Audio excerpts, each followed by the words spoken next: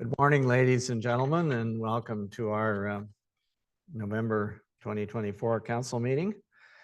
I'm going to call the meeting to order. I'll start by just introducing the participants who are here already. In the community center, in the council chamber, we have with us today Councillor Janice Bray, myself, Mayor George Comrie, and Deputy Mayor Joe Lamb.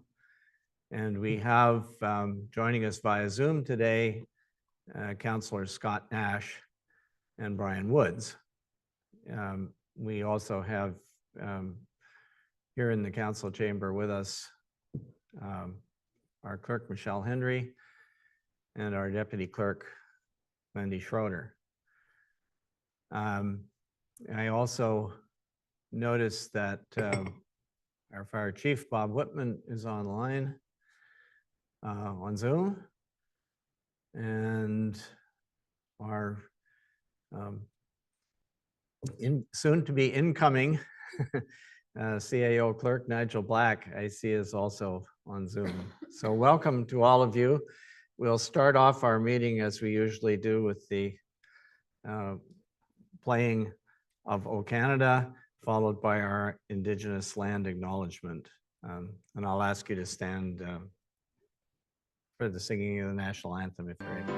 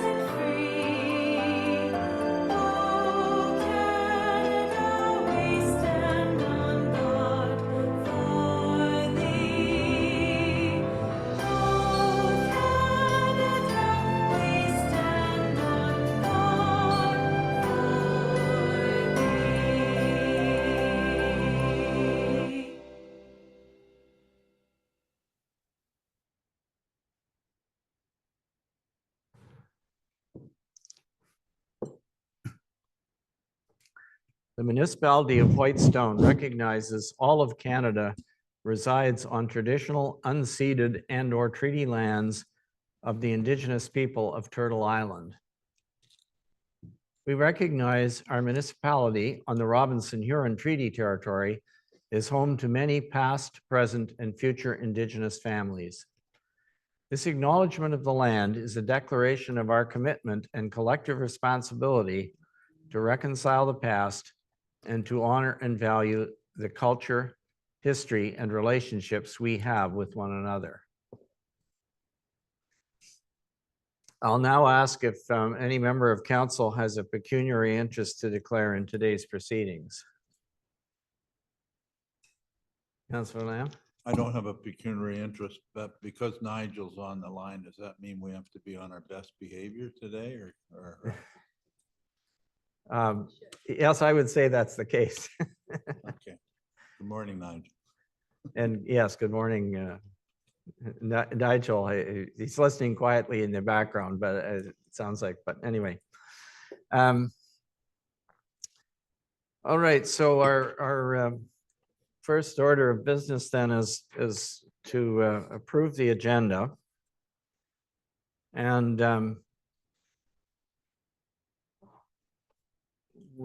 so we're going to do this in two separate pieces. All right. Whereas the members of council have been presented with an agenda for the November 19th, 2024 council meeting, be it resolved that the agenda for this meeting be adopted as presented with the addition of the following 10.5. Well, do we need this? Yes. Yes, that's the bylaw. template. Oh, the bylaw. All right, 10.5. A bylaw number 63-2024 being a bylaw to appoint an interim treasurer / tax collector for the municipality of Whitestone and to repeal bylaw 25-2022. So could I get a mover and seconder for that motion, please? Moved by Councillor Lamb, seconded by Councillor Bray. Any discussion? All right, all those in favor, please indicate in, Well, I have a I'm question. sorry, oh, you have a question? Sorry. Yeah, I thought we were going to move to go into close. Is that part of the next? That's next. Okay. We're coming. Can we approve this motion? And on the phone, could I hear from Councillors Scott and Councillor Nash and Woods? Counselor Woods, yes. Counselor Nash, yes. Thank you very much. We have an agenda. And now we're going to modify it. But, well, we're not going to modify the agenda, we're going to modify the order.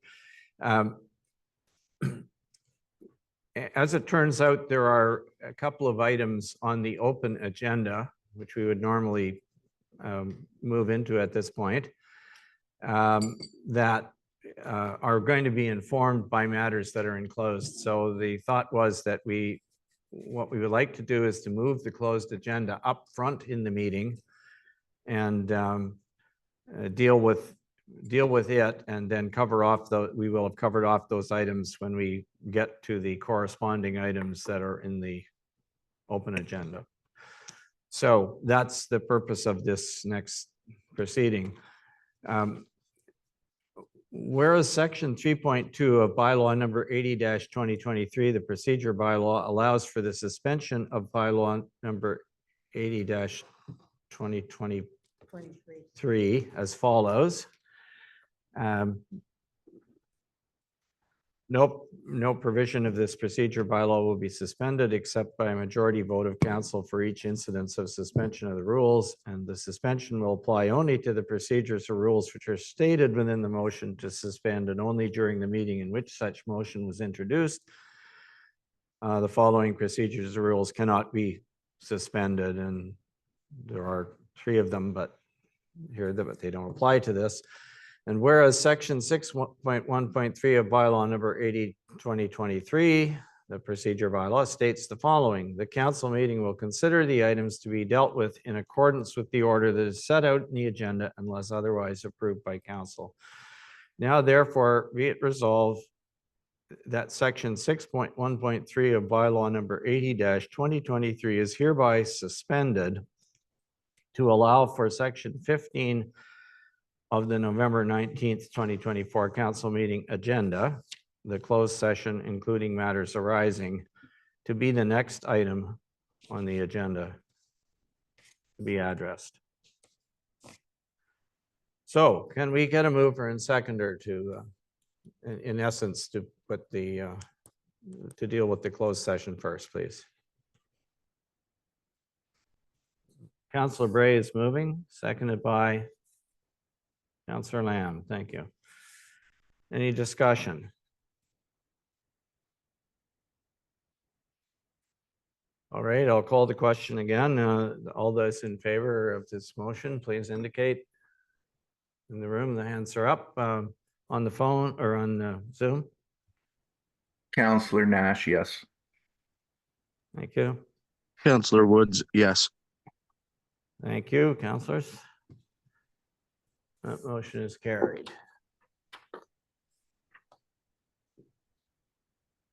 And So now at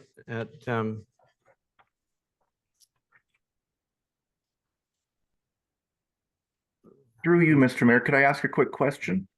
you may. Perfect. I think we're about to go into closed. And my question was simply for item enclosed, item 15.3.2, which says human resource matter. Would that item not be more policy and be able to be discussed in open? If we're not, it's just about reporting techniques, I'm gonna say, not about individuals itself. Could that item be brought into open? Because when I look at it, I think it is an open item for discussion, for a procedure kind of thing.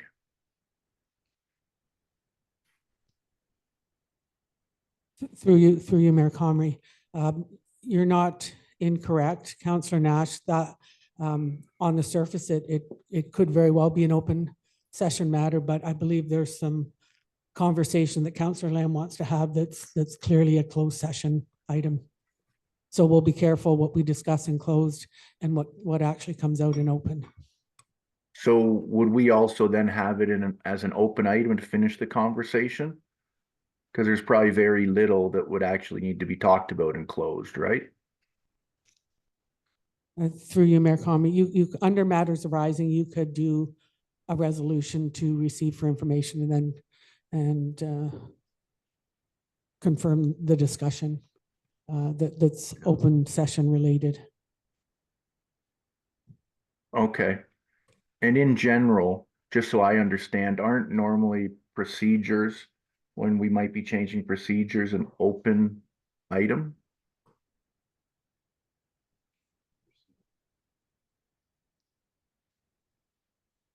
I don't think I understand the question, Well, Councillor.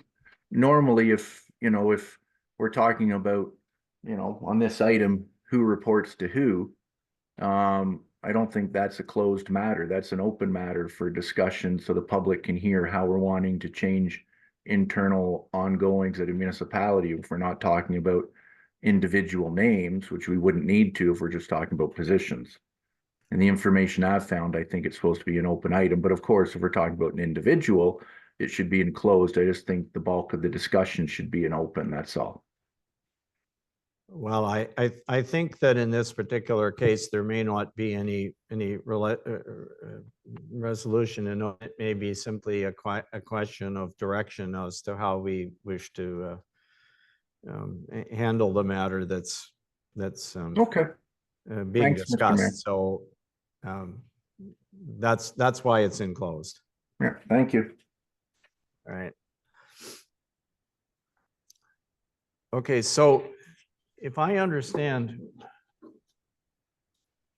what we just did, are we? I don't see a motion to go into closed. Were you assuming that we already in closed? No, or- we're not in closed. There is a motion to go into closed. Um, Is it in front of you, Mr. Mayor?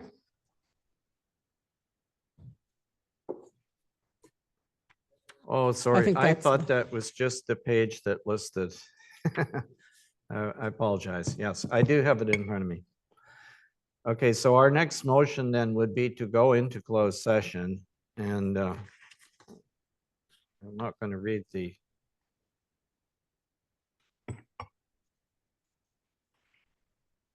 Well, there actually isn't a motion on the page, but we'll make one up. Well, the motion is that council moves into closed session to consider the following matters. 15.1 is the closed session minutes of the council meeting on October 3rd. 15.2 is the closed session minutes of the regular council meeting on October 15th. 15.3 is well, 4 separate personal matters about an identifiable individual, including municipal or local board employees pursuant to the Ontario Municipal Act, Section 239(2)B. And there are three. The 15.3.1 is a human resources matter that Councillor Bray and I will be providing an oral update on. 15.3.2 and 3.3 are other human resources matters. 15.3.4 deals with it deals with solicitor. Some of it is solicitor client privilege, but it's in regards to our employment officer recruitment. And 15.4, a proposed or pending acquisition or dispossession of land by the municipality or the local board. And that's involves an appraisal of municipal lands that we are looking to convey. 15.5 is advice subject to solicitor-client privilege, including communications necessary for that purpose pursuant to Ontario Municipal Act, Section 239(2)(f).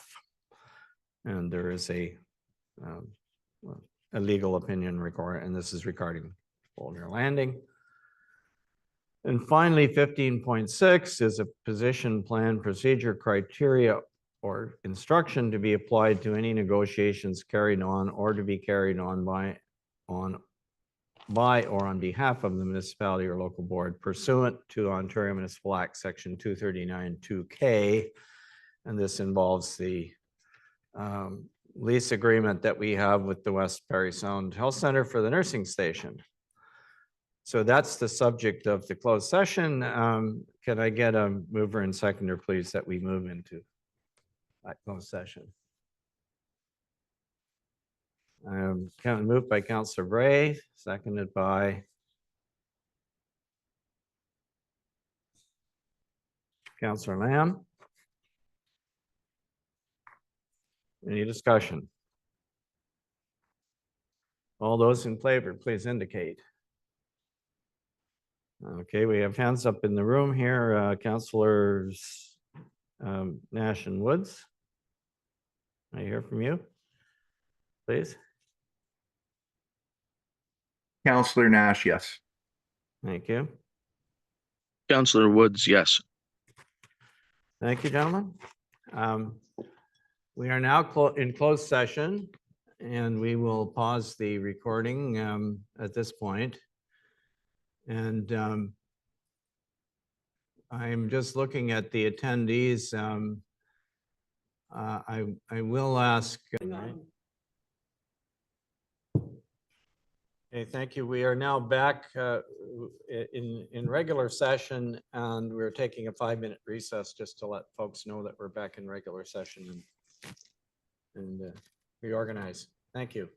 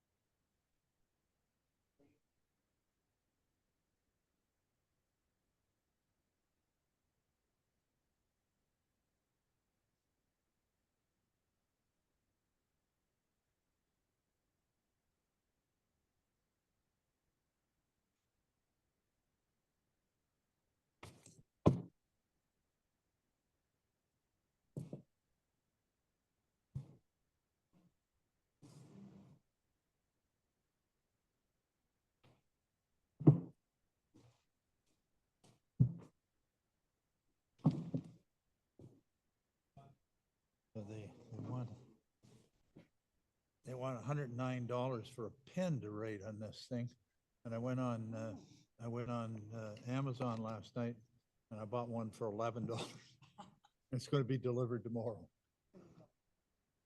Imagine up here, you order it last night at 9 o'clock, it's going to be delivered tomorrow. Wow.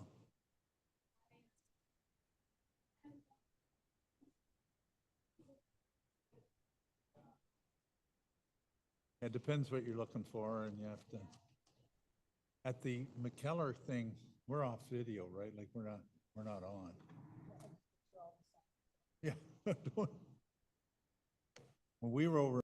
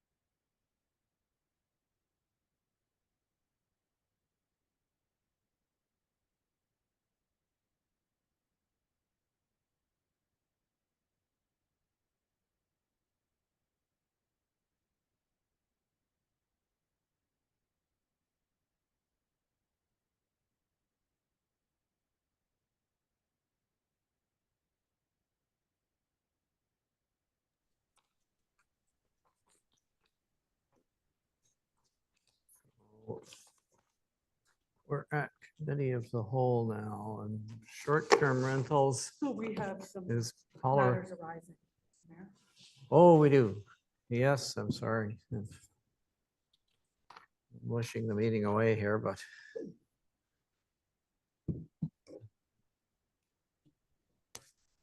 We have done that.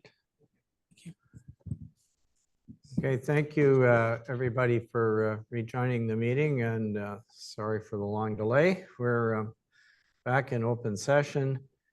And we have matters.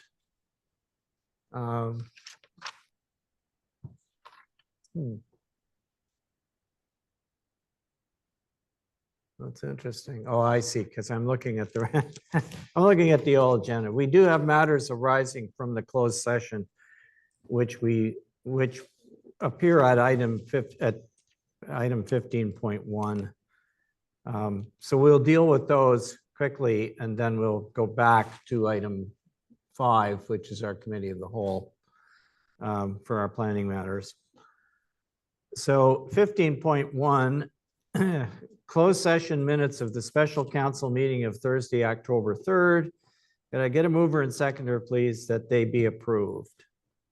Moved by Councillor Lamb, seconded by Councillor Bray. All those in favor, please indicate. On the phone? Counselor Nash, yes. Counselor Woods, yes. Thank you very much. That's carried. Next one is 15.2, which is the closed session minutes of the regular council meeting of Tuesday, October 15th, 2024. Mover and seconder that they be approved.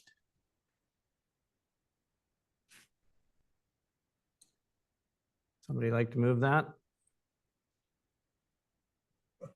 Oh, Councillor Lamb is moving, seconded by Councillor Bray. All those in favor? Hands up in the auditorium, all on the phone, please. Counselor Woods, yes. Thank you. Councillor Bray? Counselor Nash, yes. Councillor Nash. Thank you. That's carried.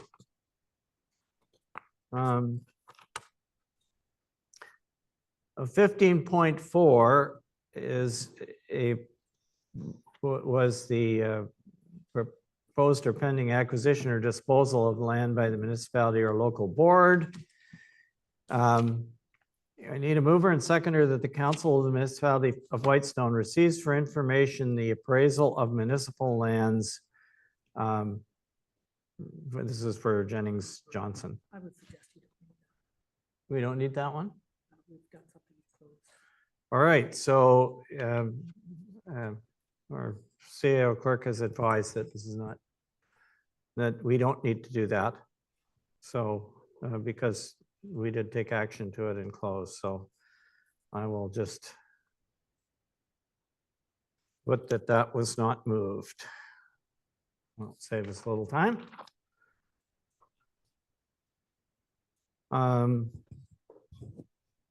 15.5 was the advice by Solicitor General Jennifer Bigger. Do we need a motion for Yeah, that? just receive for information.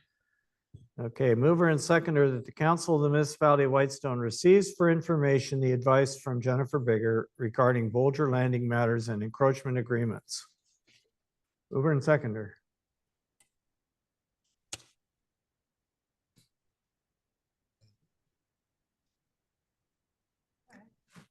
Councillor Bray moves, seconded by. Anybody on the phone? No? I will. All right, Councillor Lamb is seconding. All those in favor? Thank you. In the room, on the phone, please. Counselor Nash abstain. Okay, Counselor Woods, yes. all right, thank you. That's carried. 15.6 was the lease of the West Perry Sound Health Center. We have dealt with that too, so we do not need to, we've already dealt with that one and closed, so that one is also not being put. And now we could move into committee of the whole if we could get a mover and seconder. I'll move, Mr. Mayor. Counselor Woods. Thank you, Councillor Woods. And Councillor Bray is seconding. That's good. All those in favor? Counselor Woods, yes. Counselor Nash, yes. Okay, thank you. That's carried. And we are in committee of the whole as of 1:26 p.m. Okay. And we're going to deal with a number of, well, three items. The first one is the draft short-term rental unit bylaw, which is in the package, and our planning assistant, Paula Macri, is going to, she is now here in the room and has joined us and is going to introduce that. Paula? Through you, Mr. Mayor. On August 20th, at the regular council meeting, a staff memorandum was presented to council. Within that memorandum, it included questions requiring council's input and discussion. This current memorandum provides an overview of the council's input at the August 20th council meeting. And it's also based on the audio transcript from the meeting. On the memo, there's a list of changes and minor amendments to the short-term rental bylaw.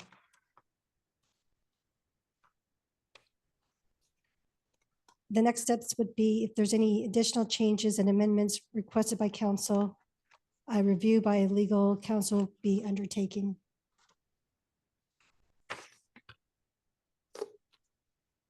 All right, thank you. Sorry, are you finished? Yes. Okay, thank you. So any discussion at this point?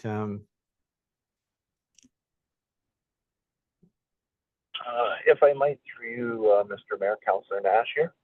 Go ahead. Thank you. First off, Paula, thank you for putting this together with all the, I'll call it little boxes with our comments. It made it easier to, made it easy to review. So I appreciate that and see some of the updates. So I guess my only real question I have on it is really on page 12 of 350. The second item down, second box down, we're talking about insurance. And there's a comment in that box, comment from insurance agents. And it speaks to, since the short-term rental license will likely be held with the property owners, they will not be able to add the municipality as additional insured on their policy, as personal insurance policies do not offer this option.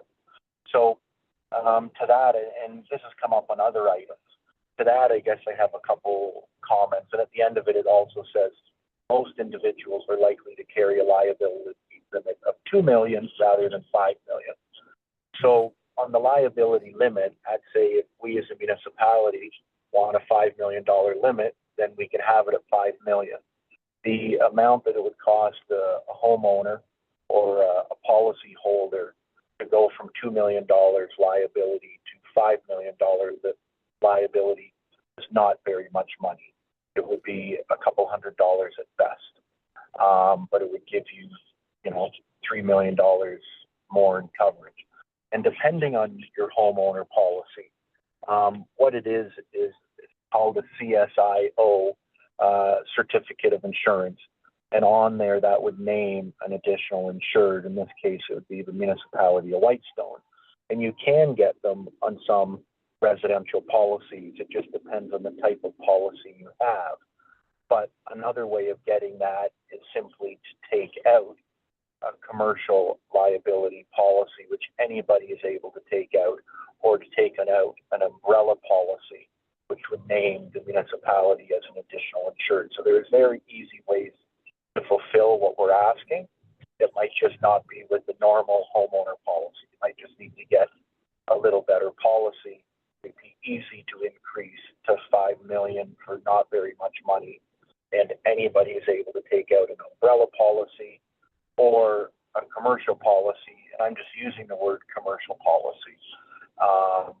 That would just be what you'd call it for the liability for a rental unit. It would just be the same as if you're having a renovation done or building a new house. You can't take out a regular homeowner policy, but you can very easily take out a policy as a commercial policy for when you're having renovations done or when you're building a new premise. So I think there's an easy way to do it. So I don't think our insurance broker really gave us enough information there and told us how it could be done. We simply said a normal homeowner policy can't do it. So I think we do need to look into that to ensure we're covered and just ensure that we are asking for a certificate of insurance. We don't care how they do it.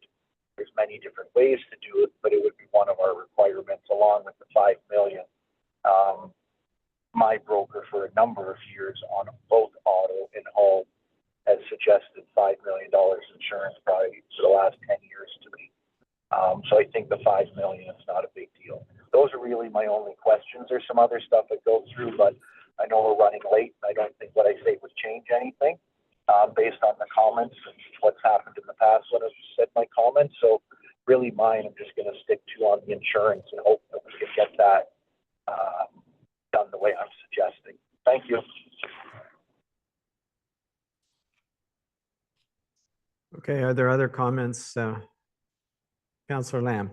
Yeah, thank you. And thank you, Paula, for your work and staff on this. I think we did a really good job last time that we went through all this. And we made it look like a bylaw that I think fits Whitestone and not so much like a lot of other communities within Ontario. So I'm happy with the result here. In terms of the insurance, Councillor Nash, I think that people will get insurance, or what we've always asked for is that they have insurance which names or signifies to us that their insurance company knows that they're renting. And that was the important thing, that we get proof of that, as opposed to saying, well, name yourself on the insurance company and have us do 2 million or 5 million. You're going to be back into, when we get to Bolger Landing and all that stuff of, $2,500. And it's going to be cost prohibitive for people to tell us necessarily not the truth, but it'll drive the process underground. And what I've always wanted is for more people to have licenses, because we don't have it enough now, and make it really prohibitive in terms of fines for people that don't have a license or advertise their place for sale without a license or for rent without a license. So I think the insurance is covered off by simply saying you have to show us $2 million worth of insurance, that your insurance company knows that you're renting your place on a short-term basis. So that would be my comment on insurance. I had a comment also in terms of and I have to go to the back here, in terms of the demerit points. And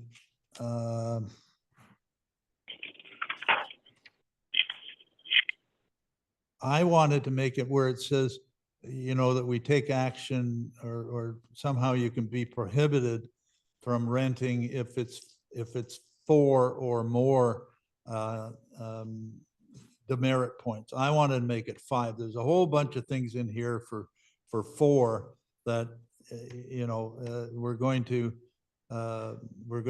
we have the potential to suspend their license or take it away if they fail to respond within 24 hours, like stuff like that.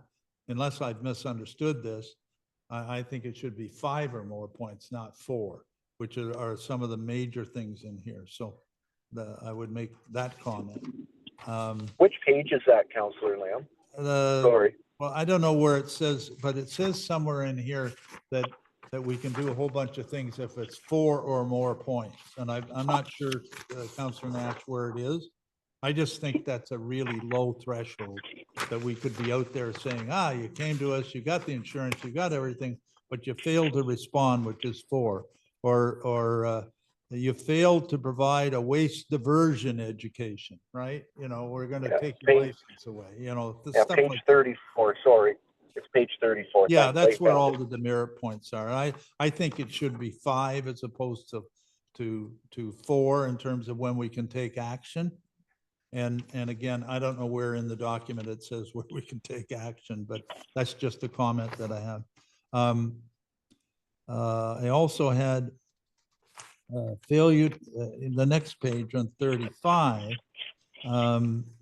section number 9, failure to advise renters and guests how to access emergency services that may not be provided due to private, unmaintained, or water access. That's a $5,000 fine. I think that's a hefty fine, and I don't think it weighs.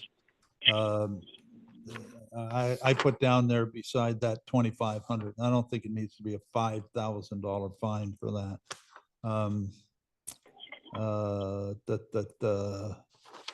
And I also, lastly, heard from a resident who has an interest in this, who had a couple of questions, and I'll just read them out so that they may be on the record. This person said, first, is there an application fee to apply for a license? I didn't see it noted anywhere. I think the license fee is $100 a year or up to 3. What is the license fee, I guess? For you, Mr. Mayor, Councillor Lamb, $200. $200 a year, and is it for a 3-year period or just annually? Currently, it's annual. Okay, so it's $200. So that answers it. Secondly, somewhere in here it must say site plan Thank you. drawings. Where does an owner get this done? Where is site plan drawings referred to in here? Do you know? And what does that mean? What are we asking them to do? Map out their property or something?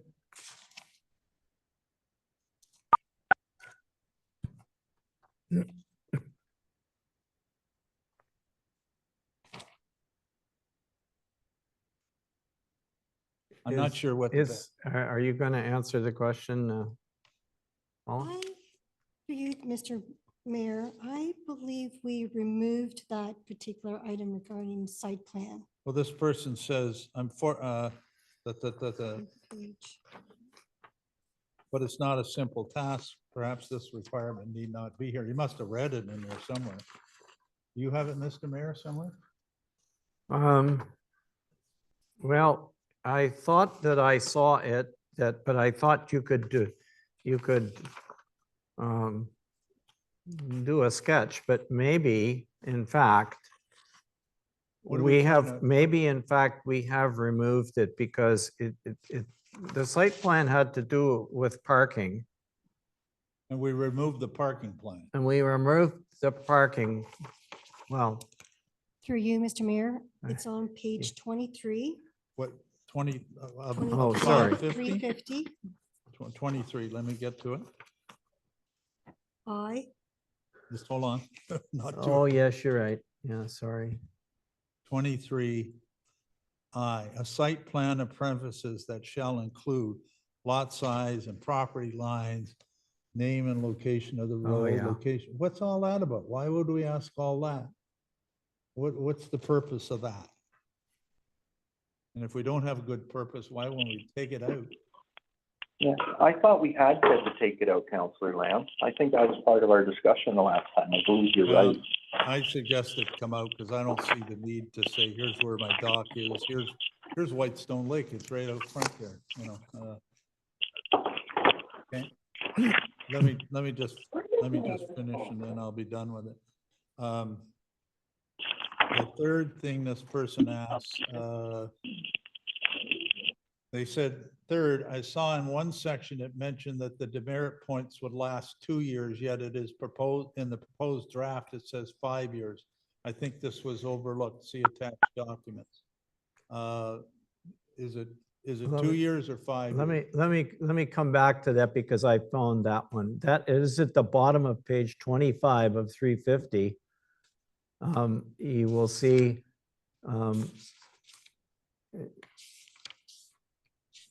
the property, oh, this is license suspension and revocation. No, see there, this is into. I'm Yeah, sorry. there it is, right there. It's in more than one place. It says, this is where you got the forum, the more demerit points, but let me take you to another place. Yeah, I had the circle there, that's where I had it. Okay, because it's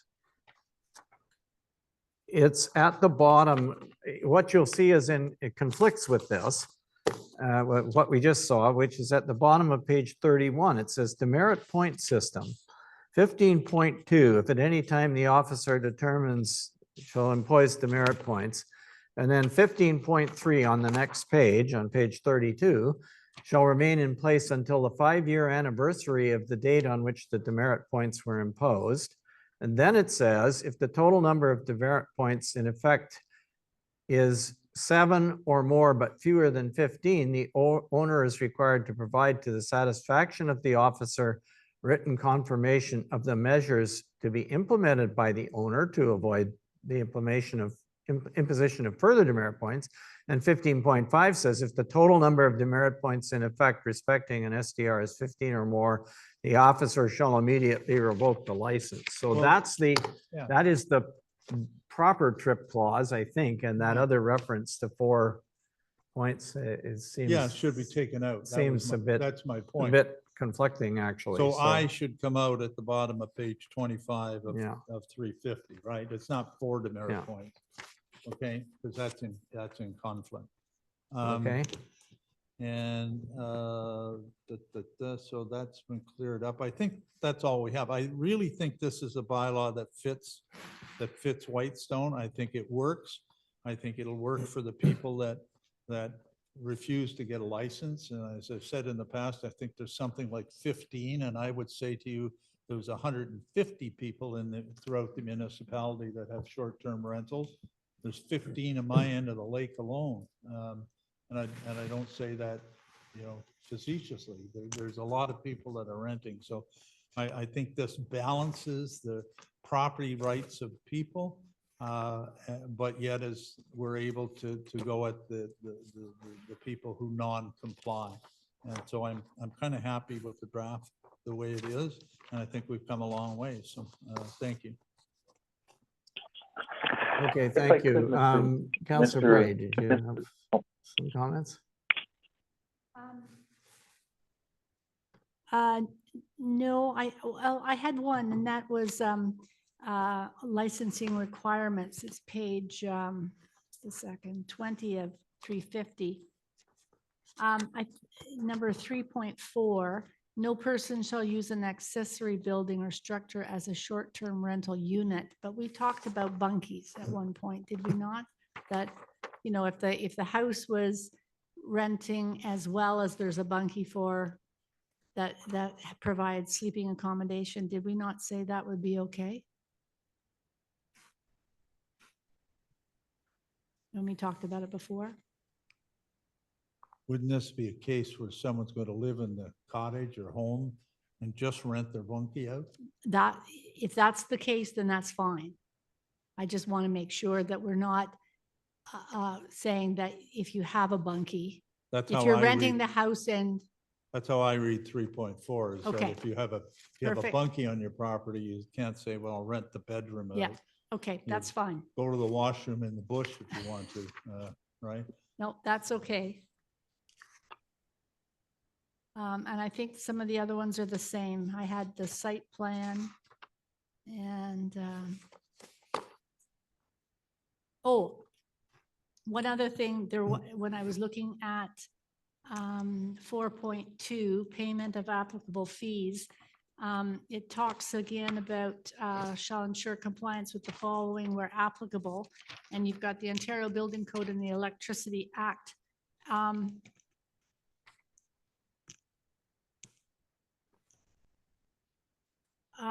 Talking about the responsibility of a person applying for a license to either contact the municipality for the inspection or provide required documentation. I thought we had talked about that.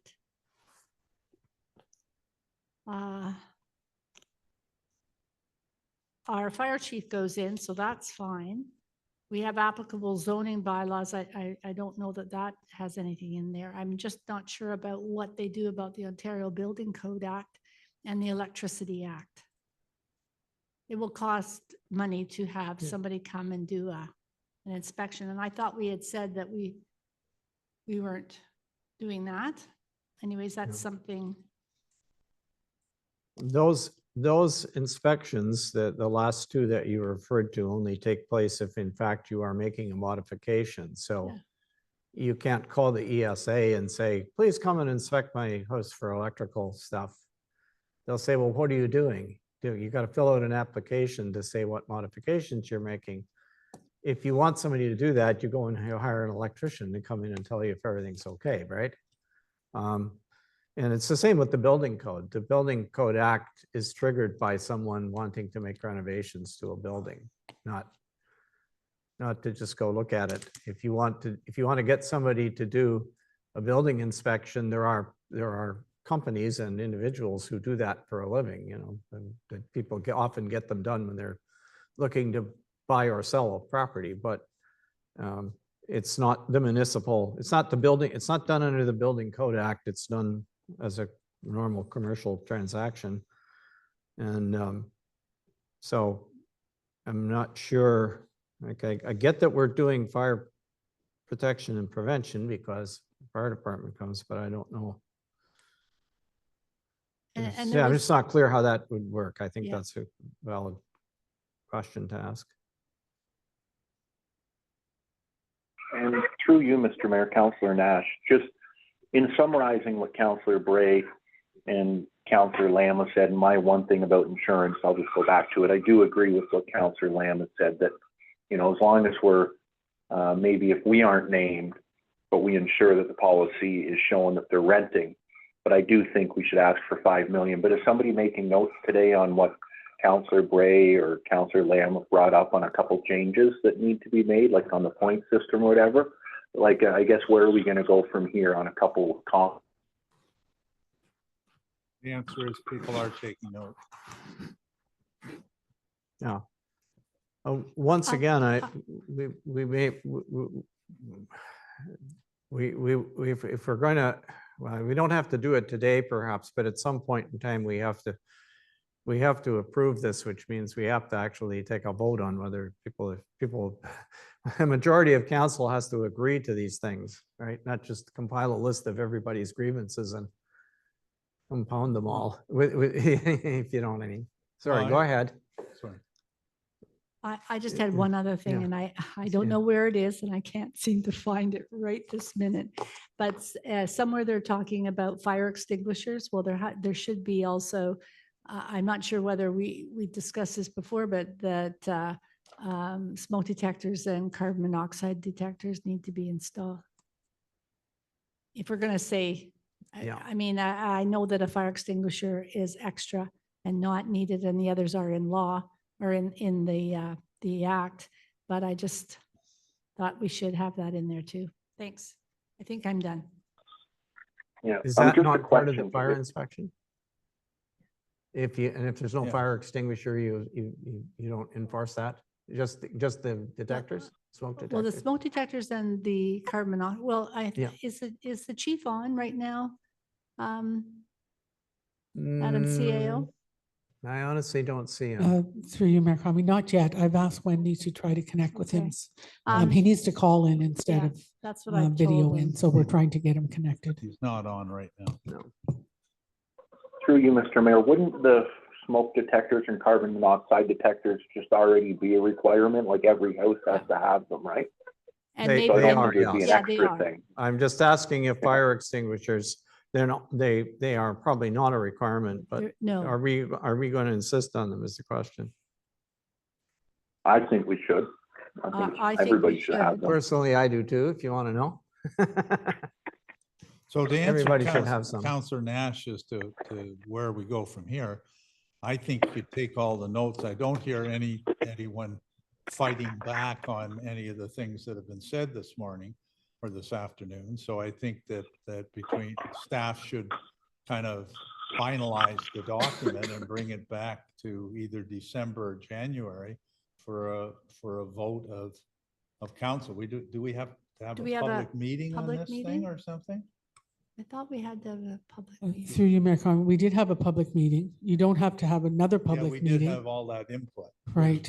This is, We do suggest that you get a legal review just to make sure that we haven't Okay. missed something that a lawyer might catch. but that still wouldn't Yes. prevent us from bringing this back in, say, January. December or January, and then approving it at that point, and the brunt work has been done, because this is a major thing that we need to click off our list of Yeah. things to be done, right? So I think we're all in agreement. I haven't heard from Counselor Woods, but I assume he's in agreement. Brian, are you okay with that? I'm okay. I don't disagree with anything that's been brought up. So I think we're all in unison here, you know. Not so- quite. Oh, you've got, okay, the mayor hasn't spoken yet, so maybe we're, Well, maybe we're yeah, not. I just have about two things that I'm going to mention. The insurance one, by the way, I think Councillor Lamb dealt with that quite well. It is possible to get insurance, but it's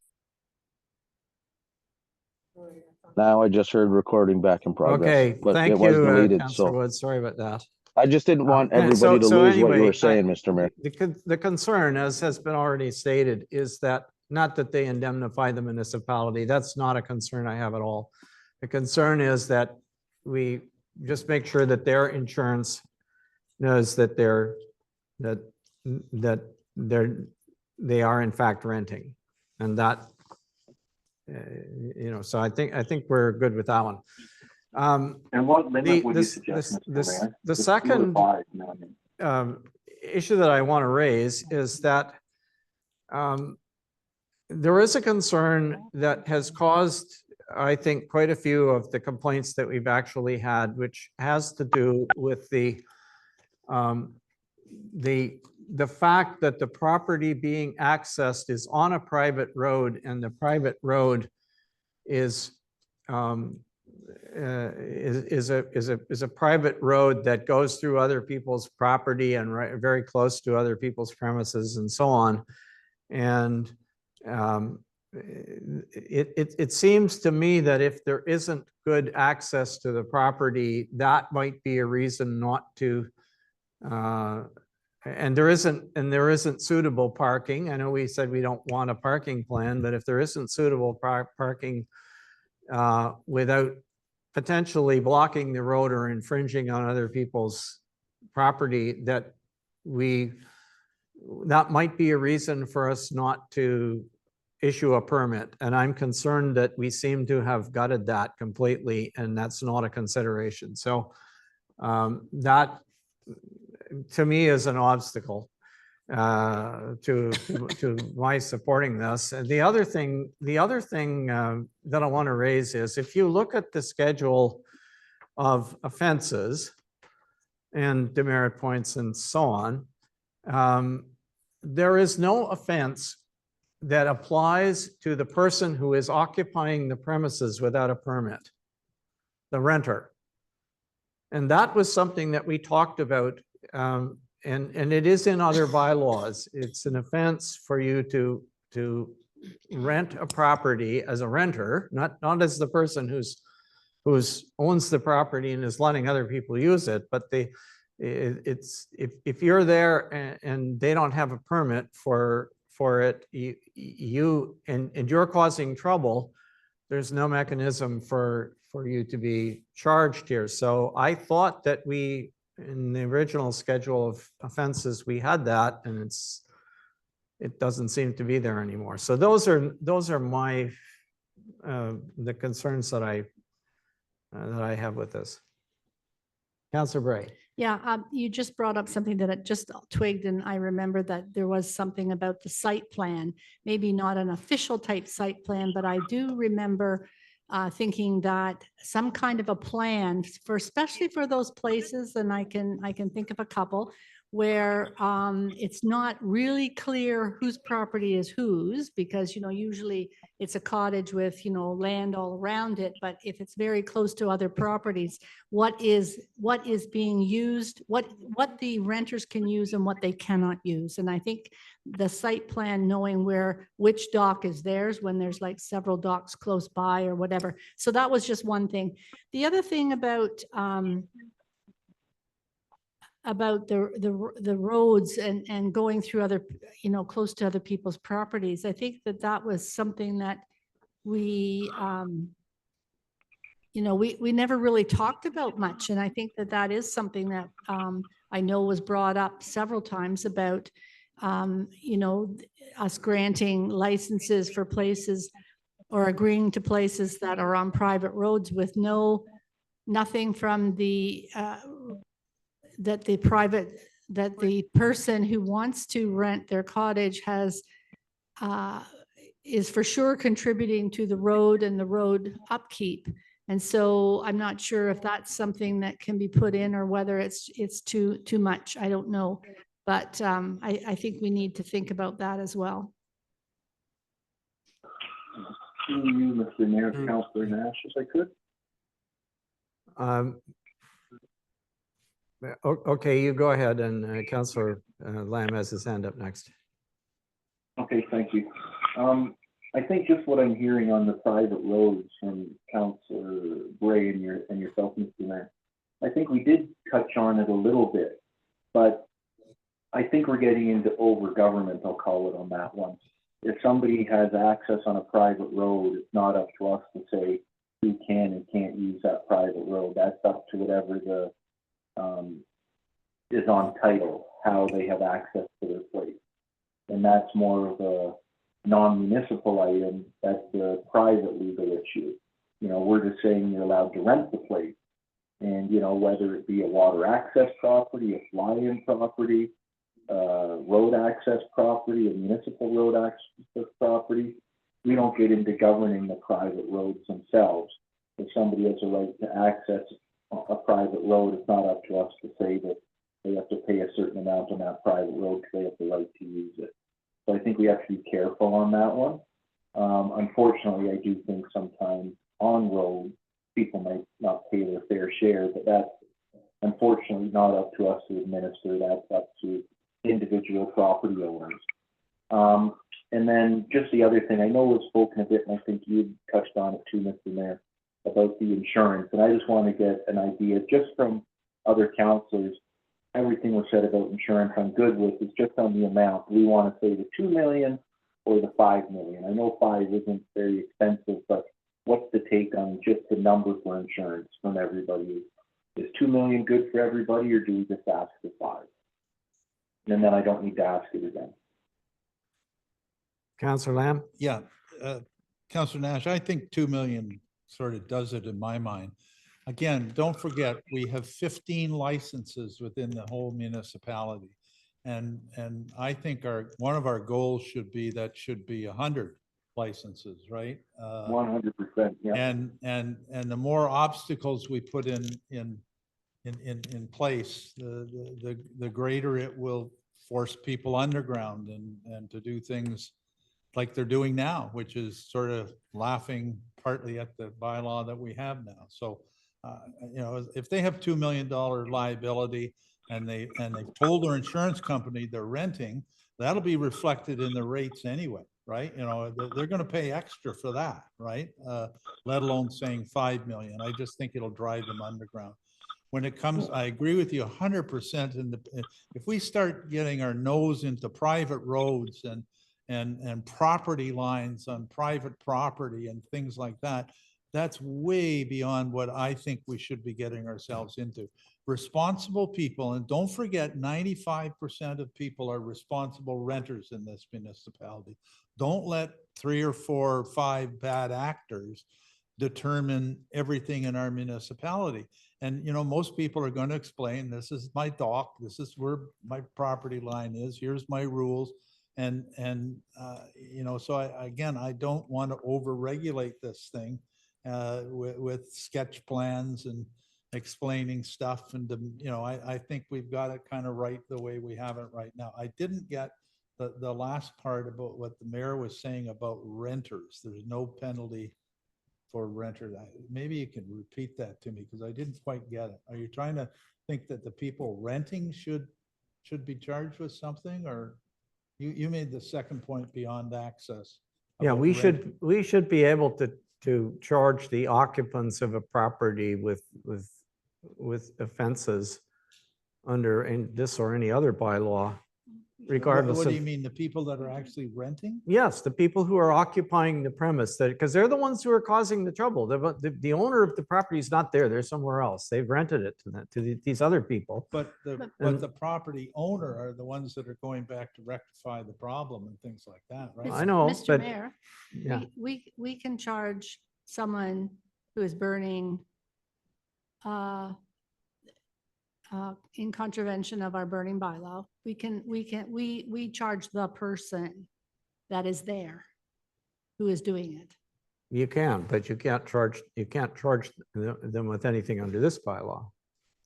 No, but we're talking about the different things. I mean, they can be charged with under the animal bylaw for dogs barking. They could be charged under the noise bylaw. Correct? So like there's, They can be charged for They things. can, providing you can get the enforcement there at the time that the offense is taking place, Yeah. yeah. But that's what has to happen. Yeah. all the You're time. saying, Councillor Bray, we already have it in place in different Yeah. ways, right? All our various bylaws. Yeah. The penalties Yeah. are there. Yeah.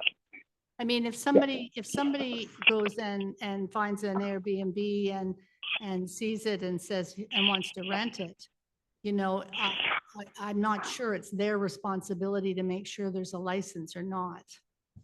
Like they won't know if they come from, say they're coming from England and they want to rent a place here in our area, they're not going to know to look up and find out whether there's a license or not.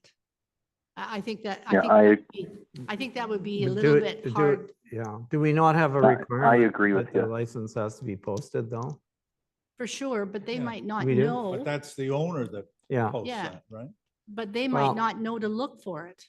Well, I just know this was that this was an issue that was raised by our bylaw officer in a number of cases where it was difficult to charge the people who are occupying the premises. That was the thing that we were having problem with, and admittedly, we couldn't, well, I wouldn't say we couldn't charge the owner with some things, but it's I think the goal in a lot of what's happening around short-term rentals is that there should be some onus on the folks who facilitate the the rental by either listing it or renting it to comply with municipal bylaws. And I know that came up in the presentation that our planners did about this a while ago. Anyway, it's just, yeah, I just noticed it was missing from the list of offenses, and I haven't exhaustively looked at the list to see if it's right or not, but if we're going to submit it for legal review, the lawyer will do that. So anyway. It's a good made in Whitestone bylaw. I really feel that. And I really believe that a lot of the communities who have gone overboard, and there are many of them that, in my opinion, have gone crazy on this, will look to this bylaw and see it as a sensible one that maybe would fit their community also. So. Okay, well, is there anything else? I'm conscious of the time here. I don't want to. We got a bunch more. The bottom line is, if you rent without a license, you're subject to a $5,000 fine. That in itself is going to force people to get a license, right? And if you have bad actors that you're renting to, you're also going to lose your license, and then you don't have a license and you continue to have a fine. And the fines are hefty. $5,000 is not chicken feed. So. And I think this respects the people that are doing it right, and 95% of people are doing it right. Okay, so are we, can we conclude this one and move to the next one? Yep. Okay, thank you. The next one is item 5.2. And this is a memo that I wrote, so I will just introduce it really quickly by saying the purpose of it was to do two things. Thing number one was to bring you up to date as best I can on some discussions that are taking place in the West Sound Economic Development Collaborative, of which we're a member, and I happen to be your representative to that particular group. And those discussions are about the future of the collaborative, and the collaborative, as we know it, is not, I think it's fair to say, is not going to exist going forward. But there is a consensus amongst the municipalities that are left in it, and two of them have in fact withdrawn from it. But the remainder are still having discussions, because I think there's a general concern that we need to have some mechanisms to do certain things. So that was and those discussions are ongoing. So we're not faced with any decision or resolutions today.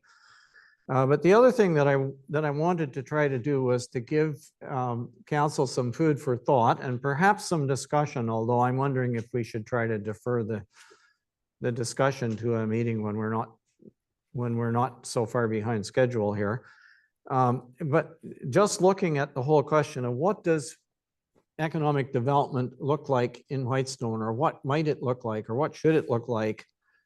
And I'll just conclude by saying my concern is that we simply say, oh, well, you know, the thing is collapsing, let's forget about it. Let's just we'll withdraw with like everybody else and not and I have tried to present in this paper, which you can read. I won't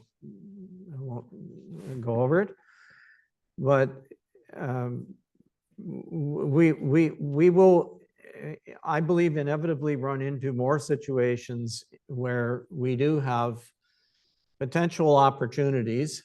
And that's not to say that we shouldn't be thinking about the ones that we want to pursue in advance, because I think we should. But we'll end up in a situation where we have an economic opportunity and we're not in a position to take advantage of it because we haven't thought it through in advance and we don't have any infrastructure in small letters. I don't mean sewers and water mains or things like that, but that we don't have our planning and development processes in place such that they would deal with this adequately. So I'm trying to encourage council to think about what we might want to do to prepare ourselves for economic development and what we would be looking for in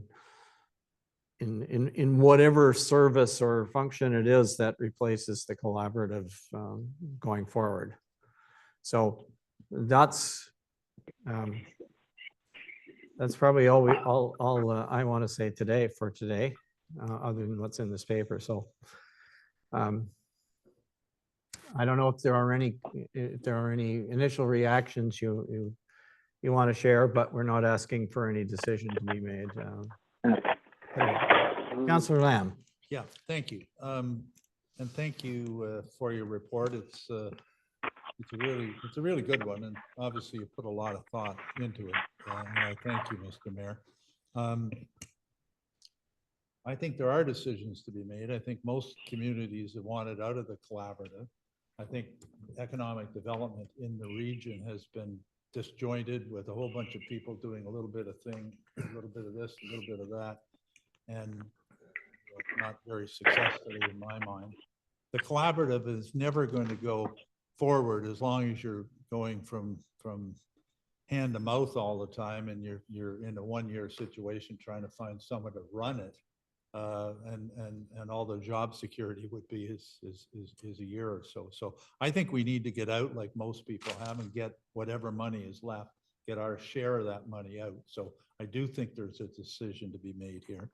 I think the second thing that you point out is that Parry Sound, I guess, is going to hire their own economic development officer. They have done so, by the way. Okay, good. And they're coming to us to pitch us something in the new year, and God bless them. So I guess what we need to do is hear what they want to do and you know, what the cost is and build that into or not build it into our budget, depending on what they say. I've dealt with economic development for 18 years here and at the table, and we've had committees and we've had all kinds of things, mostly unsuccessfully. The only time we ever tried to have a kind of a bigger commercial exercise was down on Lorimer Lake Road there, and we all know what happened there in terms of the community. And there was a suggestion that we identify an economic development zone, and I never thought that was a good idea and still don't. I think most bigger projects in a small community like Whitestone are one-offs. They're not saying, all our economic development is going to be here, there, or whatever. And I think where economic development will come a lot from is home-based businesses and supporting home-based businesses and services and things like that, and tourism and those sorts of things. So I think we can do things in the future. Is it the number one priority? I think we've got other things to deal with over the next few months that take priority to this. But right now, I think we need to get out of the collaborative, as other communities have, and get our money back and listen to Parry Sound in the new year. So, and maybe we go with them. So thank you. Okay, thanks. Any other comments? Through you, Mr. Mayor, Councillor Nash, if I might. Go ahead. Thank you. I'll be really brief on this one. I think for economic development or business development in our community, it's very simple, and it's about 5 words. we just need to learn as a municipality not to chase businesses or business opportunities away. And I think that's what we do way too much, chase people away, make it too difficult. And instead of inviting them in with open arms, I think it can be a very simple way we can do it without having to be parts of real big initiatives. We just seem to have a way of chasing people away, I think. So I'll just leave my comment to that. Okay, thank you. Councillor Bray? Yeah, I think that there's probably something that for further discussion on this as to really what we think economic development looks like here in Whitestone. And I think that being able to identify what it is that we do best and what we want to grow or do more of, then that will help us then to be able to focus on those kinds of things. I think that housing is a huge issue. And I think that we need to be certainly when we are going into our official plan update and zoning bylaws, we need to be really open to a variety of types of housing so that we make sure that we are able to have that kind of housing here in Whitestone, so that we're not turning developers or construction people away that might want to invest in this area. I think we really need to look at ourselves and say, yeah, we're really important. We're important in the district of Parry Sound. We're important for West Parry Sound as well, because we do have a lot of people who live here and work in Parry Sound. So I would say that this really is something that we need to think about and discuss further. I'm sure that we all have some ideas of what we could see, where we could see it going. But I also like Councillor Lamb's suggestion that we see what West Parry Sound has to offer, and then we can make some decisions then. Okay, thank you.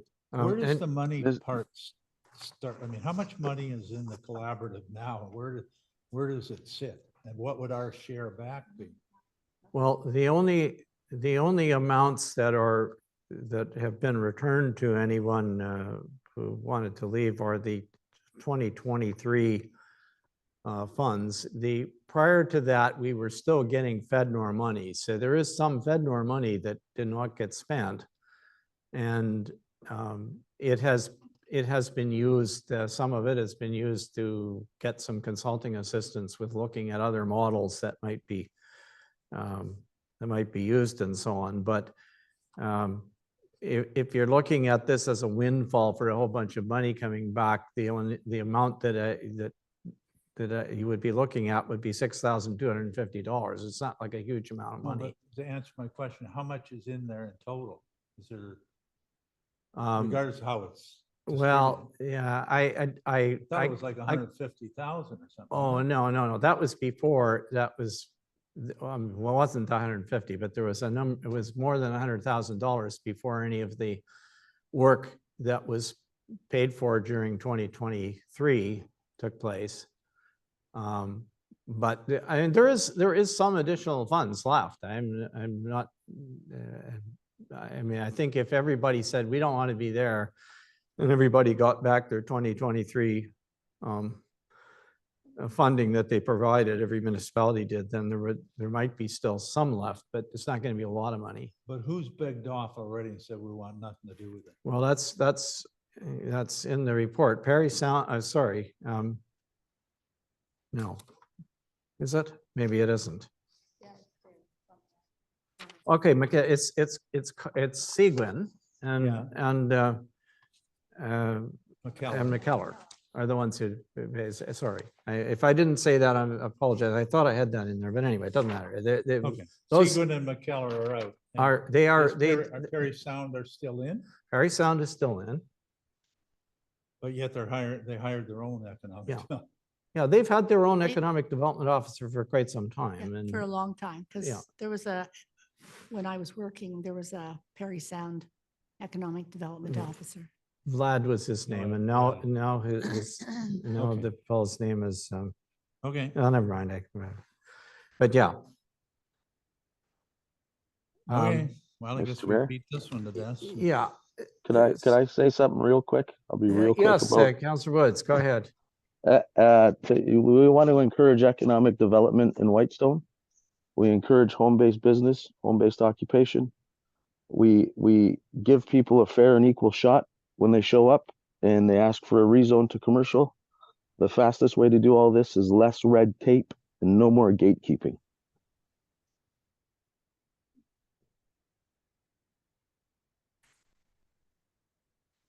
Yeah, I think when we get into the official plan, you will hear some arguments about that from whoever we have as planners. There's and not about trying to make it difficult. Like I'm not suggesting that, but the municipality needs to figure out in advance, and every responsible municipality that it plans for, mixed use does this.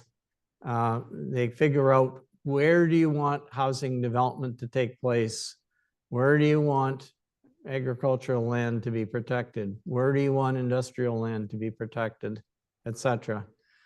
And you figure out what areas are suitable for it in advance, so that people don't, so that people don't just come and try to plop something down in their backyard and turn it into a factory that offends the neighbors. Or vice versa. If somebody builds a factory and then all around it, people build housing, and then they complain because they don't like the smell or the noise or the dust or whatever it is. So anyway, I think that's a discussion for another day. I don't want to prolong it given given what we have left on the agenda, but I do appreciate your comments, everybody, and I ask you to keep thinking about it and keep an open mind, because when we get into the official plan, we will have to spend some more time on this. Can I let that go to the next one?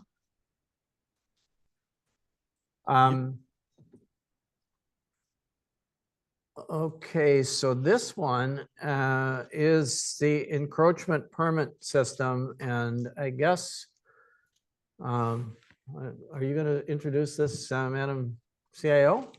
I will, thank you, Mayor Comrie.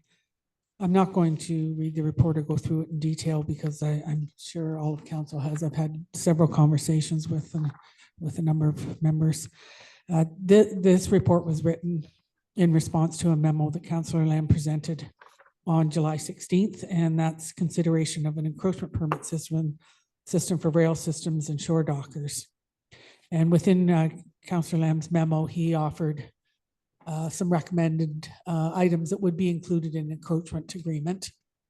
And I've outlined those items in attachment B and provided the item and a discussion point related to those items, whether it's possible, whether it would be integrated, or there may be difficulties with achieving the suggestion. I've included some mapping, and this was developed by Dave Creaser, our manager of Public Works. He and I both went out to Bolger and had to look at the shoreline from the lake, as opposed to walking along, and tried to establish where shore dockers could possibly be located. And then there's the insurance discussions, which is attachment D. So I'm happy to answer questions. I think the report is probably fairly self-explanatory, and it's really just at this point for council to review, look at the options in respect to the permit system, and provide further direction to staff if you want to proceed and how you want to proceed with this particular initiative. Thank you, Mr. Mayor.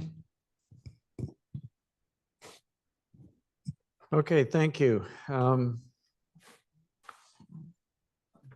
How do we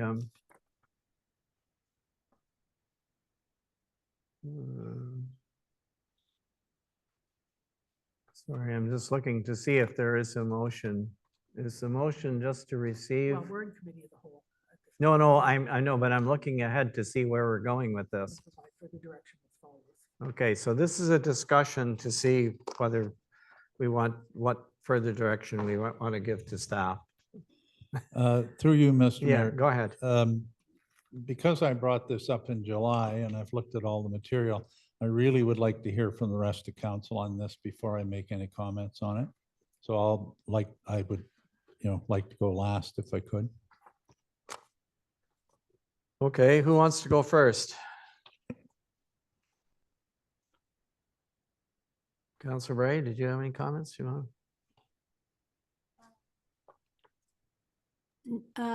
No, not right at the moment, thanks.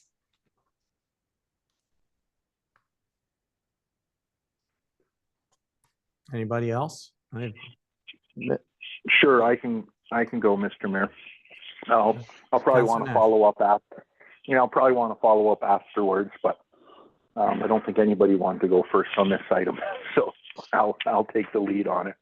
So I know this is, I'll say, a fairly hot topic, I think, on council and for some people in the community. And I think first off, I'll go back to what I say a lot of the time on procedures and protocols.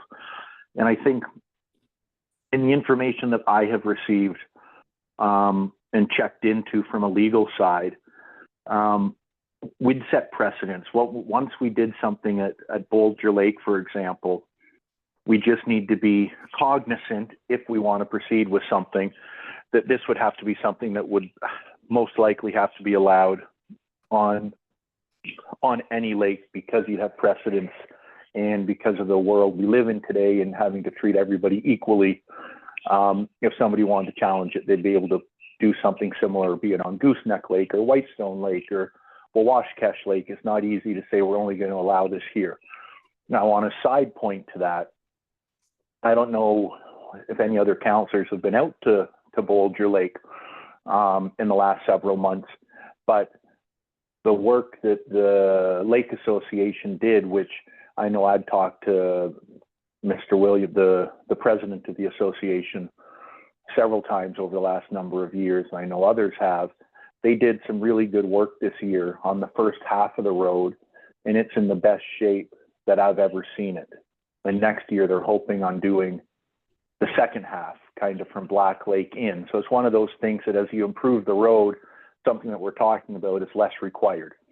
But with that said, when I looked at the memo, I think we spoke about in the memo needing 350 meters for 20 shore dockers. And to me, mind me, but that's totally, utterly insane that for 20 boats, you need 350 meters. A parking boat, a boat slip, you'd need 12 feet, 3 meters times 20. Let's say it's 5 times 20, that's 100 meters. You don't need 350 meters.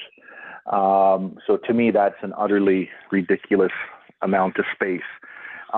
In regards to the shore dockers, I'm not sure if any other council members have, but I contacted MECP just to get their take on the matter and if it would be allowed or not allowed. And yes, if we want to do something on our shoreline, we're allowed to under 2 conditions. 1, that it doesn't affect the MECP lands, and 2, that nothing touches the water. The second one of the shore dockers, be it metal or wood, touches the water, it needs to get a permit from MECP. And the gentleman I spoke to was more than happy to speak to me, said I can phone him anytime I want. You cannot get a permit for a shore docker touching the water on that lake for that particular idea. So as long as the shore dockers in no way touch the lake, be it at low water, high water, a resident could do it. I also think in our proposal, we've written about, be it a lottery system, an annual renewal, but we've also said that 1 rail system per property owner will be permitted. And again, you can't hold something to only a property owner on a certain lake or a property owner.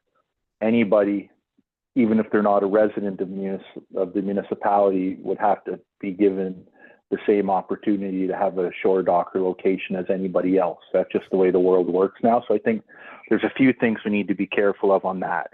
And then I'll just wrap up here. I know I'm probably coming up to my 5 minutes, Mr. Mayor. In in regards to the $100, I do think if we were going to do something like this, it has to be a more substantial number. I do remember our works manager on several occasions saying we do not want to be a marina.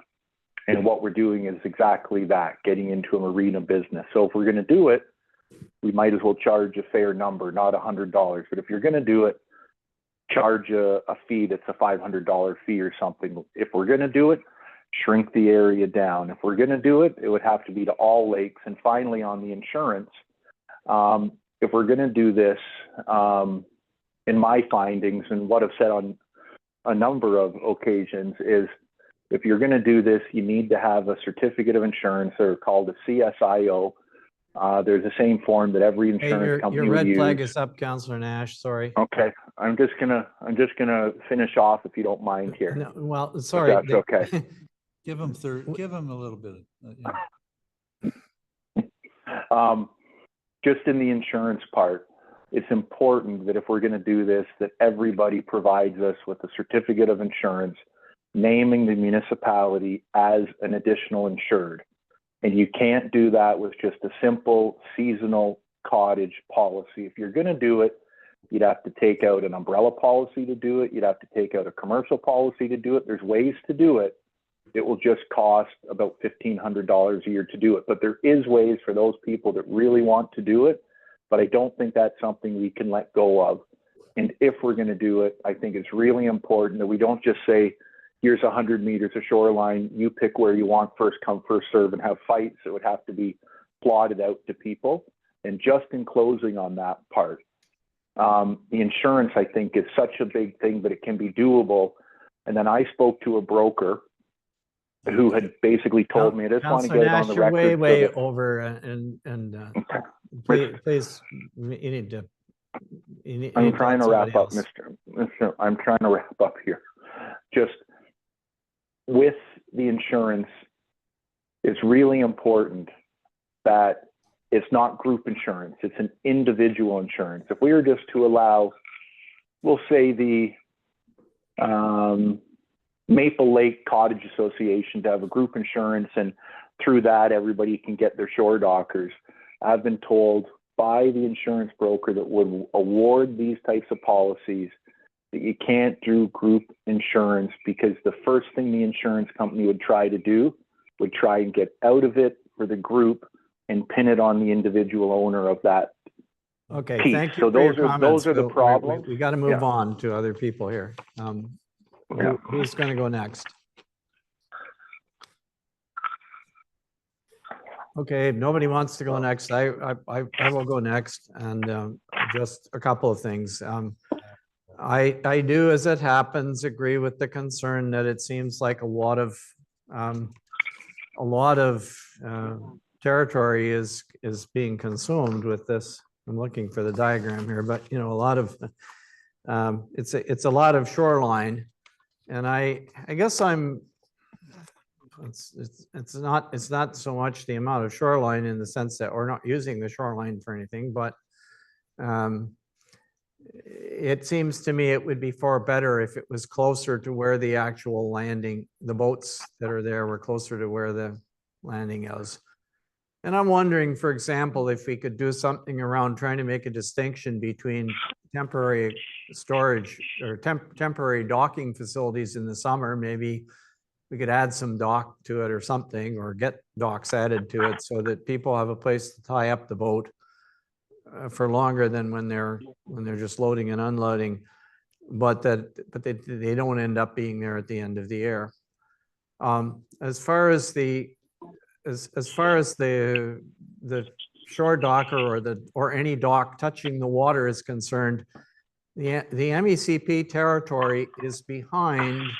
That does not include the water at all. They have no jurisdiction over that. That's MNR that has the water jurisdiction, and they don't care. MECP's lands are behind the municipality's lands, inland of them. If you look at the diagram of the conservation reserve, you will see that it does not go down to the shore. So Whatever the enforcement guy that you talked to at MECP is concerned is baloney. And we don't need to, we can ignore that. So I think, you know, again, it's, I guess, I mean, I see this as a transition arrangement. I don't see it as something that we're going to encourage in other places, although there are other lakes in the municipality, by the way, where people pull their boats up on the shore and leave them there. They do that on Wawashkish, as a matter of fact. And we allow it. So they don't put a shore docker there. And the reason they don't is because of the change in water level, the extreme change in water level in the spring. But other lakes where they don't have that, people do that. They leave boats turned upside down on the shore all the time. So, and it's either on Crown land or it's on municipal property or it's something, you know, so. And Mr. Mayor, I'd like to interrupt you and call I think we should I'd like just to look at interrupt this you and call a as points a of procedure, transitional. Mr. Mayor. Mr. Mayor, I'd like to interrupt you and call a points of procedure and points of order, please. Look, Councillor Nash, Mr. Mayor, I have the right I to do didn't, it. You I already didn't know I have. interrupt you when you were, when you No, were but I exceeding have your the right time, to- and I would I'm- appreciate if you would just be Mr. respectful. Mayor, a member may raise a point of order, privilege or order with the chair at any time. I'm Yeah, doing well, that right now. I can rule you out of order at any time too. So come on, Mr. Mayor, you can, we no, just you can move do on with that. the discussion, No, please? Mr. Mayor, I'm no, finished. I've I'd asked like for the- somebody else to. no, I've asked speak. for the order. I've asked for the order and the vote. You can make your vote and then I'm going to go to council. What is your point? My point is that you said that somebody that works at the MECP's information is baloney. That's exactly what you said. Every time somebody says something you don't like, you insult people on public record. So I'm calling a point of I'm saying privilege, you point got of order. misinformation. No. You said baloney, Mr. Mayor. Well, if So you're I'm the one who calling said this- that he said that, so if Well, Mr. Mayor, right. it's not, so it's not I'm true. It's asking- just the same Mr. as you Mr. Mayor, arguing against our Mr. insurance Mayor, agent. I'm asking I'm for going to a call a point of pri- order on you for arguing Mr. against the Mayor. insurance agent. Mr. Mayor, Please stop Mr. it. Mayor, call The paper- for the point of order. I've asked for it. Call for a vote. This could have been All done. right, but now you we'll have a continue to vote. We'll argue. have a What vote is on it the that point we're of order. voting on? That's why I that don't know point that of- he wants to rule me out of order, I guess. I'm don't ruling know. you out of order. Yes, a member may raise a point of privilege with the chair at any time, considering that their integrity, the integrity of council, a member of staff, or a member of the public has been impunged, criticized, condemned. Impugned, As yes. I've go said- ahead. Yeah, as I've said many times, which you already know what it is, but you continue to do it. So I'm asking, and you already know that that's what you've done. So I want the vote and I want the minutes to show that yet again, for 2 meetings in a row, this is what you've done and you've been found guilty of it. So could we please have the vote? You called somebody. All right, Thomas we'll like baloney. the What's vote. this specific incident, Councillor Nash, so I understand if I'm. He's saying that So I said that I- the no, person from Mr. Mayor, MECP was I- giving him Mr. Mayor. full baloney because he was giving him misinformation about Mr. touching Mayor, water. Councillor Lamb asked me. I'll answer. the Well, you question. can't have a dialogue with Councillor Lamb. Well- All the discussion well, goes through the Mr. chair. You Mayor, know you're- that. Well, you're having a dialogue with him. I'm allowed to say what my He asked reason me a is. question and I'm answering it. No, he asked I'm me a allowed to do question. that. I'm the chair. No, he asked me a question, Mr. Mayor. Well, he can't So, ask you a you're- question except through the chair. Through you, Mr. Mayor, what is it exactly, Councillor Nash, that you're asking us to? Thank I you, guess it's Mr. Councillor because- Lamb. it's So- bec- Okay, answer it, please. So thank you, Mr. Councillor Lamb. So I'd said my comments and I've said exactly what a member of the MEC told me this morning, who had the pleasure of calling me back. I'd left a message with them last week, and unless the total zone manager of that park knows nothing, I don't think he's full of baloney when he says that they have control of the lake bottom on that piece of property. So the mayor said that the MECP comments were baloney and we can completely ignore them because they're untruthful. So I called a point of order on that because I was directly quoting what I've been told, and the mayor has no right to call somebody that works at the MECP incorrect, call me incorrect, and say that somebody's baloney. And that's all I'm trying to say. Would it And the be- mayor has to learn not to insult people like he does constantly, in my eyes. So I'm asking for a vote so it can be shown that if we feel he is out of order for calling people baloney in public meetings and saying to ignore what people say because they're lying. Mr. Mayor, if I may interject here. Councillor Nash has called a point of, have you called a point of procedure, which is your point of order, or a point of privilege? It's a point of A privilege. point of I just wanted to procedure, clarify with Councillor a Nash. point of procedure, point of order, 3.17, page 14 of the procedural bylaw. Okay, you're calling a point of procedure. A member may raise a point of procedure order with the chair at any time, whereupon the chair will interrupt the matter under consideration, ask the member raising the point of procedure to state the substance and rule on the point of order. If I may, Councillor Nash, I believe you're calling a point of privilege based on what you have said to me. Oh, that you sorry, you're right. felt that- You're right, Madam CAO. Sorry, you're right. It's 3.18. Sorry, you're 100% correct. My apologies. Thank you. So Yeah, you're right. you have called a point of privilege. Thank you. The chair will interrupt the matter under consideration, ask the member raising the point of privilege to state the substance of and the basis of the point of privilege, which I believe you have done. The mayor will then rule on the point of privilege immediately without debate by council. So that's over to you, Mr. Mayor, at which time the member may appeal the ruling of the chair and council will then decide on appeal without debate by way of majority of vote members of council. So Mayor Comrie, you, for clarity, you need to rule on the point of privilege. Well, I'm going to pass the matter to Councillor Lamb since the complaint is against me in this case. So I'm going to pass Well- the chair to Councillor Lamb, and Councillor Lamb can rule on the point of privilege. You know, And then council can vote on it if he doesn't, if I'm all about getting the business of council done. I think we all have to be respectful of one another. We all have differing opinions. That's democracy. That's the way the system works, okay? I don't think that words that, go above and say you're full of baloney or anything like that are constructive in this sort of debate, right? I think we can all respect one another. To be honest, in this case, I always thought it was Oceans and Fisheries from the federal group that were in charge of the lake bed and not M&R. So I guess there's three opinions here.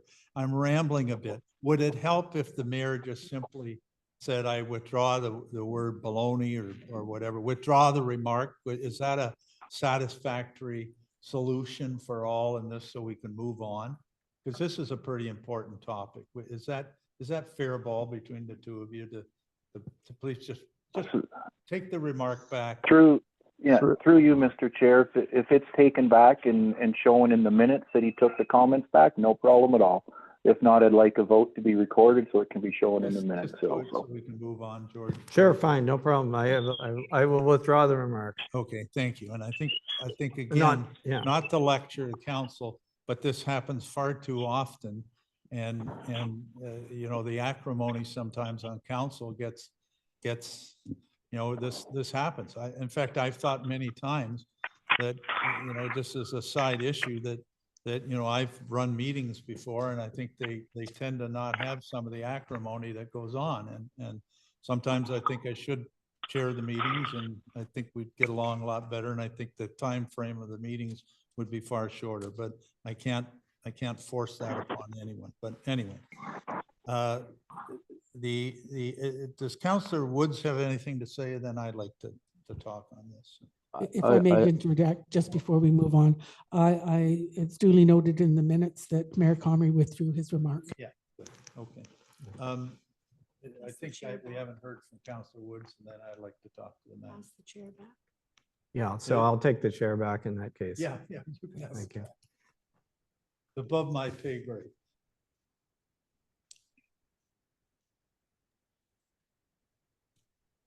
Councillor Hello? Woods I has I nothing don't, to I don't say hear here. Counselor Woods. I don't know. I was just waiting to see if it was my turn to talk, to be honest with It you. is your turn to speak, Counselor Woods, if you wish. Thanks. Through you, Mr. Mayor. I remember as we were going through this exercise and, you know, the multiple times that it's been at the table and we spoke about removal of the shore doctors, we were told that we couldn't remove them from the shoreline that abutted the park.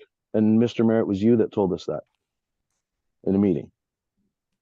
And the way that I see it, that information influenced the decision on council, which is one of the reasons why this is continuing to go on. Now, the fact that it's still here, fine and dandy, it is what it is. We're all doing our part. I don't think we're using taxpayers' funds very wisely with the amount of times this has come back and forth. I don't understand the issue, why people can't get treated the same at all of the launches, regardless of what others' personal feelings are. We're supposed to put all of our personal feelings aside when we come to decisions about the community.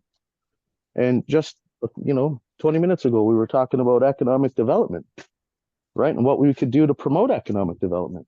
Well, here we are in a situation where if you guys want to turn this over to private people to have private marina services, because that's exactly what it is, we're beating down the chance for our newly zoned marina out there, where an individual came through the rezone application to ask for commercial to set up a small marina to help everybody out there. And if we turn this over to that, we just killed that economic development right there.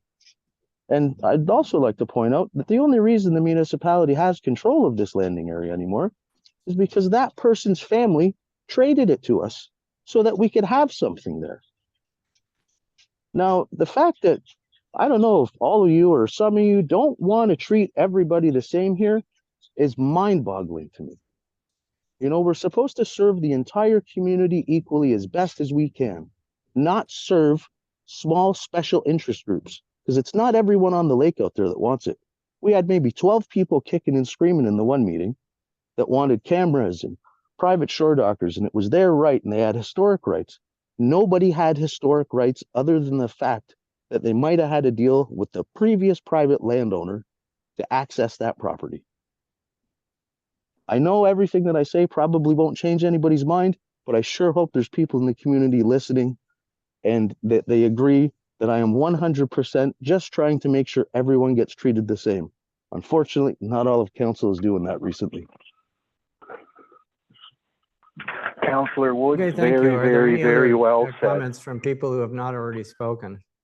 Well, I have some. Since I brought this back to Yeah. council in July, this goes back a year or so ago. And at that time, to be honest, I didn't even know what the heck a shore docker was, but it got put into our motions. And do I think we kind of jumped the gun a little bit? I think we did without a lot of discussion, or we should have had more discussion on it. I've tried to list all sides. In the summer, I thought, well, I put out a whole bunch of conditions under which I could possibly take a look at keeping the shore dockers. And they're all in the memo here. And at the end of the day, it's my conclusion that we've tried our best, but this isn't going to work.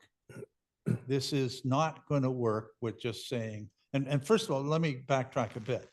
What I did say was it should apply to everyone in the municipality. So it did meet that condition.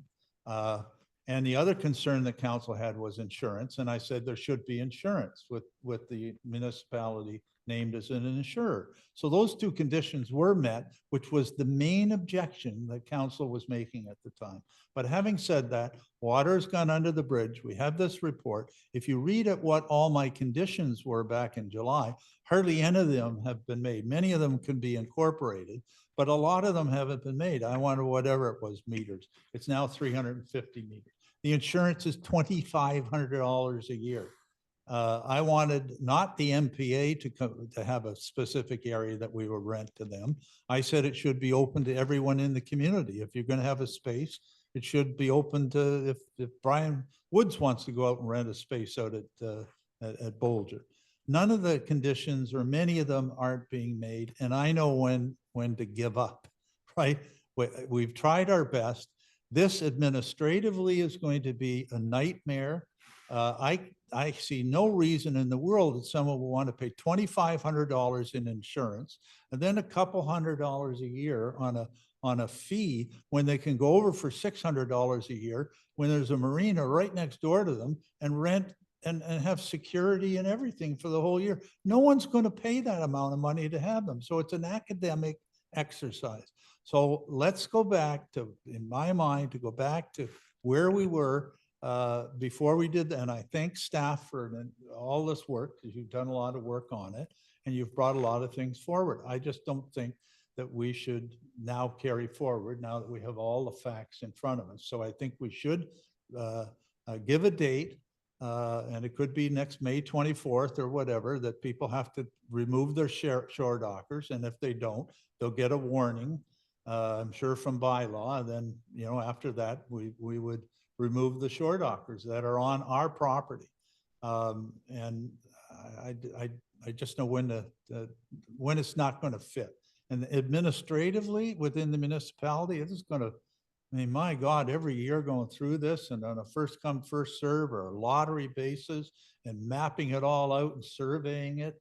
And it's just not going to work when I read all the details. So bottom line is, I'm not in support of keeping the shore dockers. So that should end, I think, and hopefully people will agree with me on this. So thank you. I would make a motion stating that right there, Councillor Lamb, if somebody would give me a second. Oh, sorry, we're in committee of the whole, Councillor Woods. Any Well, just for motions would information in come- committee of the whole then, and There Councillor is a Lamb and all of motion you are when we now. come out of committee of the whole to receive this report, and you can make a add to it or make a motion at that time. That's all right? I'll second. Thank you very much, Mr. Mayor. Ryan makes. Okay, so is there anything further on this particular item? If not, then we will move on to item 5.4, which is one of 4 planning items. And this particular one is an application to purchase enclosed shore road allowance by Julie Strong. And we have a memorandum from our planners. Who's going to introduce this? Okay, sorry, yes, Patrick Townsend. So welcome, Mr. Townsend, and go ahead, please. Thank you, Your Worship. Thanks for having me this afternoon. I'll share my screen quickly. I will be brief with any presentation here. As mentioned, there's 2 items that we will address through our reports. The first applications for a shore road allowance closure and sale. It's at the property 29749 Wawashkesh Lake. It's, as mentioned, is owned by Julie Strong. There was a consent application that was provisionally approved on this property. The owner's proposing to purchase the entirety of the shore road allowance, which stretches along the frontage. It's approximately 550 meters long. In length, the property is fairly large, 16 hectares in size, or 40 hectares.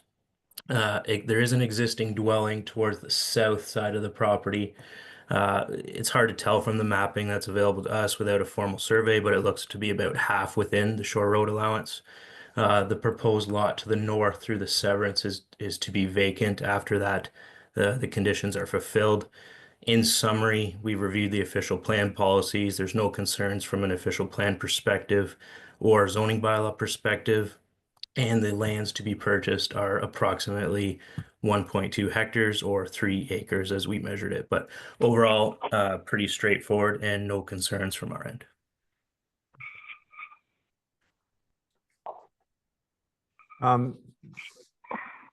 Do you want to go ahead and do 5.52 because they're kind of in the same, they're right next to each other, and then or does everything that you said, well, they're different properties, but other than that, you have the same conclusions, correct?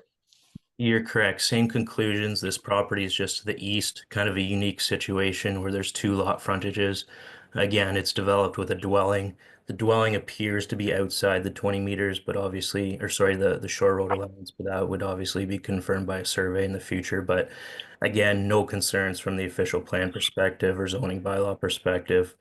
For both, no impact on neighbors. The shore road doesn't cut in front of any other properties. And in the second case, the area to be purchased is approximately 0.7 hectares or 1.6 acres. Again, no concerns.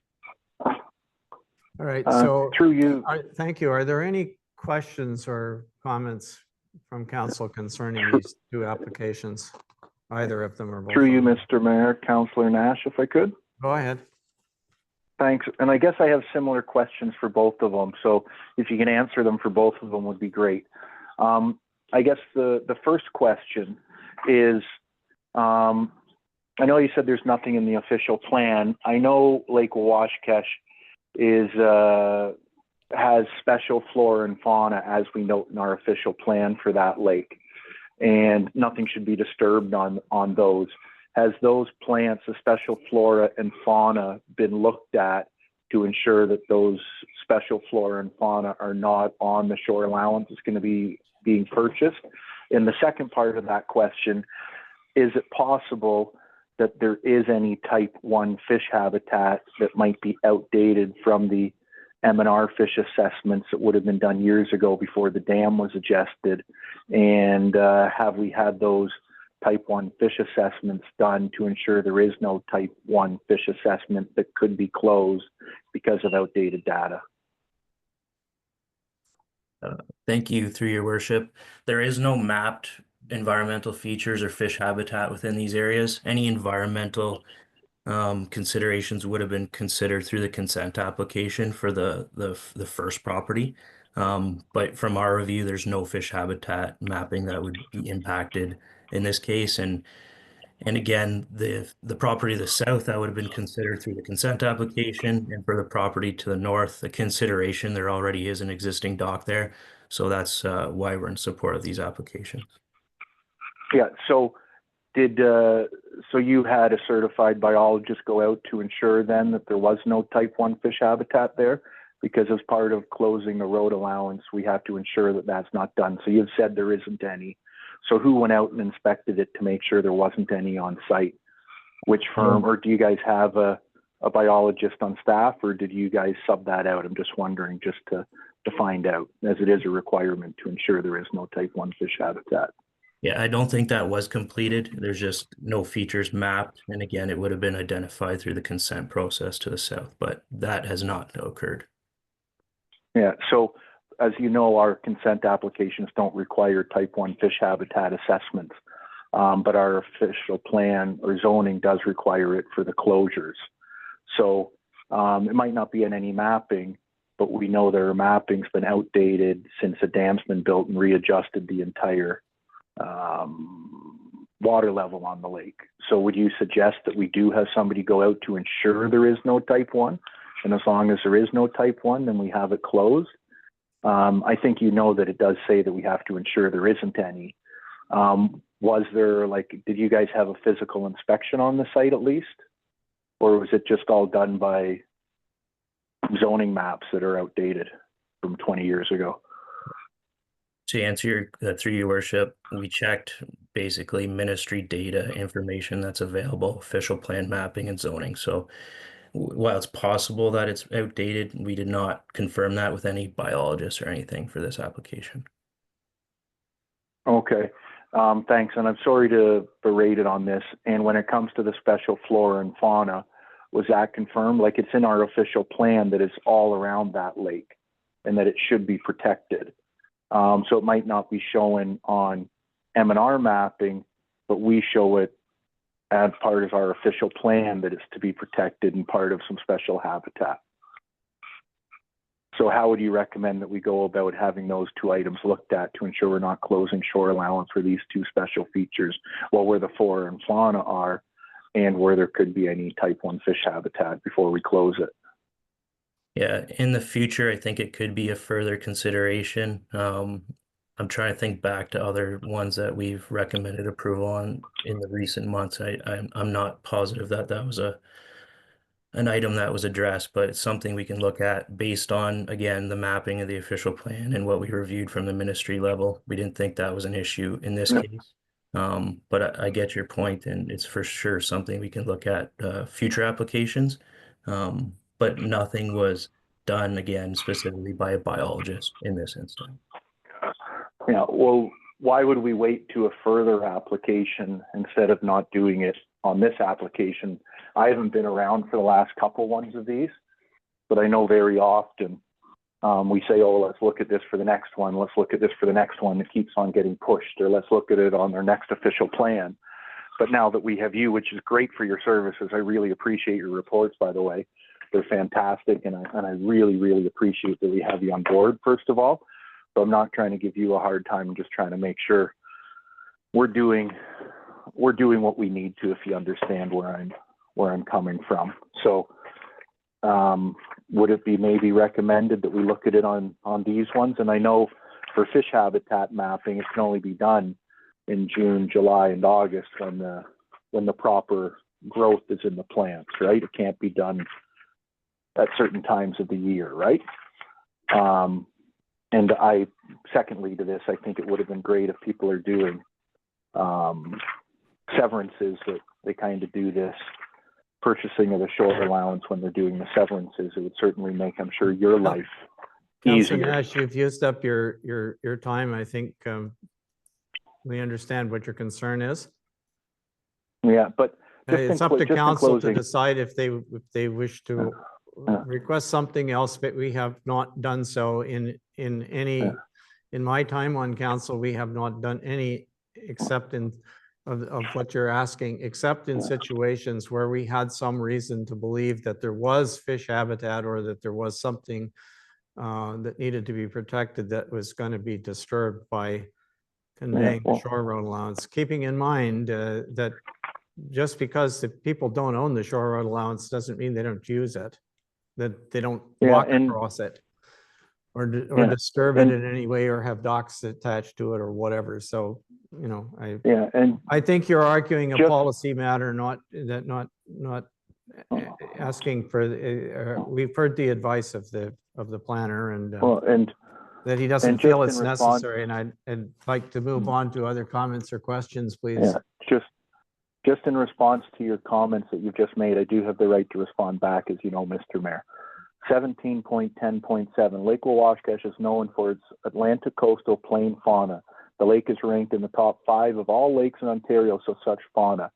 This has been extensively documented by the Nature Heritage League and the World Wildlife Fund in a 1989 study. Any development along the shorelines of the Lake Wawashkesh should have regard for its impact on the rare coastal fauna environmental, and be directed away from the Atlantic coastal plain fauna features. So yes, they're not doing development, but we need to know where those features are on that property before they buy them. Right? That's what I keep trying to say. The same thing time and time and time again.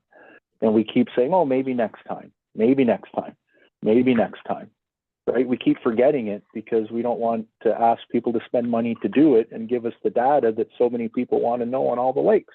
So I won't be supporting the Strong's application until these reports are done. And as soon as these reports are done, I'd gladly support selling the shore road allowance to them. We have made some people do these studies in the past. I had to do one, for example, when I did my shore allowance, but then we don't make other people do them. So I do think it's very important that it be done, right? And I would ask for other council members to weigh in. And the one last feature that I'm going to say is here is if the significant gaps in the data respecting natural heritage features, a proponent shall be required to undertake an ecological assessment as a proponent's expense to determine what, if any, natural features are present, where natural features are found, and then it goes on. We don't know what's there, but our official plan says we know there's stuff on that lake, and it also says we don't know what is type 1 fish habitat. So right in our official plan, it tells us the proponent should be paying for these reports. like Okay, it's well, thank you. black and Thank white you. in You our made your reports. point, and when it comes time to vote, when we come out of committee of the whole, you may vote accordingly. We understand where Okay, you're coming thank you. from. And Thank thank you. you. Is there Appreciate any other counselor have a question or a comment on these two applications? Patrick, what does, through you, Mr. Mayor, what's a biological report cost? Roughly. Through you, Mr. Mayor. Oh, sorry. Yeah, not Patrick Christie, Patrick Towns. It varies, to be honest with you. Like I won't say a company, but we've seen a couple come back in recent weeks for other projects between $2,000 and $4,000. Any other questions or comments? Okay, thank you. We will then move on to 5.6, which is an application from Carly Britton. And this is a this is a it's a driveway. Okay, it's a lot addition. I guess I'm correct. Anyway, this one came from the Parry Sound Area Planning Board, so I will invite Patrick Christie, the other Patrick, to introduce the item, please. And we'll Good take afternoon, Mayor and questions. Council. Patrick, I guess please. good afternoon, Mayor and Council. I guess I'm a little anxious to present here. This application is a consent application for a lot addition and one new severed lot on Balsam Road. There's an existing driveway access, historic access to the McEwen lands behind, which is a 100-acre parcel behind the Britton lands. This historic driveway is access to the McEwen Hunt Camp, and it happens to go right past the Britton's house. So part of this application is to grant a lot addition for a new driveway to the north of where the historic driveway is located, and the owners have chosen to add it as a lot addition, so it will be owned by McEwen, not just a right of way. And also, the Brittons would like to create one new severed lot to the north of this. It would leave the retained lot with the required 100 meters on Balsam Road. And there are no particular concerns with this. They meet all of the standards of the zoning bylaw. Thank you. Okay, questions for Patrick on this one? Through you, Mr. Mayor, I have one quick one for Patrick. Go ahead. Thank you. Hey, Patrick, thanks for the report. You might have mentioned it in the report. I just forget, and I actually don't have that page open. I was looking at the previous one still. In regards to driveways, that would be the municipality that would have to grant a driveway permit, like for a culvert off the road. Am I correct? Through the chair to Councillor Nash, yes, that's correct. A driveway permit would be required from the municipality. Okay, and I always forget, is that up to the proponent kind of after, I guess it's after the severance done, is that listed as a condition on your recommendation? Sorry, Patrick. And if it is, I apologize for asking the question. Through the chair to Councillor Nash, I don't believe it is listed as a requirement, but it is a requirement regardless. Yeah. So with that said, I might just ask when it comes to that motion, maybe that we just put that requirement on as one of the conditions, just that they obtain that driveway permit. That's all. Thanks a lot, Patrick, for your report. Thank you. Thank you. Anything else about item 5.6?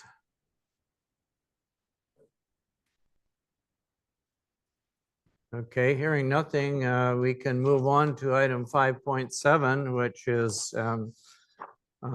this is a a lot adjustment to correct an encroachment.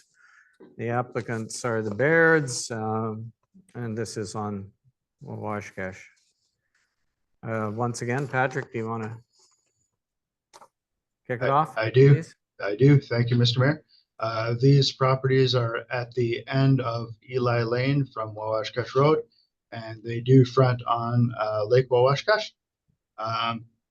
The Bairds own these two lots, and it was discovered that the lot line, that the existing cottage actually encroaches on the lot line so much that the eave or the roof of the existing cottage on the Baird lands is on the lot line. So this proposed lot addition is to add a sliver of land to correct the encroachment.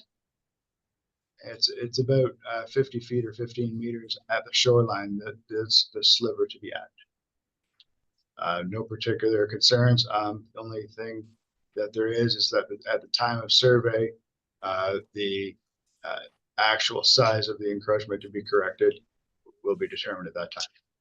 Thank you. Okay, thank you. Questions or comments from councilors? Through you, Mr. Mayor, Councillor Nash again. Go ahead. Thanks. So Patrick, if I understand correct, this is really being done to help correct an encroachment, and by doing what they're asking for, it's going to rectify the encroachment issue in simple terms, right? Through the chair to Councillor Nash, yes. It's considered that anything to correct an encroachment is a good idea and considered good planning, and that's all this is. It's the purpose of this application. Also, I believe Mr. Baird wants to do an addition to the cottage, and this application will facilitate that as well. Yeah, it would give them room to do that. Perfect. No, great. I think it's a great idea what they're doing. Thank you. Anybody else? All right. If there's nothing further, then I believe we can reconvene into a regular meeting, and we'll consider resolutions in regard to these items. Could I get a mover and seconder to reconvene? Councillor Lamb moves, seconded by, I'll second. Councillor Woods. thank you, Councillor Woods. All those in favor, please indicate. Councillor the Woods, phone? yes. Sorry, I was muted. Sorry, Councillor Nash, yes. You're in favor, thank you. All right, that's carried. We are now back in at 3:11 p.m. The first item is the draft short-term rental unit bylaw, item 5.1. Suggested motion is as follows: that the Council of the Municipality of Whitestone receives for information the memorandum from Paula Macri, Planning Assistant, dated November 1st, 2024, in regards to the updated draft short-term rental unit bylaw. And that the Council of the Municipality of Whitestone requests that staff undertake a legal review of the proposed short-term rental unit bylaw as presented. Can I get a mover and seconder for that, please? Councillor Bray moves, seconded by Councillor Lamb. Thank you. Any discussion? Through you, Mr. Mayor. Councillor. Were you going to make a comment? Yeah, my Madam Clerk? apologies, members. I was thinking that based on the fact that there was additional input that Ms. Macri has taken note of, that be noted in the resolution. So the bylaw is presented with the amendments as discussed and agreed to by council. Yeah, based on the consensus of council. Based on the consensus of council, yes. So you want to receive for information, and so, or what do you want to do? Insert another clause in between this and the legal review, or do you want to? And bring back to council for finalization. So just for clarity, does council want Ms. Macri to make those amendments obtain legal review, and then bring it back to council. So those, Yeah. in that order. Yes, I think that makes sense. So if Mayor Comrie could, council requests that staff undertake, that staff incorporate the amendments as recommended by council through discussion and undertake a legal review. And one of the things that we staff do is we take notes, but we also go back and listen to the audio just to make sure we haven't missed anything in particular, because sometimes the conversations move very quickly. So what is it that staff are going to do before they undertake the legal review? Can you just give me the words you want to use? They are going to incorporate the Staff incorporate, yes. the amendments and edits as discussed in council and discussed and agreed Amendments to in and edits council. as discussed. And edits. As discussed. And undertake a legal review as presented. Oh, And undertake a legal review Timmy, I think you want to take off as the the words short-term as rental bylaw presented. as amended, instead of as presented as amended. Okay, so I'll read it to you again. That Council of the Municipality of Whitestone received for information the memorandum from Paula Macri, Planning Assistant, dated November 1st, 2024, in regards to the updated draft short-term rental unit bylaw, and that the Council of the Municipality of Whitestone requests that staff incorporate the amendments and edits as discussed and undertake a legal review of the proposed short-term rental unit bylaw as amended. You got, is that okay with the mover and seconder? All right, are we ready for the question? All those in favor, please. And oh, is this? No. No, it's not a planning matter. Okay, go ahead. On the phone? Or on Zoom? I'm sorry. Counselor Nash, yes. Counselor Woods, yes. Thank you very much. That's carried. 5.2, economic development. The suggested motion is that the Council of the Municipality of Whitestone receive for information the memorandum from Mayor Comrie regarding the future of the West Parry Sound Economic Development Collaborative, WPS, EDC, and beyond. Mover and seconder, please.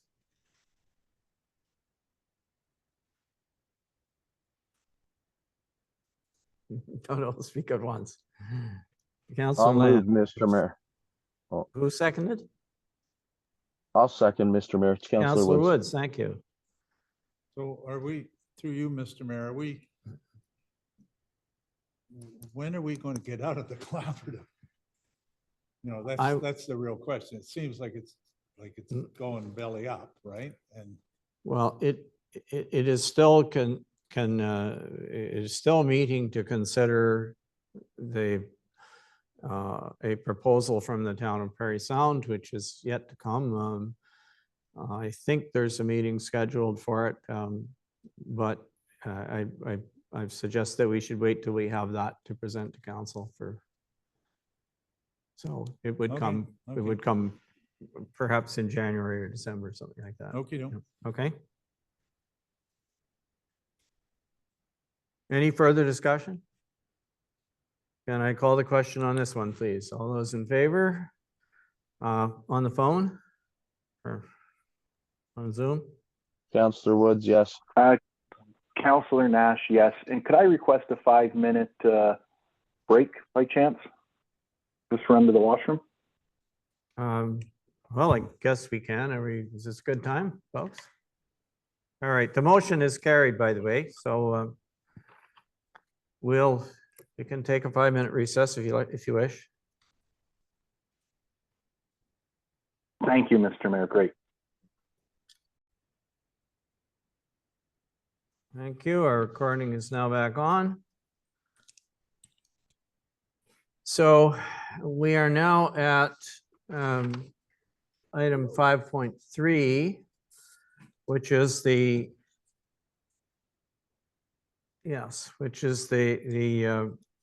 shore dockers item. Here's the suggested motion that the Council of the Municipality of Whitestone receive for information report admin 2024-15 entitled Consideration of an Encroachment Permit System for Rail System / Shore Dockers, and that council review the options and information provided in respect of an encroachment permit system for rail system shore dockers and provide further direction as follows. And so we need a mover and seconder, but I think we need the mover and seconder to fill in what it is you want this direction, because I think Councillor Woods wanted to make the motion, didn't he? Councillor Woods, are you wishing to make this motion and to fill in that missing piece of information, piece of direction?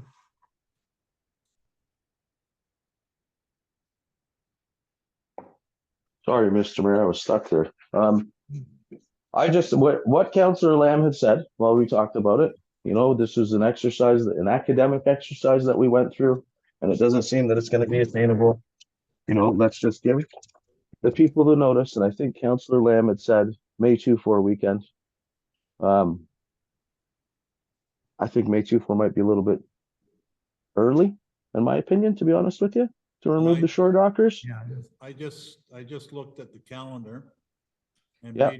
May long weekend is the 19th of May. The next weekend is the 26th.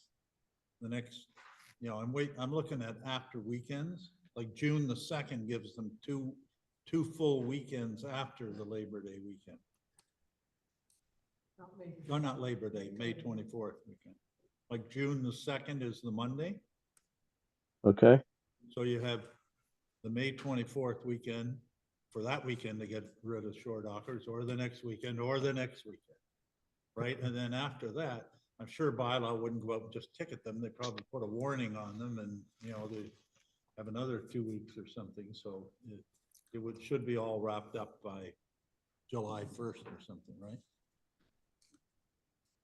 Yeah, I think all of this assumes, of course, accessibility, depending on what the conditions are like in the spring. If That's what I was getting at, Mr. Mayor, when we were going to say May 2-4. I think it's a little bit too early trying to get out there sometimes at that time of the year. You know, you could have snow on the ground, May 2-4 weekend out in the bush, no problem, right? Well, make it July 1st. Okay. What I was thinking, in all honesty, if I don't know how everyone else feels about this, let's let everybody have their Canada Day weekend. And then they got to be removed afterwards. I don't think that's a horrific ask, because we've all went through this and we know we wanted to get rid of them and we tried to let them have them, but it doesn't make sense. So you guys want to pick a day after July 1st weekend, so that way everyone gets to come up here and spend Canada Day together like we all should as a community. And then, sorry, the shore dockers got to go after that. So if you want to make it the week after July 1st, I'm perfect with that. That's July the 7th is the Monday. July 7th then.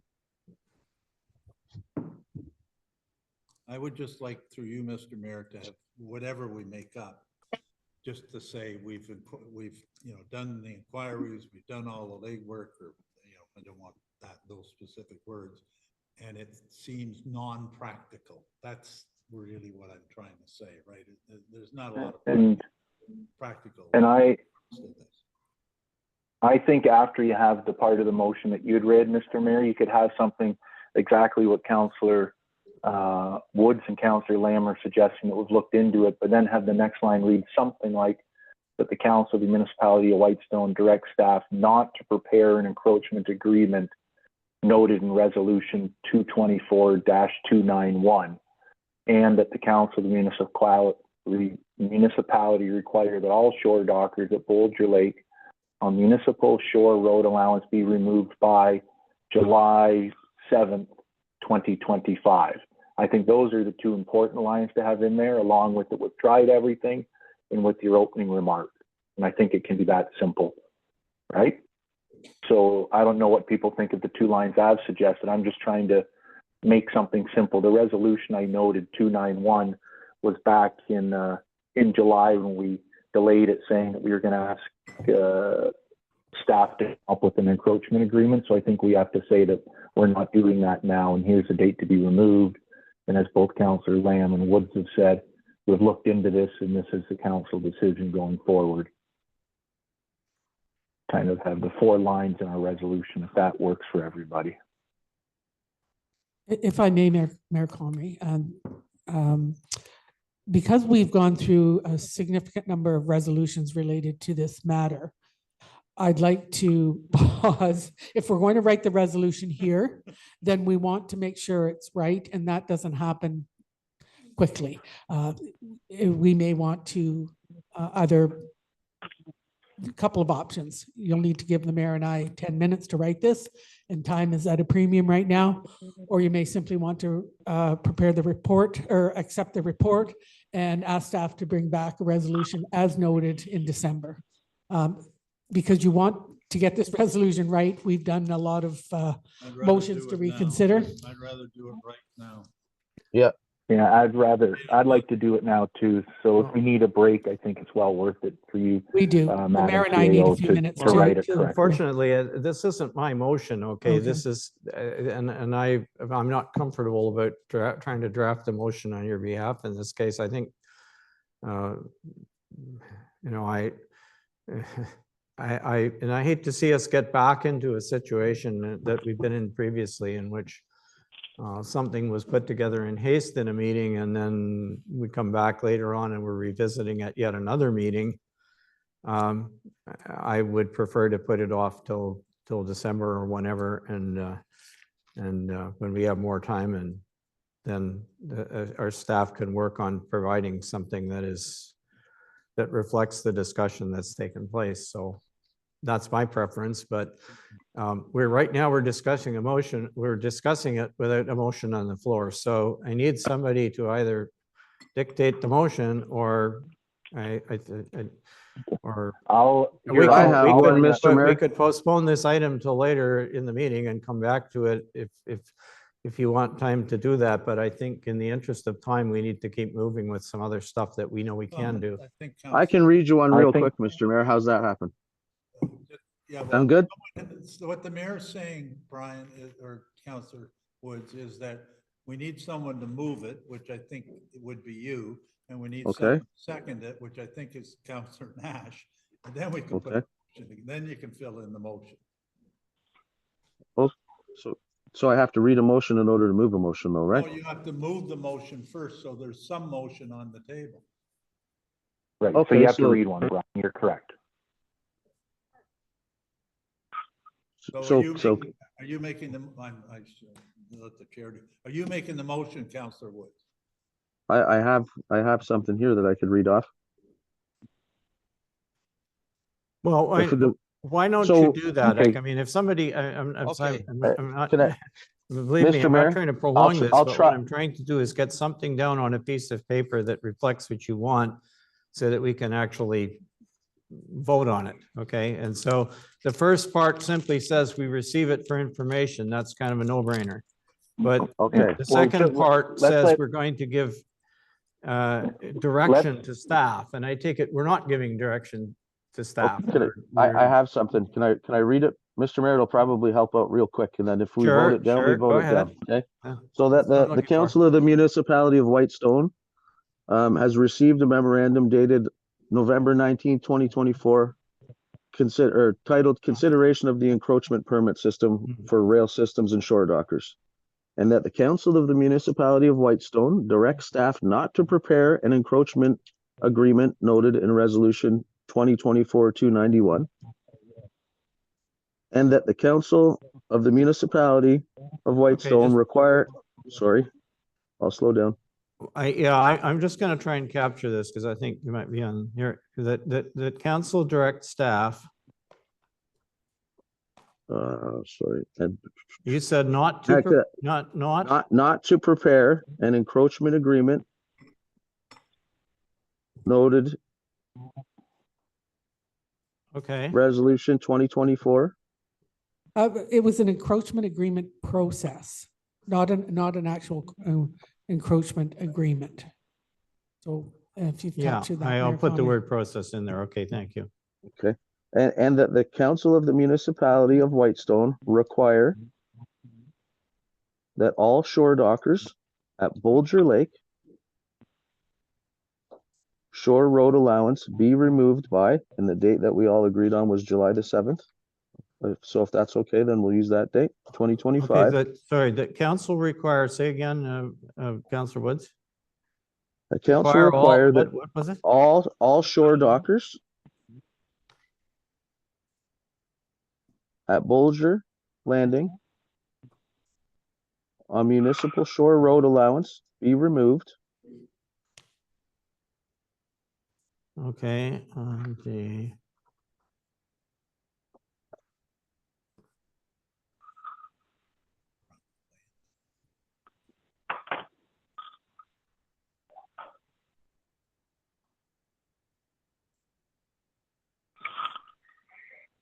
to be removed by, what was it, July 7th, July 7th. 2025? Okay, is that it? And that should a shore docker not be removed by the above noted date,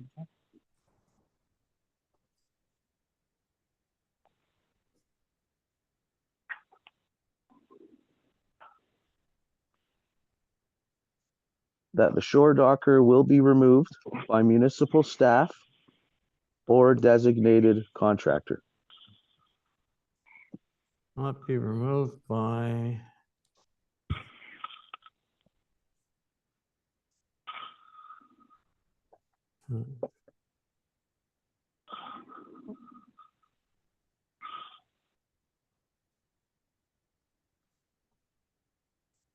If I may, Mr. Mayor, Yeah. a couple of things that we need to sort out. So Resolution 2024-291 asks staff to develop an encroachment agreement process by November 1st to be presented no later than November 19th at the council meeting. So that was done. So I'm not sure you can tell us not to do that because it's already been done. Not,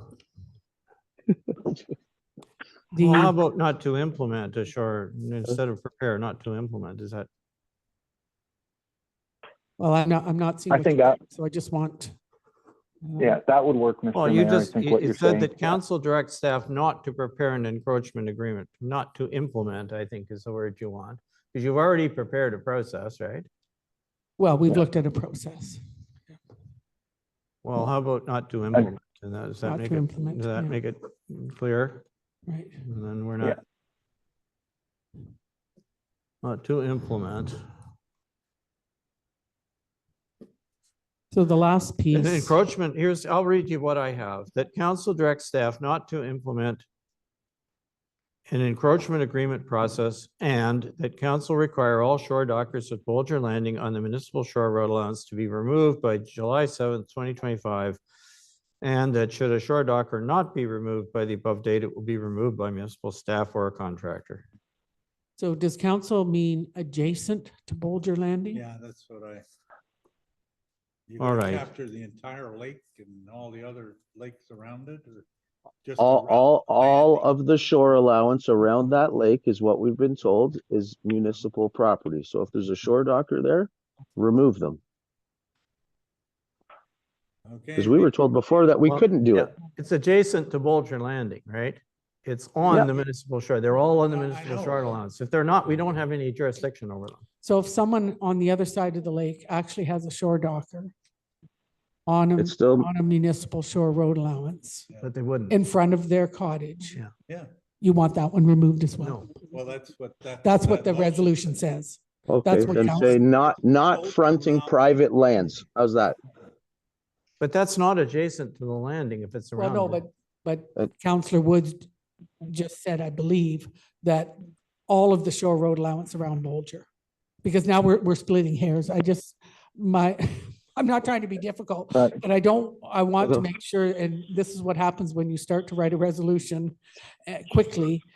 You have to think about what the implications are. So Yeah, and Councillor I- Woods, if I may, I'm I- sorry to interrupt here. What was your intention? All shore We are- dockers anywhere on Bulger Lake? I'm Well, going to be just frank with adjacent to everybody. the We all shore know road. what the intention is, right? The intention is to do what all of us have said all along. Remove the shore dockers. You got no private marina services. If there's something in front of your house, absolutely, you're allowed to have it there, just like we allow them to have floating docks, even if they don't own it. This, Exactly. the way this circles around all the time, this is the nonsense that people get angry about. Okay, Nobody's adjacent to the gonna go landing and is look what we're for- understanding. Yeah. Nobody's gonna go and look for a shore dock on the other side of the lake. I agree with Councillor Woods. We all know what we're talking about. We can get it done. Nobody else has a shore dock on the other side of the lake. We're gonna have a dock. Right? Yeah, But there's people no are reason splitting for them hairs to and put it making there because they can't access it by land, right? So There you go, Correct. Mr. So I Mayor. think Thank you. they can just they are- say it exactly the unless way you can Brian get has from it the and it's landing done. to the thing by walking, you're not gonna Yeah. have one. No. So I think we're getting too complicated. What Councillor Woods had is great, and anybody that has a cottage or a hunt camp is gonna have a dock, not a shore docker. All right, so do you want me to read it again or are you okay? It's the sorry. very last piece where you're asking staff to remove the shore dockers. This is where our bylaw enforcement officer will come into effect, because now you're having shore dockers encroaching, and we have an encroachment bylaw now. So it would be through the bylaw. We can't just send staff up to do a removal. The bylaw enforcement officer would have to enforce the encroachment bylaw that council passed several months ago. Yeah, so am I right that that would be the process, the staff would still remove and they would just, you would have to follow a process first, Well- right, Michelle? But the way Brian Well- has it written would be correct, we just have to follow a process before we do Yeah. it. physically. Michelle's making, sorry, the CAO is making a valid point. What it should say is it will be subject to enforcement action under the municipality's encroachment agreement. That's what it should say. That's all it should say. Encroachment bylaw, yes. Encroachment Thank you, bylaw. Mayor Comrie. You're right. It should not be removed it will be subject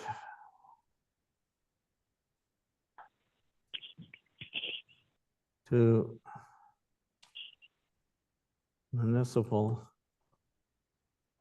bylaw enforcement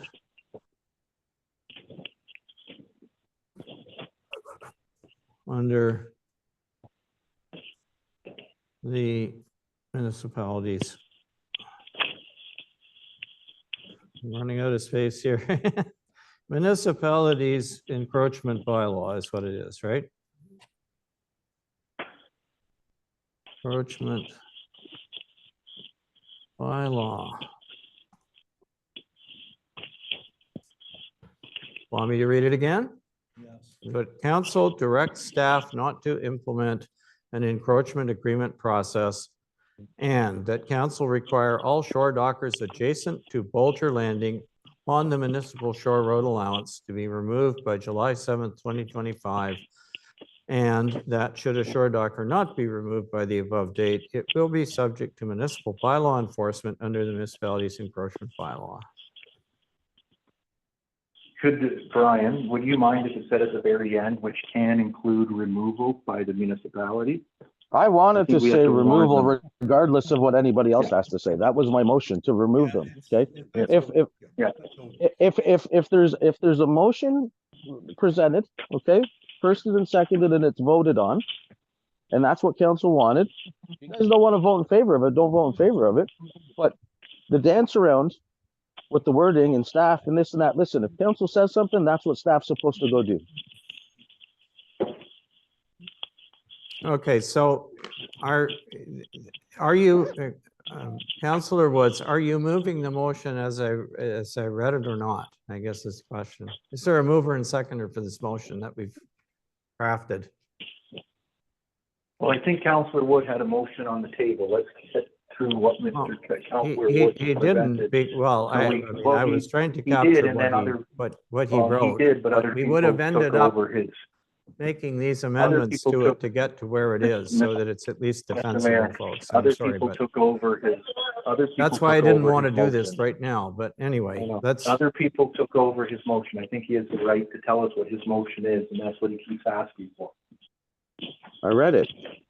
I changed, I tried to make it, after the long weekend to try and help people out. But ultimately, they need removed. Yeah. Well, okay, but have we not, do you not agree that, Councillor Woods, that we've captured the intent of your bylaw? Mr. Mayor, I have a question for you. If July 7th comes along, then we're going to send the bylaw officer out back and forth. We're going to pay for that. And then it's going to be a couple more weeks. We're going to send him back out again. And then we're going to think about sending staff out there, and staff won't want to go, so we'll have to find a contractor. And then it's the following year. This is the red tape and the bureaucracy that I've been talking about. This is what people are so upset about. We can't take something, make a decision, and implement it. For what reason, I don't know. There's been, like, how many times have we talked about this? This isn't a hard thing to figure out.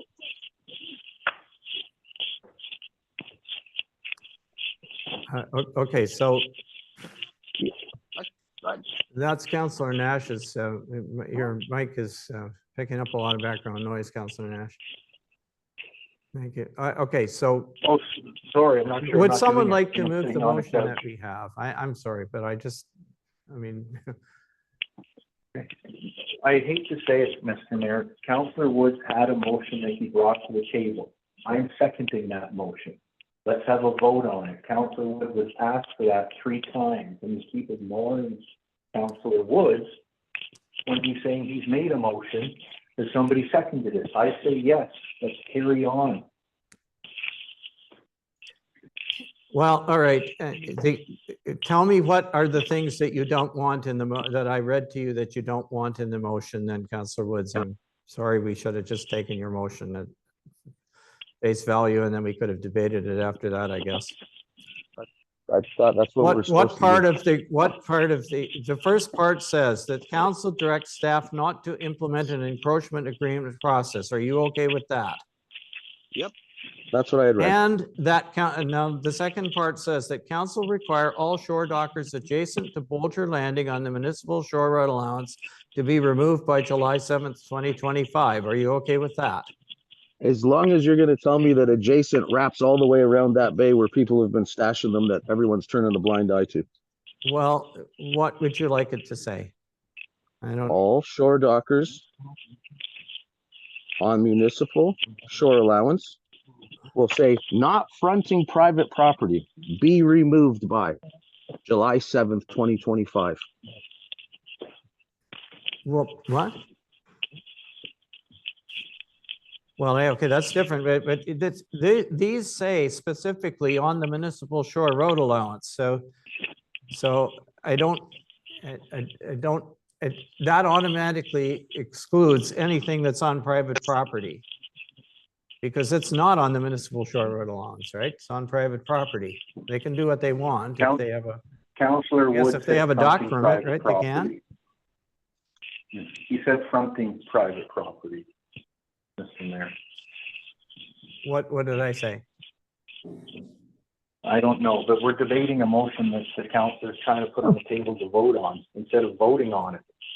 Yep. He said this is Well, what gets I everybody. haven't captured, so the, you know, He's the minutes are telling you going to, something, Mr. Mayor. unless He's we telling you get it something. correct, the minutes are but going to he's say telling something you that you don't something. like. And then when we come back, then we'll say, oh, we didn't, that isn't what we passed, you know, so let's get it. Mr. Mayor, he's telling you something and then you're debating it. Let him tell it to you and carry on. Well, I'm asking him piece by piece if it's okay, and I Ready. didn't find out whether he liked the part that says that council require all shore dockers adjacent to Bolger Landing on the municipal shore road allowance to be removed by July 7th. And then he said fronting private property. That was it. And then we'll talk for another 10 minutes about it.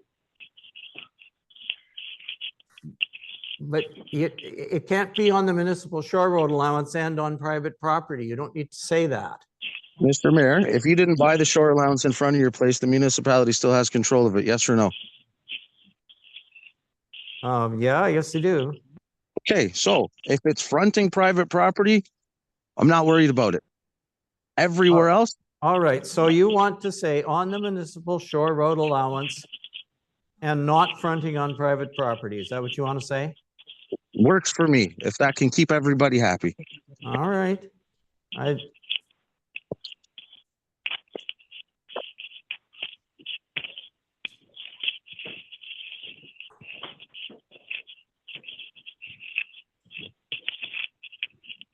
Counselor Nash, whatever it is that your mic is picking up sounds like chips in a casino. Can you, I'm sitting on the couch. I'm not sure I'm mute, but I'm sitting on a couch. So I'm not sure, anyway, must not all be right, me. so that now they're removed by July 7th. And finally, it says that should a shore docker not be removed by the above date, it will be, you want to say removed, we can go back to that. Then, but I think then you're going to run into the problem that this CAO has raised to us, because staff have to do these things in a certain way. So, anyway. Okay, Do you want- Mr. Mayor. do you want- so do you then want that last paragraph to be changed or not? Explain to me then, what do you feel? Because that seems like it's the only way this is going to happen, is if one of you get to write it. None of you want to step out and say anything because nobody wants to put their head on the chopping block and do right by everybody in the municipality. So why don't you tell me what clause you want and I'll see if I agree with it. Well, that's what I was doing. I said, should a shore docker not be removed by the above date, it will be subject to municipal bylaw enforcement under the municipality's encroachment bylaw. So then when will they be removed? When the bylaw officer gives them a notice and determines that they're not removing it, I guess. So the bylaw officer goes out and posts a notice right on the docks. All shore dockers must be removed by this date. That's the notice then, right? Well, yeah. I'm asking. I'm asking. I'm asking. Through you, Mayor Comrie, what he would do is, I would agree, post that notice, he or she, and also post a notice on each and every one of the shore dockers, so there can be no misunderstanding.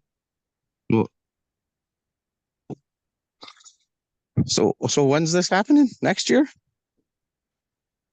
This is what I'm getting at. We waste so much time talking about things because it's like a few people don't want it to happen, but it's just, this is insanity to me.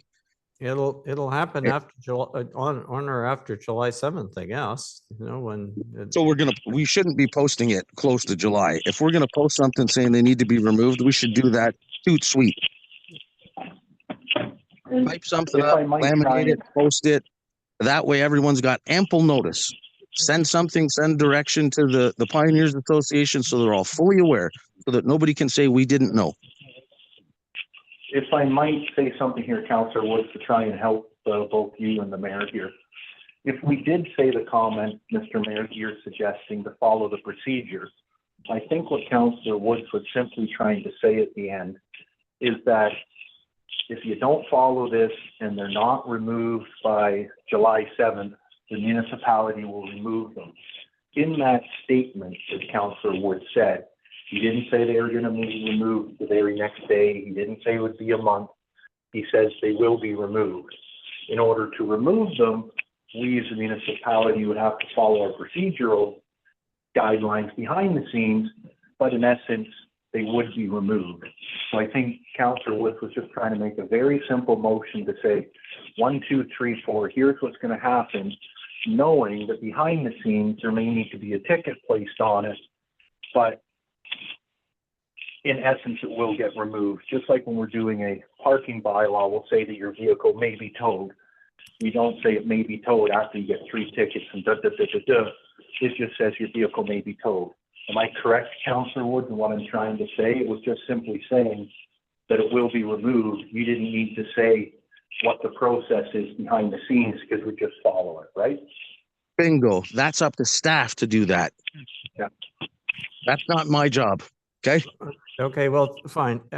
Let's just go back to the motion as you originally moved it then. So it will be removed by municipal staff or a contractor. Would you prefer that? Thank you very much. All right, so that's the motion that's on the floor. Who's moving it? Councillor Woods is moving it? I will move that, Mr. Mayor. Who's seconding? And I will gladly second that. All right, is there any further discussion?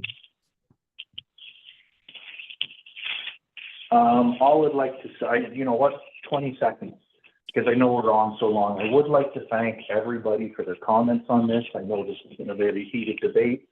I'd like to thank staff for their look into it. I'd like to thank all the public for their input, and hopefully we can carry on forward from here. I know it has been a hard debate. This is what we sometimes have to do, and hopefully we can carry on and get back to the business of council for the rest of the meeting and put this one behind us. Okay, well, are there any further comments? Are you ready for the question then? All right. Could it be a recorded I'm going to vote, call please? for a recorded vote, Mr. Mayor. So, recorded vote requested by Councillor Woods.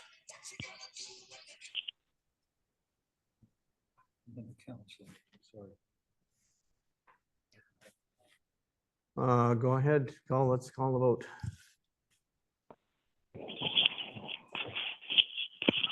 Boy, that's annoying, whoever's got whatever they're doing. Boy, whatever background noise. Are you sure it's Scott or it's someone else? Can't hear anybody talking in the room right now, Mr. Mayor.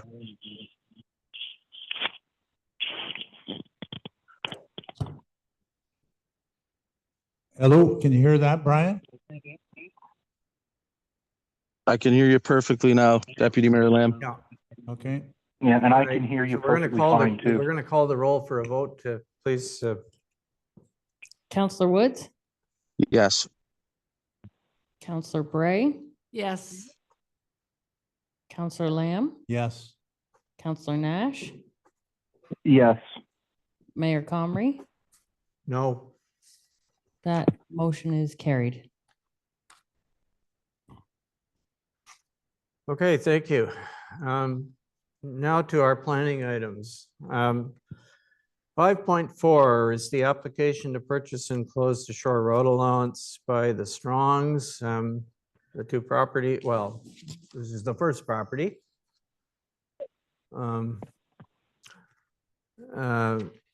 Whereas an application has been submitted by Julie Strong for the closing and acquisition of the shore road allowance fronting part lot 29 concession 6 in the geographic township of Mackenzie. And whereas MHBC planners have provided a report dated November 19th, 2024, and whereas there are no official plan conflicts, environmental concerns, or planning issues with respect to this application, now therefore be it resolved that the Council of the Municipality of Whitestone approves in principle the closure and acquisition of the shore road allowance fronting part lot 29 concession 6 in the geographic township of Mackenzie as applied for by Julie Strong, subject to practices, procedures, and fees of the municipality for closing of shore road allowances. That's the suggested motion. Can I get a mover and seconder, please? I can move that, Councillor Nash. Okay, thank you. Seconded by I'll second, Mr. Mayor. Councilor Wood. Councillor Woods. All right, thank you. Any further discussion? Yes, Mr. Mayor, as I said before on this item, and I don't want to reread everything because I know we're very tight for time, but as what I'd read from the zoning bylaw and also our official plan and hearing what our planner said that, oh, maybe next time we should do that. I do not feel to be in support of this motion until they do these things. As he said, I think Councillor Lamb had asked, it was $2 or $3 grand to have these things done. We might not need to do it for severances, but we do need to do these things for selling our shore allowance, which, as everybody knows, I'm fully for selling our shore road allowances as long as we do it correctly instead of turning a blind eye all the time and not doing what we're suggested and saying, let's pick it up next time. So I will not be in support of this motion until such time as they have a fish assessment done and an ecological study on the flora and fauna on the lake. Thank you. Okay, thank you. Councillor Bray? Yes, I am a bit confused as to, and I think this has come up before where we've said something like this needs to be done or that needs to be done this time or that time, but we don't seem to have something consistent, which makes it hard for me to understand how we go about these things. No, I understand that the shore road allowance, they already are probably using it. Am I correct? Like most people are Yeah. using their shore road allowances even Yeah. though they don't own them. So they're already being used. So that's not that them owning it isn't going to make any difference. Is it in the usage? I'm just curious. Is there something going to happen you all of don't- a sudden if they own it? If you don't mind, through you, Mr. Mayor, to respond to Councillor Bray, in my view and in my opinion and from what I understand, once you own it, you're allowed to do a little bit more on it. You control the land. If you want to remove things, cut things, put things, you'll have a little bit more leeway because you own it. And should something ever become protected, we have much more say when we still own the land versus when we don't own the land. We can never buy that land back, right? So that's why I always say all it is not selling the type 1 fish habitat or wherever there's a special flora or fauna. So basically we get to hold that to say, hey, no matter what, we as a municipality know that that's where a pike spawns or pickerel spawn, and that's where we know this nice native vegetation is that shouldn't be disturbed. So we're not going to let you buy it, and we'll have that mapped so we know it's there. That's really all it is. It's a way of protecting the stuff and thank you. showing that it's there. Thank you. I fully understand that. What I'm saying is more than how do we get around this in eventually, like in the long run, and not be always coming up with this, because we have our planners saying that this is that there are no issues with this and we should be going forward. And yet we always seem to have things come up, and it Well- makes it difficult to make any decision. Okay, Fo- so through you, folks, Mr. Mayor. Oh, sorry. Well, I'll let you respond, Councillor Yeah, Lamb, but in my view, you know, again, we've done this for years. There's no evidence to say there is type 1 habitat, fish habitat there. We can only go by the science that's there, which is the provincial logs and all that, even if it may be outdated. So we're saying maybe that something's creeped in the last 20 years, or maybe something has happened. Again, we're doing an official plan over the next year where there's specific lake policies that we can debate and insert and whatever. But people are buying the land. We've never, I don't say never, obviously Councillor Nash did a biological review when he bought his lots. I don't know whether that was by he being forced to do that or him doing it Well, I was before being he brought forced. his application forward, right? He did it as what he thought was being, and I'm sure it was, a responsible citizen, right? But I don't think we have to do that in this case. I won't be supporting this. I know what he's getting at, but if we want to, in the official plan process, say it's mandatory in Lake Wawashkesh or any other lake that you must do a biological report in order to buy shore road allowance, we can put that in, but it's not in there now, right? That's my point. So I'm not going to be supporting that we put another requirement at 2,000 or 4,000, which is probably more than the doggone shore allowance will cost them to begin with, right? They don't pay very much for the shore allowance. And they're certainly probably not expecting a $2,000 or $4,000 bill when they've been using the thing for probably years and years and years. So anyway, again, that's my position on it, and hopefully others can respect that. no, Councillor And if Lamb I has could just- provided the answer that I was going to provide, which Yeah. is basically, Oh, I sorry. think the planning process is the time for us to have this debate, not today. That's what I thought. Thank you very much. All And right? if I can just respond back, Mr. Mayor, this is a big thing, and I totally agree with everybody's position. The thing is that we keep forgetting, it is in our plan already. That's what I keep trying to say. It says that if there is gaps in the data is that we don't know what's there, these things will be done. So we're looking at stuff that we know is outdated, that we know is not correct, turning a blind eye to it and saying, we'll let it go because we'll just turn a blind eye. It already says clear as day in our manuals, what I read out today, if there are significant gaps in the data respecting natural heritage features, the proponent shall be required to undertake an ecological assessment And then what we hear is, well, we didn't go to the site. We just looked at some old air photos and some 30-year-old mapping, and we won't go by and look at what's there now. So we ignore what our official plan says. That's what keeps coming up. It tells us to do it. We look the other way and say, well, the current maps don't show anything. And everybody's trying to say, but that's because we know there's gaps in the data. That's Well- what I'm trying to get to. So as Okay, long and as then- people understand that, hopefully we take care of that in the official plan, but we only make certain people do it. It seems to be, in my opinion, a select few that are asked to do it and the rest aren't asked to do it. No, I don't know Right? that- And I've always I don't said think treat there's everybody the evidence of same. that, But anyway, I'll leave it at that. Graham Keene It had to says do it. significant gaps, right? I don't see this as Yeah, a and- significant gap. They're buying, I know, but they're buying 3 acres. 3 acres is how many football fields ashore. That's what they're buying. They're not buying 100 feet of shoreline. They're buying 3 acres of shoreline. Football fields of shoreline. With no not like they're evidence. buying- Anyway, this is turning into Yeah. a debate. I've Yeah, made my and- position Yeah, clear. we'll stop. I agree. I'll just say one more thing. Since I am familiar with the property that we're talking about, it's in Paddy's Bay. I considered I'm quite familiar with it. I considered the risk in the case of these, that there is some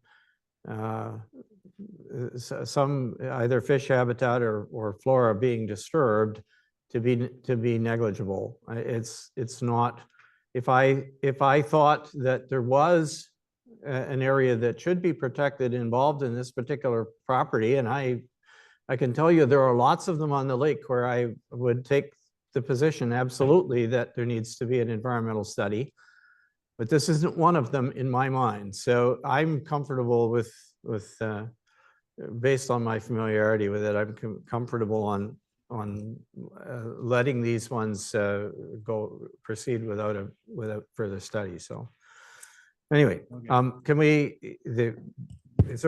there any other comments? If not, we have a recorded vote because it deals with a planning matter. So can we get on with that, please? Madam Councillor Deputy Brett. Clerk? Sorry, Councillor Bray, Yes. Councillor Lamb, Yes. Councillor Nash, No. Councillor Woods, No. Mayor Comrie. Yes. Thank you. That motion's carried. Okay, thank you. And the next one is 5.5, which is the other shore road allowance purchase in the same area by the other part of the Strong family. Whereas an application has been submitted by Jeffrey and Julie Strong for the closing and acquisition of the shore road allowance fronting part lot 28, concession 6 in the geographic township of Mackenzie. And whereas MHPC planners have provided a report dated November 19th, 2024, and whereas there are no official plan conflicts, environmental concerns, or planning issues with respect to this application, now therefore be it resolved that the Council of the Municipality of Whitestone approves in principle the closure and acquisition of the shore road allowance fronting part lot 28, concession 6 in the geographic township of Mackenzie as applied for by Jeffrey Strong and Julie Strong, subject to practices, procedures, and fees of the municipality for closing of shore road allowances. Mover and seconder, please.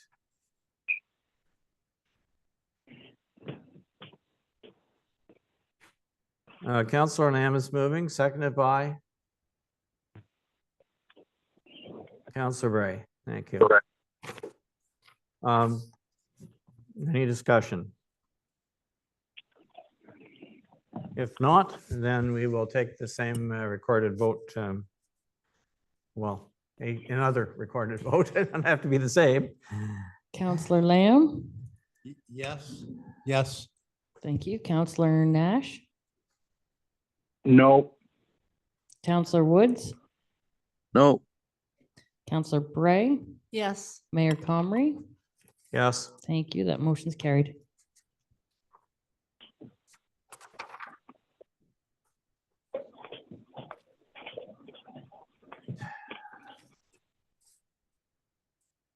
Okay, now 5.6, which was the Carly Britton application for,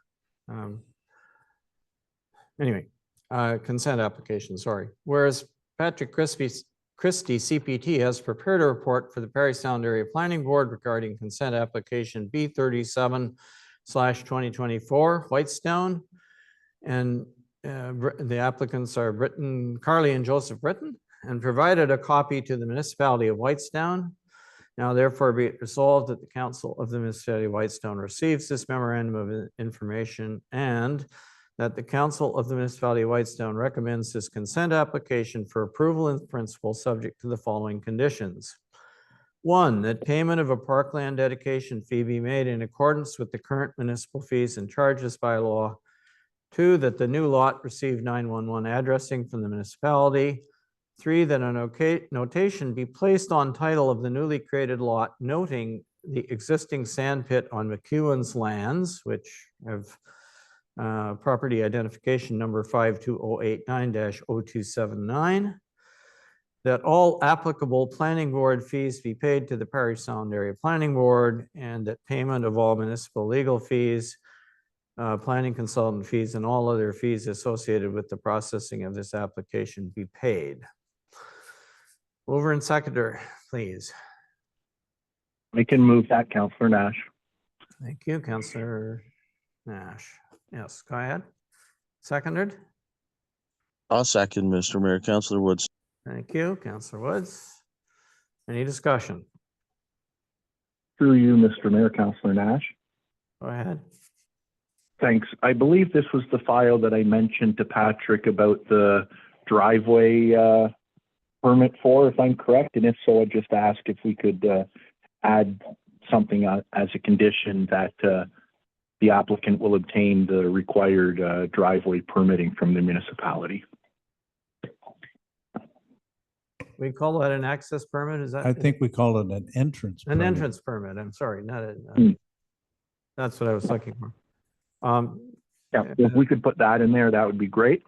And then the only other comment was, if this is a severance, why do we say again paying for legal fees? I can understand planning fees.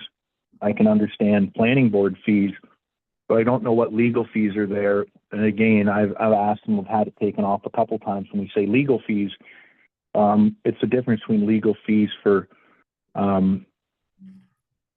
closing shore road allowance, but in the position of a severance, there is no legal fees unless something's going sideways or array or they're filing appeals. So I don't think they should be paying for our legal fees for things such as that. So I think that should be crossed off in this case because it's not to close a shore road allowance, which takes title changes and stuff like that.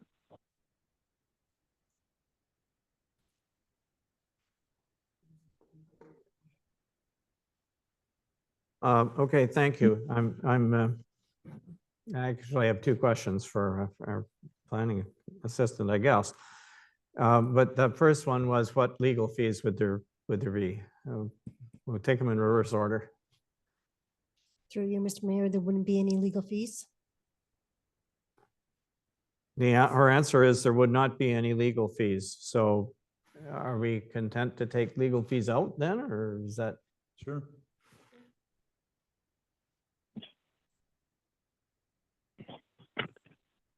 The payment of all, so, all right. So condition number 5 then would read that payment of all municipal, oh, sorry, I crossed it, municipal, that's not right. That payment of all municipal planning consultant fees and all other fees associated with the processing of the application be paid. Thank you, Mr. Mayor. And what you wanted to do is you wanted to add that the applicant would obtain an entrance, I keep calling it an entrance permit, right? Here's a question then. It seems to me that the entrance permit is not something that you would obtain until such a time as you're going to build. But I think so I don't what know. they We're do- in the planning, we're in the consent process. I don't think that you need an entrance permit in order for a consent. I think you need that in order to get a building permit. So if somebody at the table could enlighten me if that is correct, maybe we should not in fact be putting this here. Through you, Mr. Mayor, that is correct. Building permit cannot be issued until an entrance permit has been obtained from the municipality. There are a lot of properties where they don't come and get an entrance permit until they're ready to build because they don't know the layout of the site where they want to put the building. So if they put an entrance in, they might put it in the wrong spot because they haven't planned out the lot yet. So well, I hope that answers the question. Mr. Mayor, what do we do for somebody like we just had up in Bolger, where we had told them they did need to get an entrance permit from the Ministry of, or from MTO? So many times we'll see it that you need to get an entrance permit from MTO, which holds up a lot of stuff when they're applying for. So here's the same thing. One application you need it, one application you don't. And people feel that it's the names of the people that are applying. This is the whole problem. We have them that they'll say, oh, you do need the MTO permit before you can sever it because you have to make sure that you can have an entrance into your property. If not, the piece of property is no good. And then we'll have another one like this where we say, oh, you don't need it. So here's a problem. We just had one a couple of weeks ago where we said they needed it. Okay, so Patrick, I see that Patrick Christie has his hand up. Patrick, did you want to say something? I did. Thank you, Mr. Mayor. I'm wondering, are we talking about an entrance permit for the proposed new lot or for the lot addition? Just wondering, in terms of where the lot addition, the entrance can only go in one place, and that's wherever the lot addition meets the road. Just trying to be clear. It'd be the proposed new lot. Okay. Thank you, Councilor Knapp. But the difference is that there's a difference between getting something from the MTO on a provincial highway. We don't issue entrance permits for those, they do. But this is on this particular property, the written property is on a municipal road, not on a, correct? You are correct. So that's a different matter. That's something that would not, we have done dozens and dozens of consents and yes, eventually when they want to build, they get an entrance permit, but they don't get it. It's never been part of the consent process in my experience for which I totally agree with.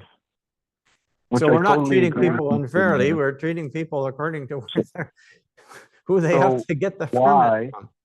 So where in our official plan does it say when it's off a Ontario highway that you have to get an entrance permit first?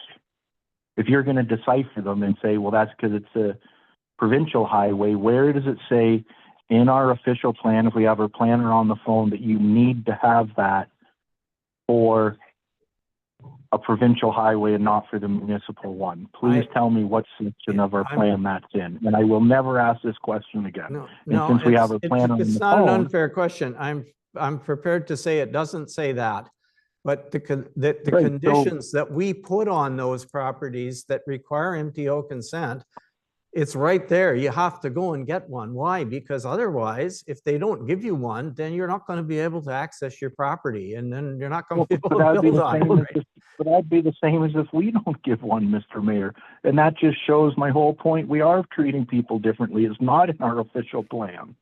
Exactly what I'm saying. We're treating people 100% differently. It's not in our official plan, but we made them do it because it was MTO and they might not give a permit. Let's say on this property that it's total swamp everywhere and there's 15 rattlesnake nests there and they can't get an entrance permit. I'm not saying that would ever happen, but we treat people differently. And so many constituents complain beyond belief that everybody feels that they're treated differently. And when we always try to fix it, it's just pushed.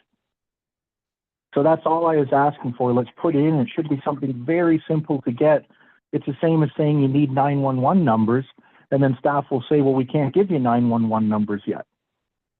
Right? It's something that's so simple to check off a list, but it's just there. Or again, if we don't put it there, that's perfectly fine with me, but I don't expect to ever see it for any other plan we ever have for municipal or non-municipal roads for severances.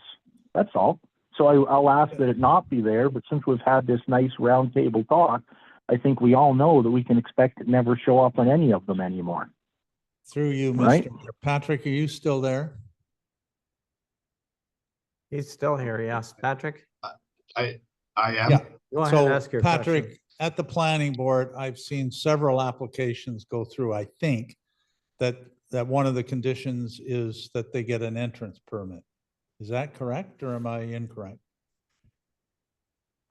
Councillor Lamb, through the chair, usually it is that the superintendent confirm that there is a suitable driveway location.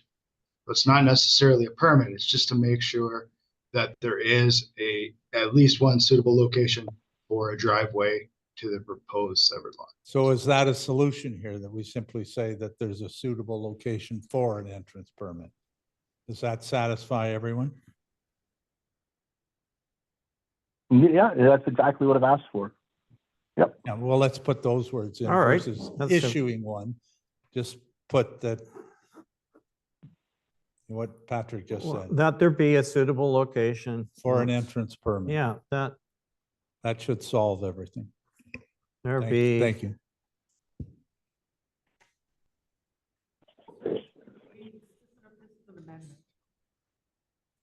Yeah, that's true.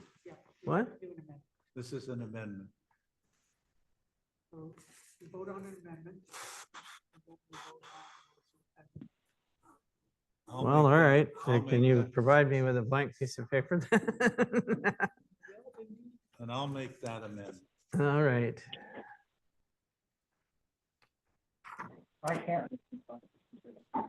All right, so November 19th, and this is 5.6 amendment.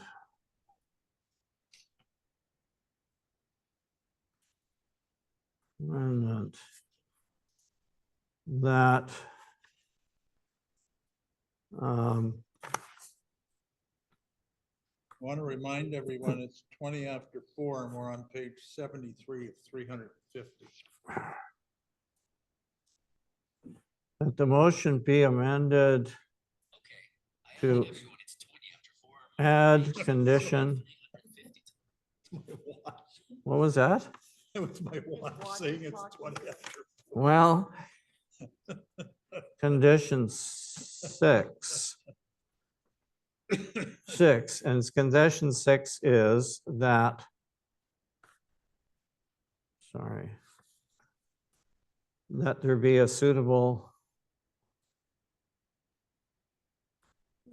location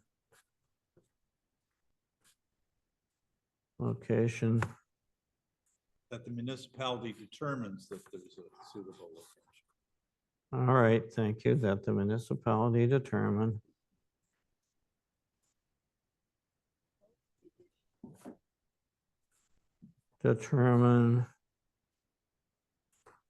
that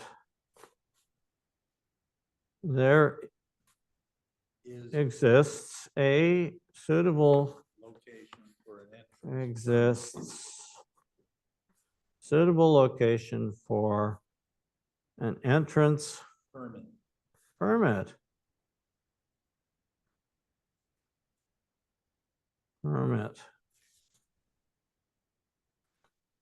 All right, so the motion is to, this motion is to amend the motion to add the condition 6, that the municipality determine that there exists a suitable location for an entrance permit. That is moved by Councillor Lamb, seconded by Councillor Gray. Thank you. Oh, yes, you absolutely get to ask Yeah, a question. because I'm still trying to determine. So are we looking at this for the severed lot or the additional lot? The addition to the McEwen lot? McEwen property, sorry, because we have two things here. Do we not? Or am I wrong? So are we looking at, so there's already a which lot? Yeah. determined spot for the addition, which comes out to the road, which is the new driveway. correct? That the McEwens will own. Am I correct? I'm looking at this Whose, lovely. whose driveway is picture. the new driveway? It's the Britton's driveway because, correct? No, it's Because, the McEwens driveway. oh, It goes to their lot because the other one goes right, right beside the Britton home and they're trying to get away from that. So they've given that little blue. If you see the, yeah. I gotta go back, sorry. see I- the diagram, it's Yeah. taken me a while to figure this out, but I think I got it figured out. That the blue part is the addition to the McEwens and the severed lot is the red and the retained is the green. I think. Okay, That is correct. Thank you. Councillor So Bray. are we looking, so So there's actually I- two driveways So that will there's be two required. driveways that will be needed for this, this. yeah. And one whatever. could assume and maybe, But the one that already exists is gonna stay there. It's not existing. The one that is the addition to the McEwens is new. yeah, They're but buying the that drive- property. The driveway that goes on the Britton's property already exists and permit or no, they're. Oh, they're yeah, that's using it. fine. So That, we're it's- not talking about that one. We're Yeah. talking about the new one that goes Yeah, to the There McEwens. exists a suitable location for an entrance permit. So should we say mover and seconder on the newly created lot? Is that what we want? There's two newly. Hmm? there- through you, Mr. Mayor, perhaps Patrick could speak to the newly created right-of-way, which is the driveway to the McEwen property. I would assume that that location has been vetted by not only the McEwens, but the Brittons, although that's just my assumption. So they wouldn't have chosen that location if if it wasn't suitable for a driveway entrance. And I see Patrick can answer that. Patrick, go ahead, please. That is correct. The lot addition, it's actually not a right of way. The lot addition will have the new access to the McEwen lot.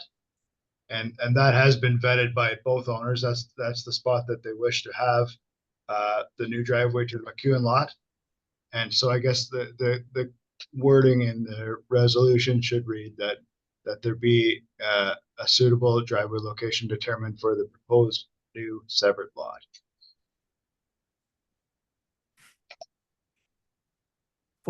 You said for the new severed lot. That is correct. All right, thank you.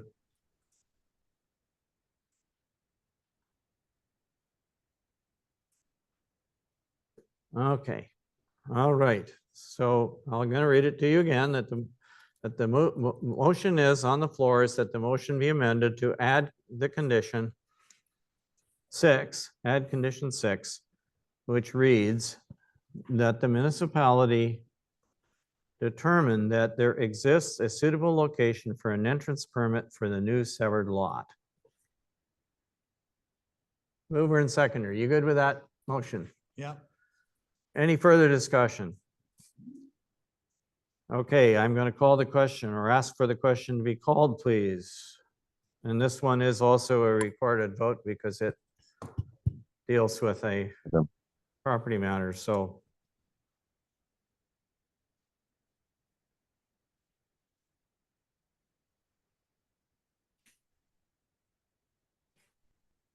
Counselor Nash, Yes. Counselor Woods, Yes. Counselor Bray, Yes, Counselor Lamb, Yes. Mayor Comrie. Yes, Thank you. That motion amendment is that- carried. the amendment is carried, and now the motion as amended. 6, I'm going to just put as amended here for condition 6. And you'll remember the 6 conditions, okay? So number 5 is that payment of all municipal planning consultant fees and all other fees associated with the processing of this application be paid. And 6 is that municipality determine that there exists a suitable location for an entrance permit for the new severed lot. So those are the 6 conditions. Once again, we'll call the question then, I think. Counselor Woods,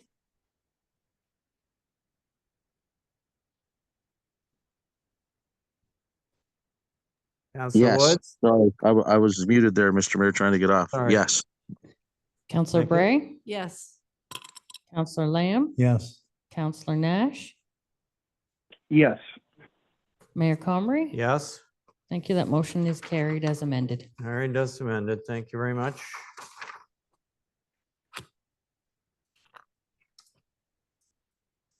Five point seven, the last planning matter, which is the Baird's property alignment.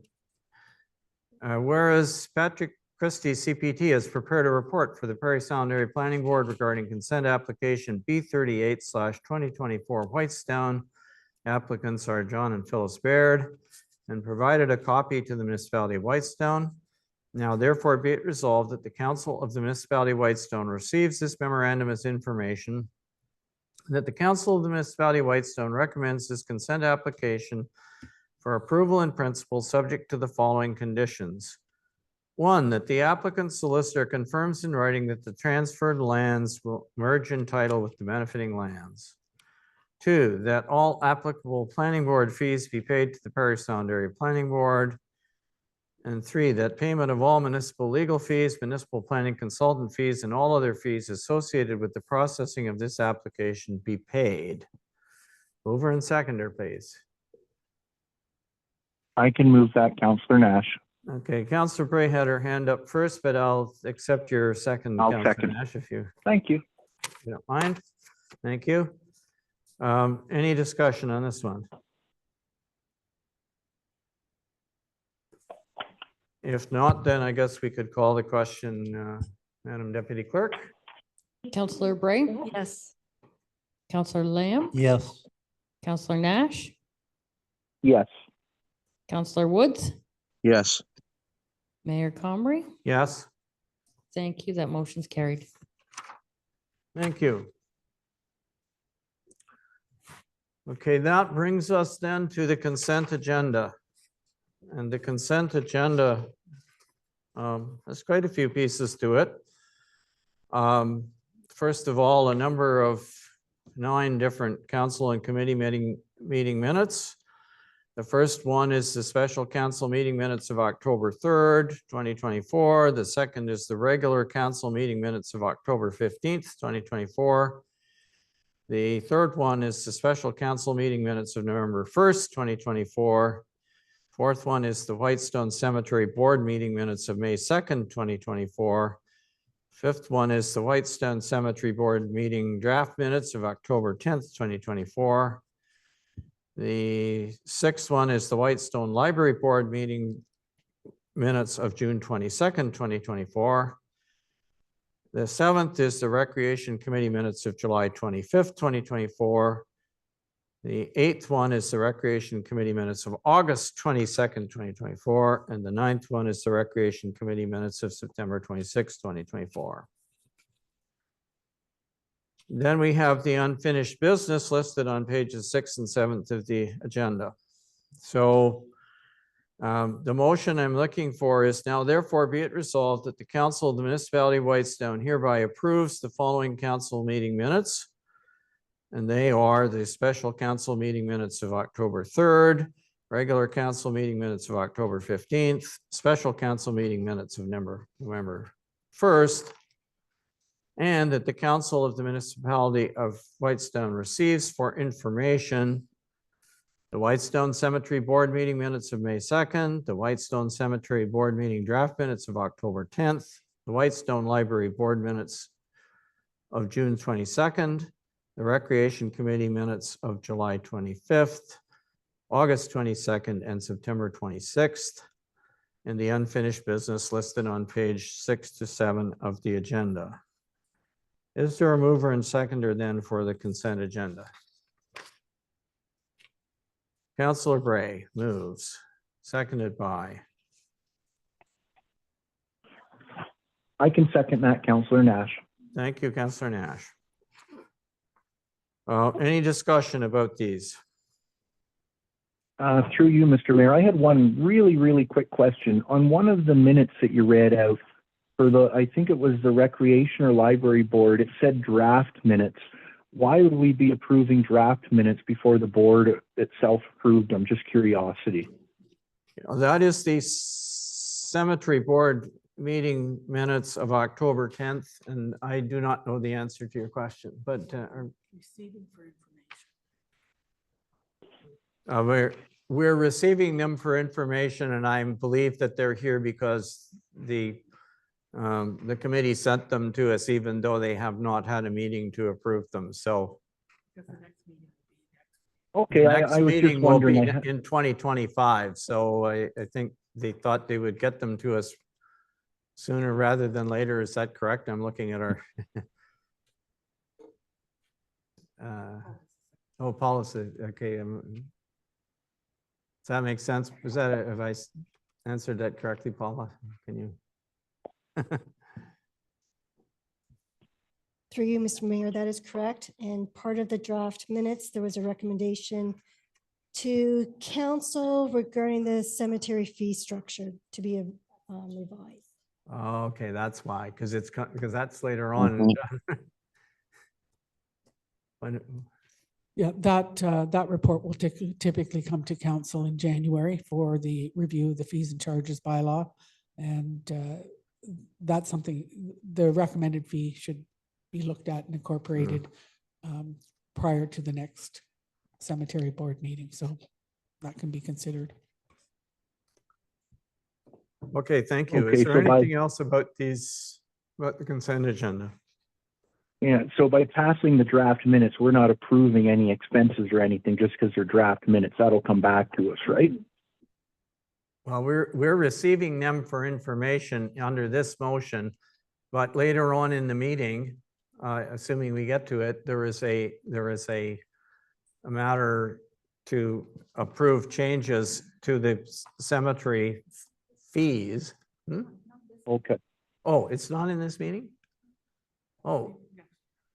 Oh, okay, sorry. There's nothing else. Sorry, I take it all back. There's nothing else we have to do today. We're just receiving this for information. Okay, yeah, no, thanks. I just wanted to make Anything sure. we have to receiving approve will come back information. to us in the new year.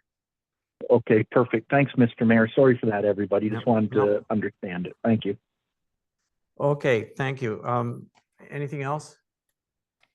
Can we call the question then, please? All those in favor of these? And on the phone? Councillor Nash, yes. Counselor Woods, yes. Thank you very much. So that deals with the consent agenda. And on to the next.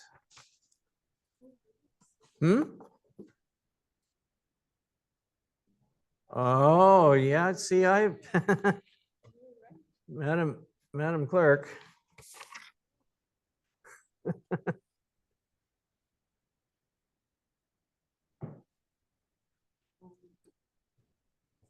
Yeah, that shouldn't be there. Okay, thank That's you. something that Paul and I talked, but that should have been removed. Because there was no report. All right. It was just, yeah. All sorry right, about so that. there's, I wasn't imagining that there Yeah. was, that there was a No, that's good. suggestion that we should approve something, I but, had seen that originally and suggested it be removed and it just didn't get removed. All right. So you are correct. sorry, that's. All right, now we can move then to accounts payable. Could I get a mover and seconder, please, that the Council of the Municipality of Whitestone receive for information the accounts payable listing in the amount of $424,802.20 for the period ending November 5th, 2024. Moved by Councillor Lamb, seconded by. Anybody? Councillor Bray. Councillor Nash, yes. Okay, I got Councillor Bray. But thank you. We're not voting yet. All right, so Sorry, I thought we were. the accounts payable are up for discussion, or not for discussion, but for questions if there are. If there are any. Councillor Lamb, Yeah. we'll start. I just have one, page 125 of 350. MHBC Planning Limited. There's $7,420.16. Is there, like, I had two things. Do we not usually say which files these are charged to, or is that in a different report? Like, I always like to see consulting fees, $293 to the Lamb file or to the whatever file, or is it somewhere else? Through you, Mayor Conley, you're absolutely correct. We'll have, I'll ask Manish to talk to our accounts payable clerk. There's typically a reference to the file. Yeah, because my second question is, so I'd like to maybe have a separate email or something come back just saying what files these are. Because my second question is, how much of the 7,400 is recoverable from the applicants in these cases, right? Do we get all this back? Do we get 5,000 back? Do we get, that's usually my second question. Yeah, thank you. We'll follow up with council on Okay, that. that's all I have on the accounts payable. Thank you. And just, if I might, just following up to Councillor Lamb's question, if I might, Mr. Mayor. Go ahead. I had that one circled also, Councillor Lamb, and I was thinking that some of the fees there might be to do with the bylaw that we were looking at today, the short-term rental bylaw. So I was curious also to see how much of it was under the short-term rental bylaw for their work and review and stuff from, I know we had a meeting with them at one point, right? So I appreciate you bringing it up.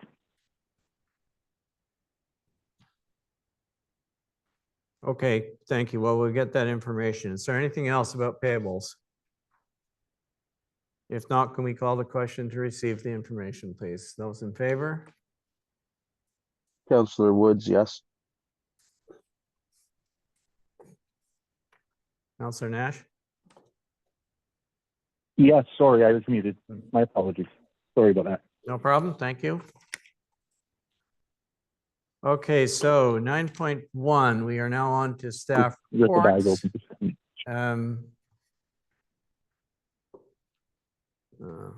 Did I clobber my file here? 9.1. Looks like I did. Well, I won't hunt for it now. This is the AODA 5-year plan.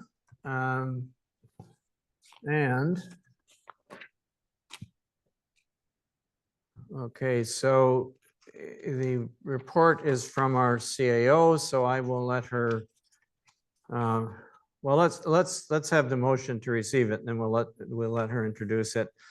Can I get a mover and seconder that the Council of the Municipality of Whitestone receive for information report admin 2024-14, which is entitled the November 2024 status update on AODA 5-year plan? Moved by Councillor Bray, seconded by. I'll second, Mr. Mayor, Counselor. All right, thank you, Councillor Woods. Do you want to go ahead, Madam CAO? Yes, thank you, Mayor Comrie. This is exactly what the title says. It's a status, end of year status update of the multi-year accessibility plan. And as council may recall, they confirmed the plan in, gosh, I think it was April or May of this year. And there was some initiatives that were council committed to undertaking. And those initiatives have been outlined in a chart form in attachment B, and some of them are ongoing and will continue to be ongoing. Others have, we're waiting for grants, and others, other items are either completed or will be completed by fourth quarter based on discussions with our public works manager. So this is something that's important because staff have to do an annual update online to AODA in terms of our accessibility plan. So this information will simply feed into that online requirement that usually comes around February of the year. Okay, thank you. Are there any questions about this report that you have for the CAO? Councillor Lamb? Yeah, just, I know at one point we were talking about writing for a grant for handicap accessible washroom stuff and whatever. Do we know what the status of that grant application is? I think Manager Creaser might be able to speak to that. One of the grants was denied, but there was another grant that was applied for, so we'll see where we are with that. Through you, Mr. Mayor, there has been a grant applied for this specific community center building, which does include some accessibility features and upgrades that we have been planning. It's for this building. So accessible doors and washrooms works, windows and flooring and front door and such things. So do we know when they're gonna make their mind up on it, or how much don't- we applied for? You don't know? I That's okay. do. We applied for, I believe it was 250,000. Does that sound right, Wendy? It was a large number. That's the minimum amount that could be applied for. When I initially read it, I understood that it was, sorry, was it 150,000? I think it was 150,000 was the minimum amount to apply for, but that's only their portion of the project, and our portion would have to match. So it actually turned out to be a $300,000 application, which Which we'd have to chip in 150,000, is that what it is? and they would match it. Okay. And do we know when they're gonna make their decision? Is it an AODA It's not grant, or is it AODA. Trillium? or It's is it- it's a grant more for facilities and parks and facilities, Okay, I okay, believe. well. Hopefully we get some money. Any other questions? No, I'd just like to state, Mr. Mayor, through you, thanks for doing the grant. Good luck on us getting the grant. And unfortunately, I think it's going to be harder to get grants than it was a few years ago. So I appreciate staff's time and putting out as many grants as we can, and just hope that we get some of them, that we land some of them. So I know it's a lot of work to do them, but I appreciate the time that goes into them. All right, thank you. Mr. Mayor? I have a Yes, quick go ahead, question if I Chris. could. Thanks, through you, Mr. Mayor. Yeah. In regards to the AODA requirements that we have to meet, maybe Dave or Michelle would be able to answer this one. Is there anything that we would have to do when it comes to our docks at the municipal launches for AODA?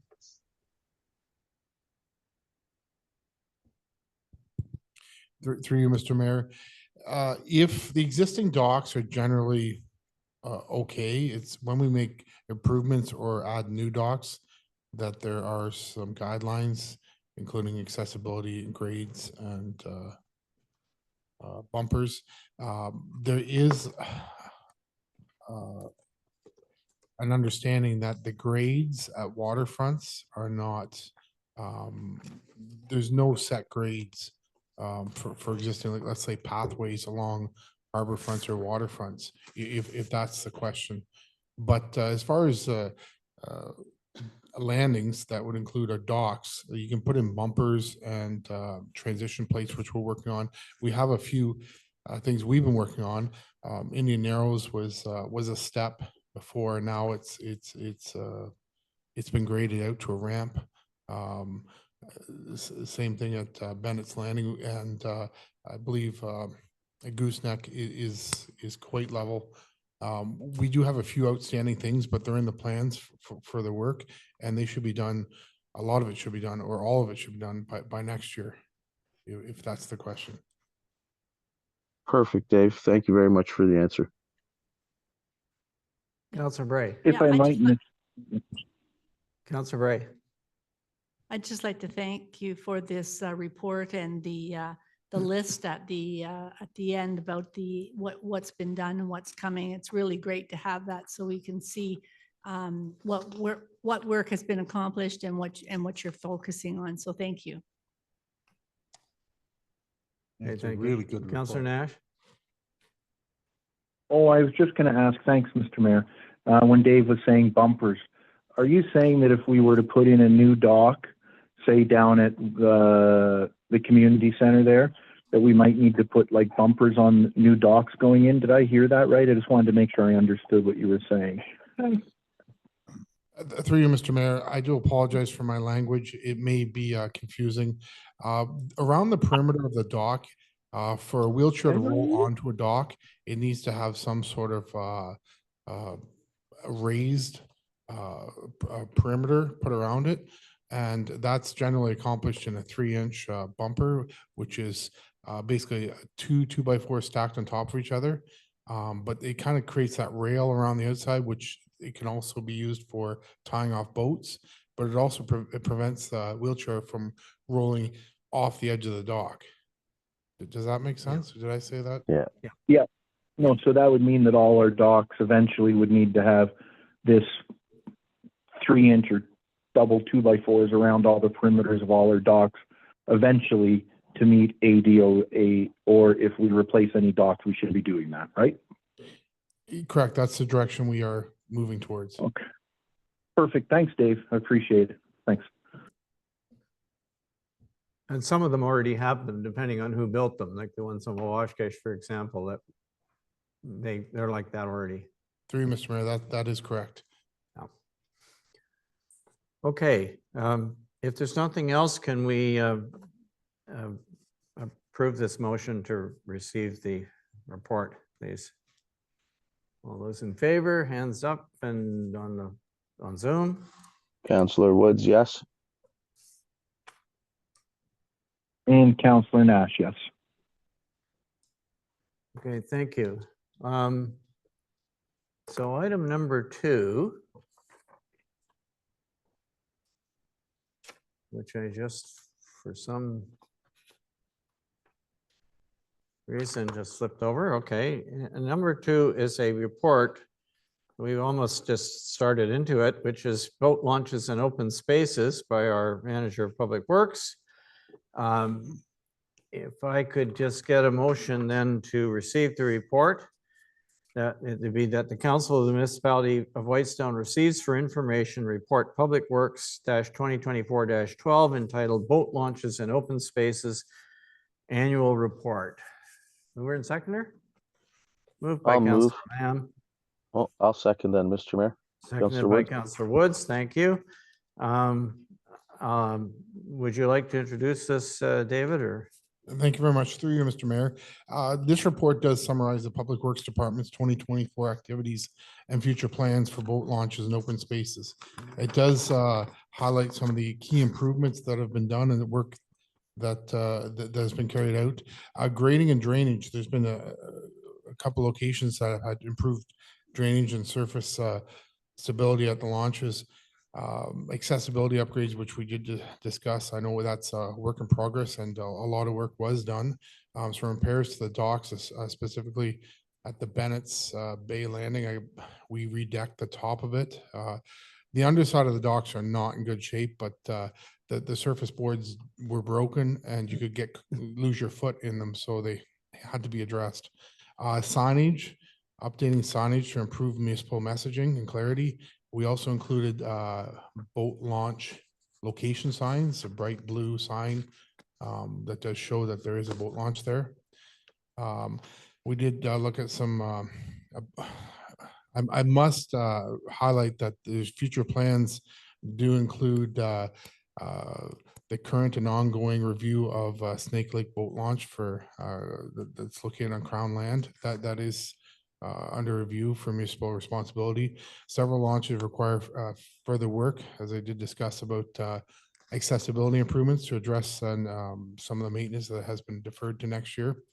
Open spaces, this was a new one for me to update, and I'm happy to update on for the municipality. Whitestone Waterfront Park, we did replace the the sand that was around our playgrounds with the AODO approved wood fiber. That's it's shock absorbing fiber that also meets accessibility standards for wheelchair accessibility. People can roll up to the and slide off onto our equipment and participate and access our equipment.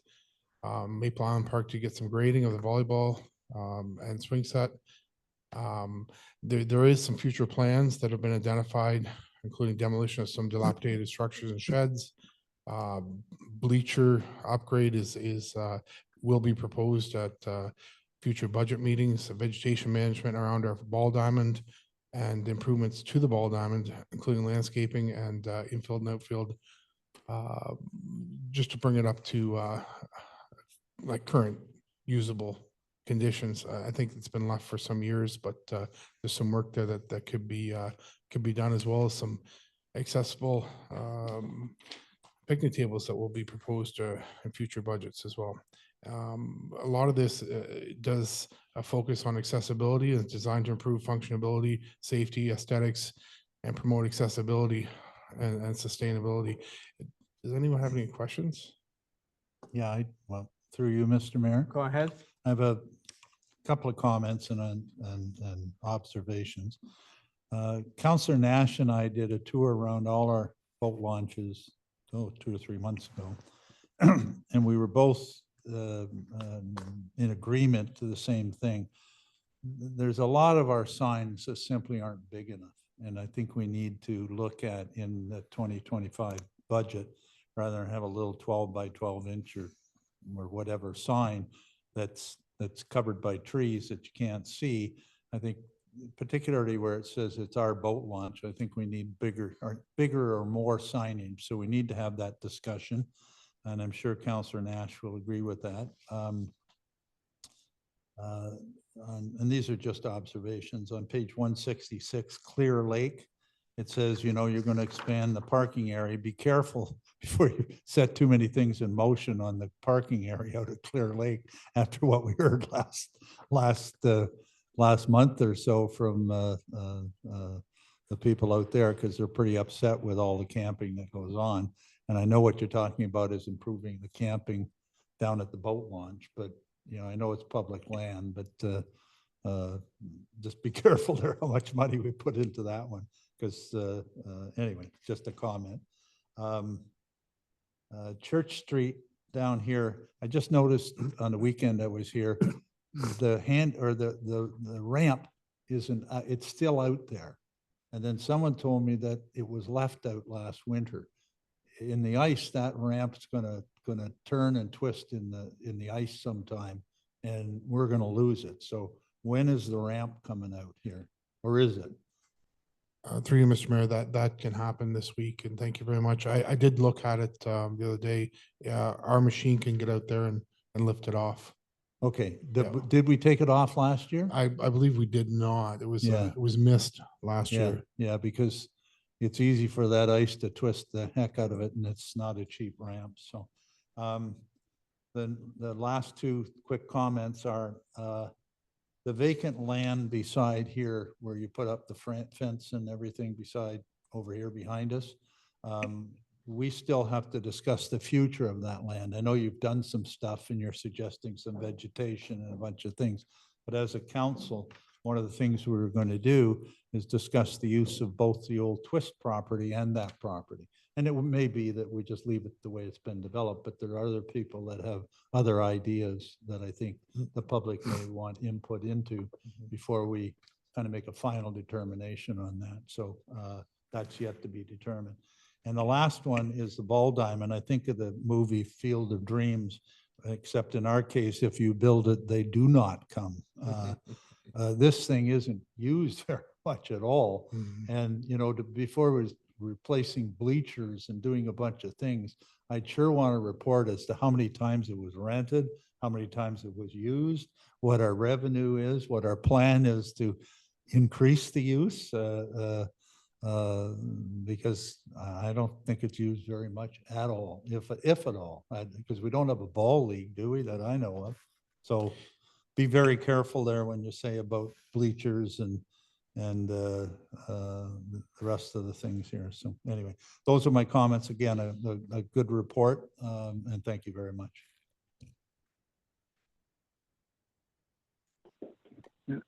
Anything If else? I might, Mr. Mayor, Councillor Nash. Go ahead. Thanks.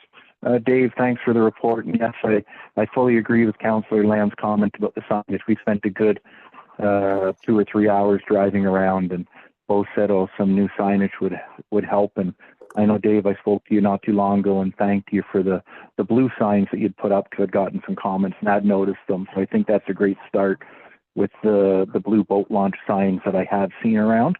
So that's great. It's also great to see that that you've put the mulch material down, or 5R material down. I'm just wondering, after it was down, did we have it checked for like fall check with anybody to ensure the depth and everything was correct and get signed off by the inspection agencies? Through you, Mr. Mayor. We did set up a playground inspection that was set up earlier in the year, and it did actually take place just before.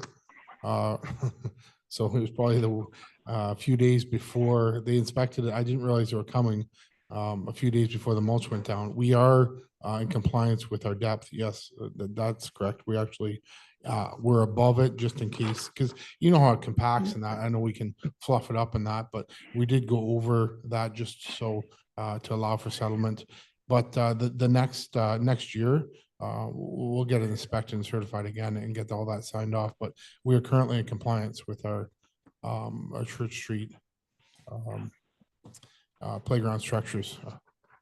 Perfect. Thanks, Dave. And I know just with liability, it's so important that we do these regular playground reviews and mark it off and have some of the initial stuff just to show that we know there's no safety hazards for liability. So I appreciate you guys doing all that.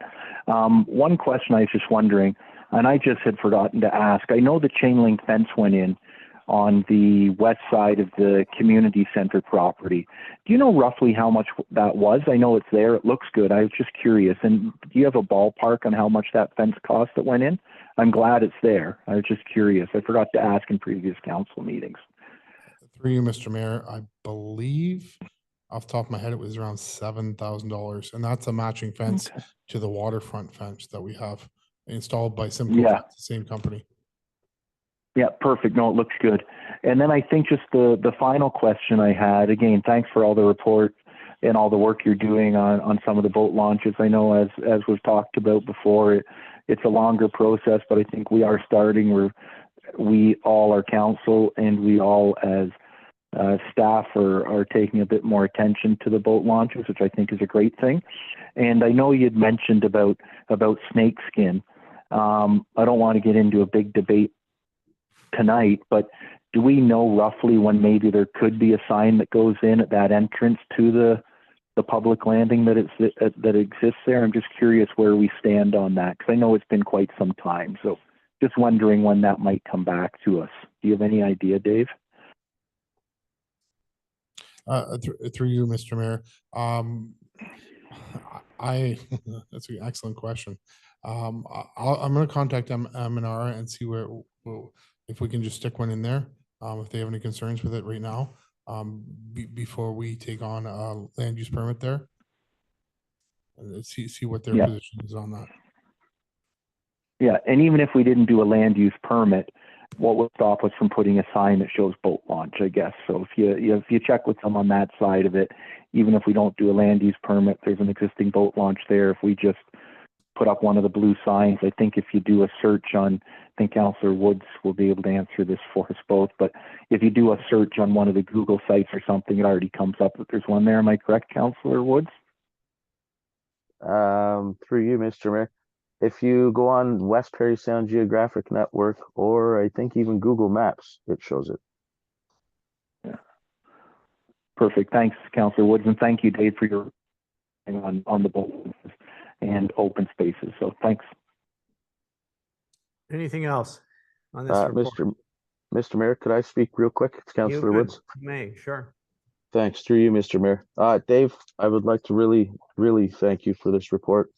I've had lots of comments from people in the community about the work that's been getting done around all of our launches and in the park. And I just wanted to make sure that staff is fully aware that it is very much appreciated. So thanks very much for the good work, Dave, you, the crew, and everybody on staff. Thank you very much. Are we ready for the question? All those in favor, please indicate. Councillor Woods, yes. Counselor Nash, yes. Thank you. Next item is 9.3. It's a report on Q3 of legal expenses. And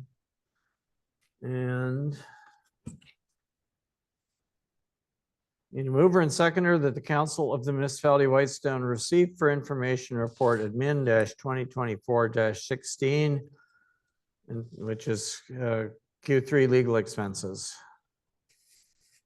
You're gonna mover and seconder? I'll move, Mr. Mayor. Councillor Woods.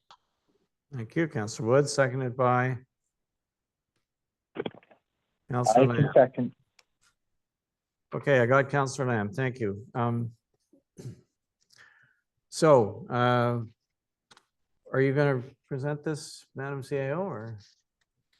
Yeah, I could through you. It's a fairly simple report. I've taken and outlined all the invoices received related to legal matters and separated them by consultants, legal firms, and at the end of Q3, 37,468.66 with a budget, approved budget of 75,000. Of course, there will be legal expenses in Q4, but I have every reason to expect that they will be well within budget for 2024. Okay, thank you. Any questions on this report?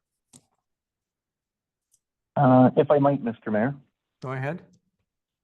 Thank you, Michelle. Thank you for putting this together. I know I'm one of the ones that's always asking for this to see where the stuff goes for legal expenses. So I really do appreciate you bringing it here without me asking for it. The only one I noticed on here, and I think it's already been answered before, so you might already have the answer, but I know we changed integrity commissioners back in May, June. And I see an invoice on 7/29 for Aird Burles, and it's the biggest invoice of the year for $6,500. Do you know in general what that was related to? And if you can't say in open, can you provide that to council in a closed memo to us? Through you, Mayor Comrie, I think that would be best. I remember components of it, but I'd like to have a look at the invoice itself and make sure I get it correct. So yes, that information could be provided at a future date. Yeah, perfect. Yeah, if you could send the invoice and what it was for, that'd be fantastic. Thanks, Michelle. I really appreciate it. Thank you. Any other, Councillor Lamb? Yeah, just what I gleaned from this is Aird Burles is $20,000 of our 37,000. We no longer have them as our integrity commissioner. Cunningham Swan is, and they're 1,800. So I think we should be seeking, weaning ourselves off of the Aird Burles, which is 2 or 3 times the hourly rate, I think, that we pay with Cunningham Swan. So hopefully we won't be using Aird Burles very much as in terms of general legal advice. So through you, Mayor Comrie, if I could just comment on that. Yeah. You are correct. We don't use Aird Burles anymore. Yeah. I believe that, and I think I have an explanation for that high invoice, and it was related to a matter that they had already dealt with for us, so with some continuity. But since that invoice was in July, so that would have been early July work. So you're correct; they're not utilized any further. Yeah. Just hold on a I second. would also just comment, there's been a decline in the number of issues that were raised with the number of complaints that they Yeah. received. Some of these go Yeah. back to the beginning of the year and there were, Yeah. I mean, Yep. it's not just, and there hasn't been the same volume of complaints to them since July, I would say. So that's probably what's And reflecting you it. don't is mind it- Maybe more than the, Okay, that's Then the all I rates. have. Thank you. if you don't mind indulging me, Mr. Mayor, just one more question. When we spoke about Air Burles and not using them anymore, do we have a general counsel? I'll call it on retainer, or maybe when the new CAO starts, we might need to look at refreshing our RFP or contracts with a general counsel or municipal lawyer, just in general, to make sure we have a current contract for somebody for those services and there's actual contract in place, not for integrity commissioner services, but for just general matters. So maybe that's something we can look into in the new year, just throwing it out there to everybody. Thank you. fine. Are there any other questions on this report? Okay, If let's not, go. can we accept it, please? All those in favor? Of not accepting it, receiving it? Counselor Woods, yes. Councillor Nash, yes. Thank you. That's carried. 9.4 is a report on planning applications. Once again, we'll get it on the docket first. That the Council of the Municipality Whitestone receives for information report PLN-2024-05, which is Q3 2024 planning services.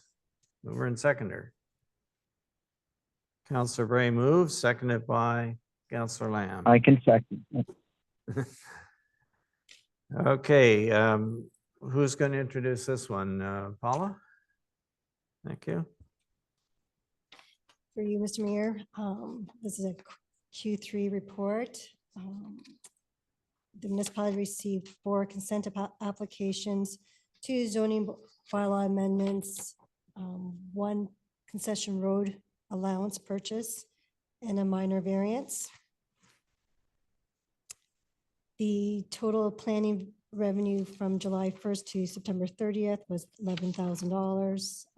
The total planning revenue from January 1st to September 30th was $23,043.02, and the revenue budget is $40,000. Okay, thank you. Questions on this report? If I might, through you, Mr. Mayor, Councillor Nash. Go ahead. Thank you. Thank you, Paula, for the report, first of all. If possible, for the end of the year report, for the Q4 report, would it be possible to show exactly what you show in Q3 in total? So I guess you'll show, yearly Q4 and yearly total, but to just do a comparison to last year, just for reference, maybe we could see the 2023 numbers just out of curiosity, so we can see if we're up or down on consents or subdivisions or zoning bylaw amendments or whatever. For the year, it might help. And when we write total planning revenue July 1st to September 30th, 11,000, it would be nice if possible for the end of the year one. I don't think we need to revise this or anything, but for the end of the year, could it show how much we've received for the shore road allowance purchases? I know there's been quite a lot of shore road allowances passed. I don't know how many of them have gone through with the checks written, or for the parkland dedication fee. Maybe show a list on here as how we arrive at the income we've brought in for those 2 items. Would that be possible, Paula, for the year-end report? Through you, Mr. Mayor, yes, that is possible. Okay, great. Thanks, Paula. And then the very last question is just on here under non-recoverable, page 173 of 350. It says bylaw and building enforcement matter, 2,331. I'm just wondering why bylaw enforcement matter and building enforcement would be under planning matters. Wouldn't building enforcement matter be under the building department? So I'm just wondering if maybe that should be shifted over from a planning expense to a building expense. just going forward. I'm not quite sure why building enforcement would be under planning. Through you, Mr. Mayor, I will look into that particular item. Get back to you. Would that have anything? to Thank do you, with Paula. any Matters that might be before the courts? Through you, Mayor Comrie, that is correct. MHBC was asked to do a report on matters that are before the court. That's what I thought. So Yeah. it's related to planning because the report spoke to the zoning bylaw and efficient plan. So I'm not sure it matters where it lands. Council can. Or maybe, yeah, or maybe it's a legal expense, right? Maybe it goes under legal expenses, right? So. Okay. Thank you. Okay, any other questions? Comments? Okay, we'll call the question. All those in favor of receiving this report, please indicate. Counselor Woods, yes. Counselor Nash, yes. Thank you. Next one is 9.5, the building department report, and there are statistics here on it. They're not statistics, but status of open building permits for a number of years here. So anyway, can we get this on the open for discussion? With this motion that the Council of the Municipality of Whitestone receive for information report building -2024-04, which is Q3 2024 building services and building permit status lists for 2015 to 2024. Mover and seconder. I'll move, I Mr. can Mayor. move. Counselor. Okay, I have Councillor can Woods second. moves and Councillor Nash seconds. It's open for question. Go ahead, please. Or, oh, sorry, I should ask our CBO to introduce his report. Jamie, please, if you. Thank you, through you, Mr. Mayor. This report is a Q3 report on the building permit status or building permit activity, from July 1st to September 30th, as well as permit status lists for the past 10 years, going back to 2015. For Q3 from July 1st to September 30th, the municipality received 40 building permit applications, which is up 1 from last year. And the total number of applications from January 1st to September 30th is 94, which is down 1. So basically on par with where we were sitting in 2023. That being said, I do anticipate a influx in applications in the coming weeks and months, rounding out 2024 due to the upcoming building code change. I've noticed it already. A lot of people trying to get their applications submitted before the new code comes into effect, so they don't have to work on revising their drawings to meet the new building code. But like I said, as for Q3, we're basically on par from where we were in 2023. The number of permits for new construction issued in Q3, so July 1st to September 30th is 37, which again equal to the same as last year. And additionally, 4 demo permits were issued. And the total number of building permits for new construction issued since January 1st to September 30th is 86, up 4 from last year. And additionally, 7 demolition permits were issued. Schedule A does a little bit of more of a breakdown in regards to Q3. And then I attached, as per the request of council, the building permit status lists from 2015 to 2024. If I could, through you, Mr. Mayor. Go ahead. Oh, sorry. Thank you. First off, thank you so much for putting this together. I haven't spoken to you in a while, but thank you very much for putting this together. This really helps just show how close to consistent it's been in the last 3-4 years for building permit values and numbers. Really, it varies a bit, but pretty close. This is really helpful information for me. As you know, I'm a number person, so I like this. And going back and showing some of the open permits that are there. I know you're working on closing those, and it can be a big task, and probably a big task for the owners, and I'm sure some of them don't even know some of these are still open. So I appreciate you going through them. I know you're trying to close them as you go, which is great. And I guess my biggest question, we kind of touched on it briefly. I think one or two meetings ago when you addressed council, and it was just on how can we go about, and I don't, it's not really a big discussion point for tonight, but something for the new year. Know that we're having a new CAO start, something just to put on the radar for everybody. You know, when we're doing monthly updates with MPAC, how do we go about addressing the properties, be it water access properties or a property right across from a highway that somebody's built a shed, done a bunch of landscaping on, done a renovation that wasn't posted? How do we go about getting NPAC involved with ourselves to ensure that these places that have had a lot of upgrades since the last assessment, maybe they've forgotten a permit, maybe they haven't taken out a permit, maybe it's stuff they didn't take out a permit for, but they should have, a dock, or maybe it's a landscaping or a hot tub or a sunroom, whatever people might have done. How do we go about, not to put more work on yourself, but looking at those and working with NPAC on getting those assessed? So I'm hoping maybe in January or February, we can have that as an item, not for discussion tonight, but just how do we go about doing that, working with you and others on a way to address that, because I know you're busy already, right? So thanks a lot, but I really appreciate the report, very detailed, and I really appreciate seeing all the information in it. So thank you, Jamie. Through you, Mr. Mayor. Thank you, Councillor Nash. I've had multiple discussions with MPAC throughout the year. We talk probably at least twice a month, if not more.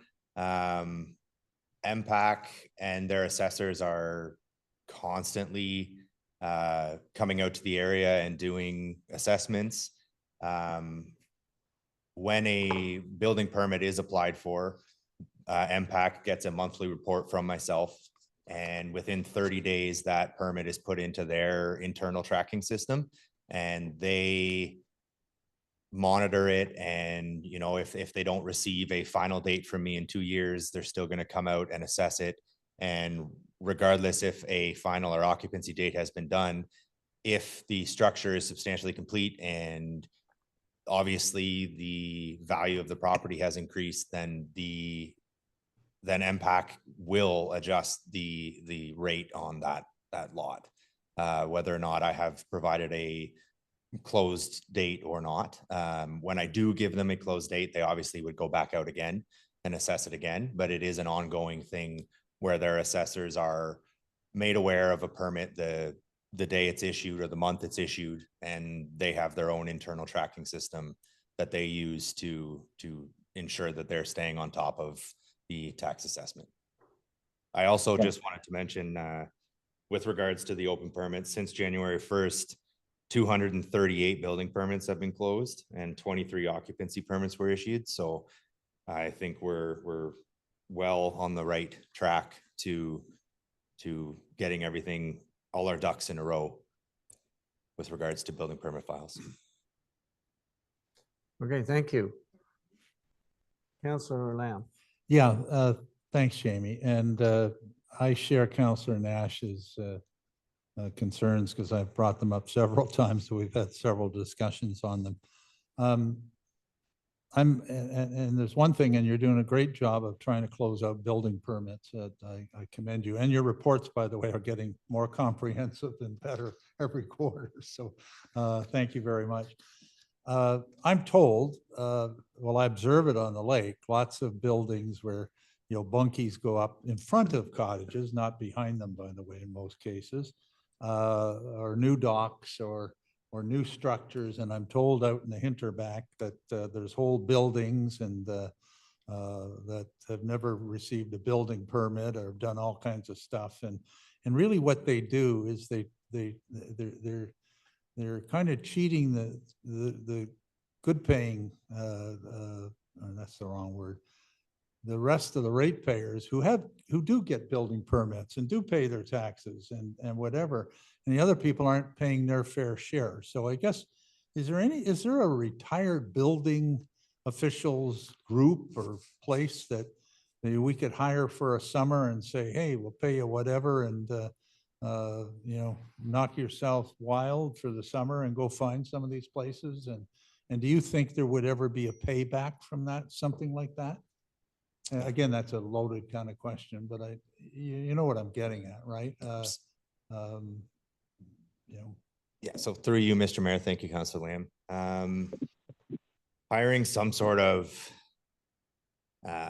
third party to go and do the job of a building inspector, like No, I'm talking about a retired building official. So again, like if they're retired, then their qualifications probably aren't current. They don't have any right to be going on a property. When it comes to like the ongoing questions about MPAC and taxes and assessment, like the municipal, I can't tell MPAC to go assess a property because because they need to get up on their taxes. Like their assessors have their schedule, have their routes. I see them, like I said, I see the vehicle where they're having lunch in the municipal parking lot. I've spoken with multiple people, and I just took a brief MPAC online course the other day talking about how their new Municipal Connect, you can upload building plans for past years to these open permits. If there's a permit that's indicated in their system is open and it's in ours is closed, I can update it right online. When it comes to things like these structures that are going up, like sheds and whatnot, the building code changed to allow a shed up to 15 square meters without a permit, provided it's ancillary to a main dwelling and used for storage purposes only. So I have no record of that. When MPAC goes out to assess it, because I told them that their cottage is now closed, then when they do the assessment of the property, they're going to go, okay, there's this outbuilding, there's a dock, there's this, there's that. When it comes to structures that may be larger, if I'm not aware of it, a lot of times MPAC will say, hey, we just did an assessment on this property. In our files, we don't see a permit for this structure. Are you aware of it? And then at that point, I go and address it, and the two of us work together in assessing. And like I said, the fact that they're made aware of a permit that was issued in June, and come, even June of 2025, then when they're in the area, they may stop in and check because they haven't gotten a final and update the assessments. I've closed multiple permits this year where the homeowners were not aware that the permit was open because MPAC had already been there and assessed the building. Because as the conversation I had with one of the MPAC employees was, if it looks like a duck and walks like a duck, it's a duck. So like they don't necessarily wait for that final date to update the taxes. And I think you're going to get too many cooks in the kitchen by having people just start going over to people's properties and walking in and saying, do you have a permit for this? Do you have a permit for that? I'm just starting now after 3 years to get a good grasp on, like, obviously since I've been here, I'm aware of all the permits that have been issued and what's open and what's closed. And as you can see from the list that were provided, there's a pretty good grasp on even the past 10 years of what needs to get updated, what needs to get adjusted, what needs to get looked into. So a lot of the property files that hadn't been touched by even the two former CBOs have now been addressed, organized, looked into.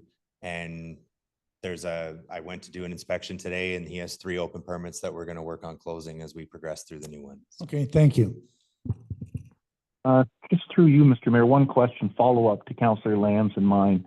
Do you think, Jamie, it would be possible that we could, or Madam CAO, it might be yourself that could arrange it, to have MPAC come in and speak to us, and maybe we can find out if there's a way with MPAC that we can ask them to go out. Again, I think everybody's saying all the work you're doing, Jamie, is fabulous. It's for the people that aren't pulling out the permits.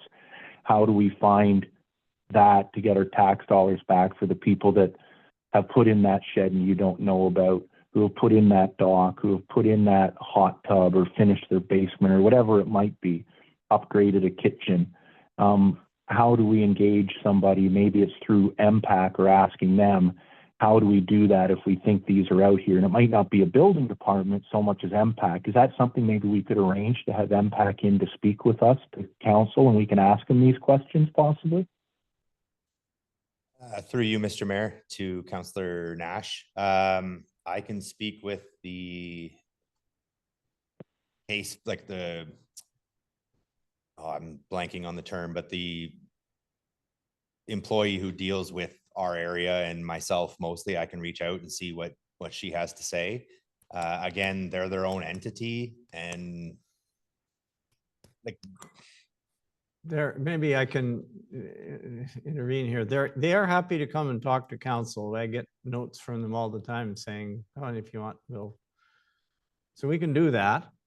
I don't know about what they don't know. They don't know about what they don't know. Well, There's no yeah, permit. I mean, I think, yeah, I understand the problem you're trying to solve, but I think, you know, if you want to have a presentation, we can arrange one. the long and the short of it is that MPAC is continuously assessing the properties regardless of a permit being issued or a permit being closed, and their taxes will reflect that. And when it comes to a case where a permit wasn't issued, I'm made aware, I look into it, the correct permits are filed for. Okay. Thank you. Councilor Bray. Yeah, I was just going to say that sometimes it just takes, maybe we need to add a little bit of something, just a line or whatever in our newsletters to remind people to check before they do something, to check whether they need a permit or not. I mean, sometimes people don't think of things like hot tubs or whatever else. I can't think of anything else because I was just thinking of a hot tub. But anyways, now I know I have to come and find out about that. But I mean, maybe just a little education that way every so often would be good to remind people that they have to check. They should check before they just allow something to happen. Okay, thanks. Can we wrap this one up? All those in favor of receiving this report, please indicate. Councillor Woods, yes. Councillor Nash, yes. Thank you. Okay, we have two more, and I was hoping to do them before we hit curfew, which is we're very, very close to. Let's do fire and rescue services, and then I think maybe we have to take a break, but 9.6, we'll get it on the floor. Mover and seconder, please, that the Council of the Municipality of Whitestone receives for information report fire-2024-03, which is the Q3 2024 report from the Fire and Rescue Service. Who will move that? I'll move, Mr. Mayor. Councillor Woods. All right, Councillor Woods moves and Councillor Bray is seconded. And now I see our fire chief has joined us online, and I can see his smiling face and on Zoom. Bob, would you like to introduce your report?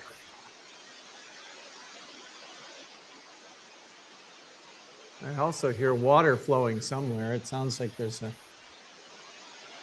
you got a fire hydrant open somewhere?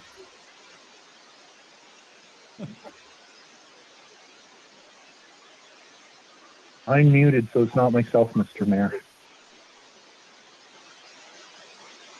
Oh, somebody's tired of. Oh, well, anyway. Carry on, Bob. We can hear you over top of it. I don't know what that is. I can't hear anything, Mr. Mayor. Well, it's gone away now. Oh, now it's back again.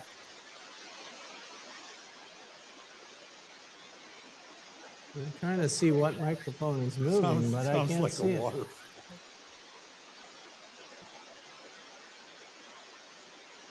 No, because his mic is closed. I think it was, no? Counselor Woods, when you put your phone on, yes, when you put your phone on mute, Counselor Woods, we get a noise. I guess that's what it is. I just unmuted it. That's, Oh, Maybe God. want me it's to hang up and try back? or could it be the fire chief's phone by chance, or is he in person? He's, no. Oh, I can't hear him. Bob, I couldn't hear you speak. I don't know what happened there.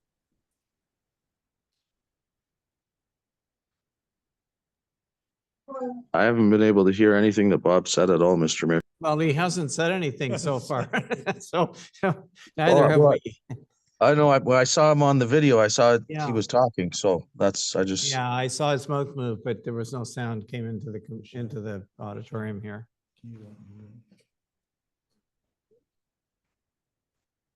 Recording in progress.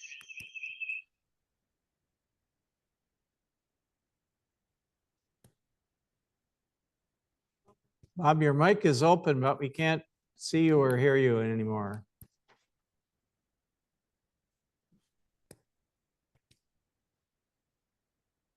Well, what do you think, Madam Clerk? Should we do curfew and? Well, let's take our break then. We'll do curfew and take a break. We'll give Bob a call and see if we can resolve it. Yeah, see where's curfew at the very end It's right somewhere? here. Oh, sorry. All right. Whereas Section 6.52 daytime meetings commencing prior to 4 p.m. of the Municipality of Whitestone Procedure Bylaw 80-2023 states no item of business may be dealt with at a council meeting after 7 hours of meeting unless authorized by a resolution supported by a majority of members present to allow an additional agreed upon length of time. Now, therefore, be it resolved that the Council of the Municipality of Whitestone hereby continues the November 19th, 2024 regular council meeting past the allotted time of 7 hours and continues for an additional. And folks, we've got 2 staff reports. We have how many bylaws? We got 4 of them. And then we have our usual wrap-up items. We've got, oh, of course, yes, we have business matters. I didn't flip that side of the page. We've got 7 of those. I think we'll have to do some thinking about what we're going to get through of this tonight. But in any case, And let's through- just say for an additional. yeah, through you, Mr. 1 Mayor, hour. just before we do that, I have no problem if we want to quickly go through these. I have no problem in the sense of time having my 2 items brought to the next meeting as long as they're first on the business items. And maybe we can just take off a couple other ones. But if other people are okay with removing a few other items, I'm perfectly fine with removing 11.6 and 11.7 and putting them on a new meeting just to keep this going. I don't think anybody wants to stay here another 2 hours this evening. And if there's nothing on here time sensitive, I think a lot of the items on here can be put on the next agenda as long as we don't push them again when we get through them. I'm perfectly fine doing that to the 2 items I'd asked for if some other members would be so kind as to have theirs put forward to another date too, in the sense of just Okay. trying to get All right, stuff, well, thank you for done. that. I mean, what do you No want to problem. say? An additional hour and a half, 1.5 hours? or 2 Yeah, hours? yeah. I mean, there's some point at which 1.5, okay. So can I get a mover and seconder for that, please? I'll move it. Moved by Counselor Lamb, seconded by Counselor Bray. All those in favor, please indicate. Counselor Woods, yes. Thank you. Councillor Nash, yes. Okay, thank you for that. So what I'm going to suggest we do at this point is that we take a break. I need a break, and I think hopefully it won't be we won't make it too long, but I need a bio break. So could we put a recess up for a minute?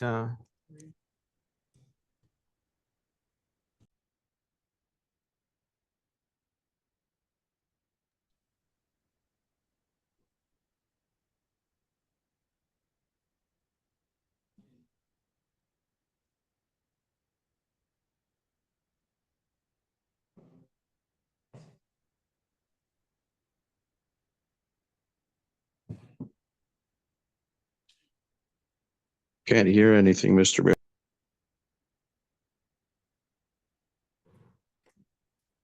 Thank you very much, Councillor Woods.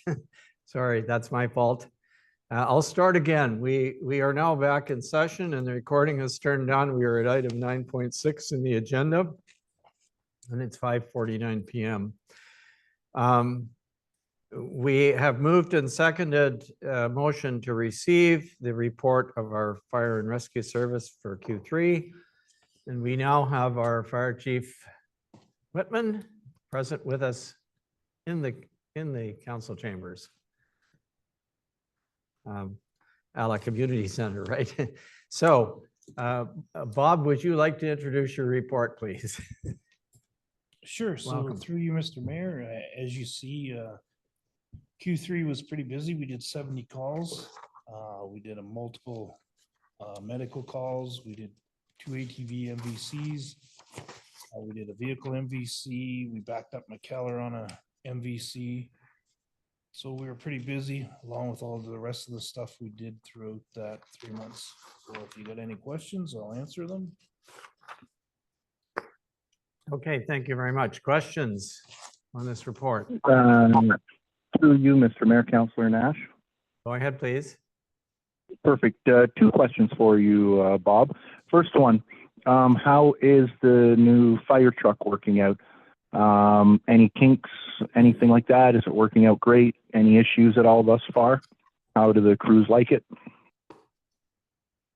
Through you, Mr. Mayor, to Councillor Nash.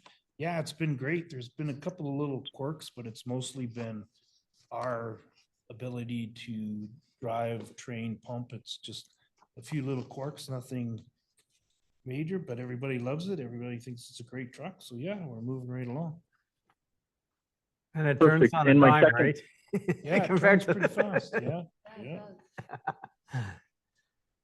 Thank you. And the second question, where do we sit for the winter snow removal contract for the helipad? I've always, as everybody knows, been in the position that that should be a Works Department item and it should be done by the Works Department. If we can do our library with the trucks and all our other places.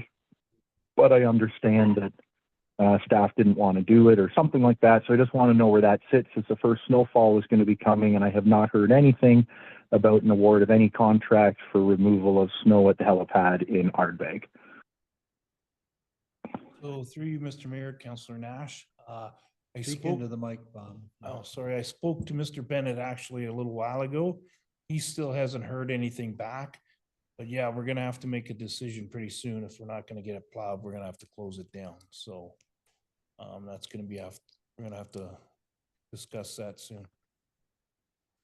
So I guess why would it be me bringing this up in the latter part of December and we haven't come up with a plan yet and it's been 10 months and council's received no update from the fire department on it? Like what's going on here? We can't have it that we're going to close it down because we haven't been given an update to decide on stuff. So what is the latest? If you just lay it out to us, Bob, like what are we waiting for, or can they do it? Can they not do it? Like where do we sit here? We're going to have a snowstorm and nobody's going to know what's happening and we're going to look like a municipality that doesn't know what they're doing, to be quite honest.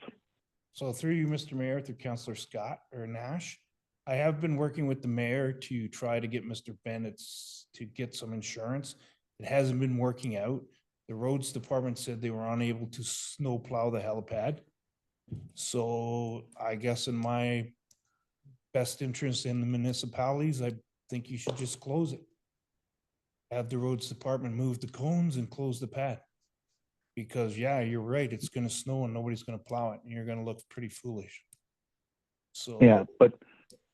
Yeah, and I don't think on this one it's going to be council that looks foolish. Unfortunately, we've left this for months and months and months with no updates from anybody. I know enough from speaking to people that the insurance from Mr. Bennett will cost $10,000 or $15,000 if he does it. I know this. I'm sure some other staff members know this, but we need to know what's going to happen.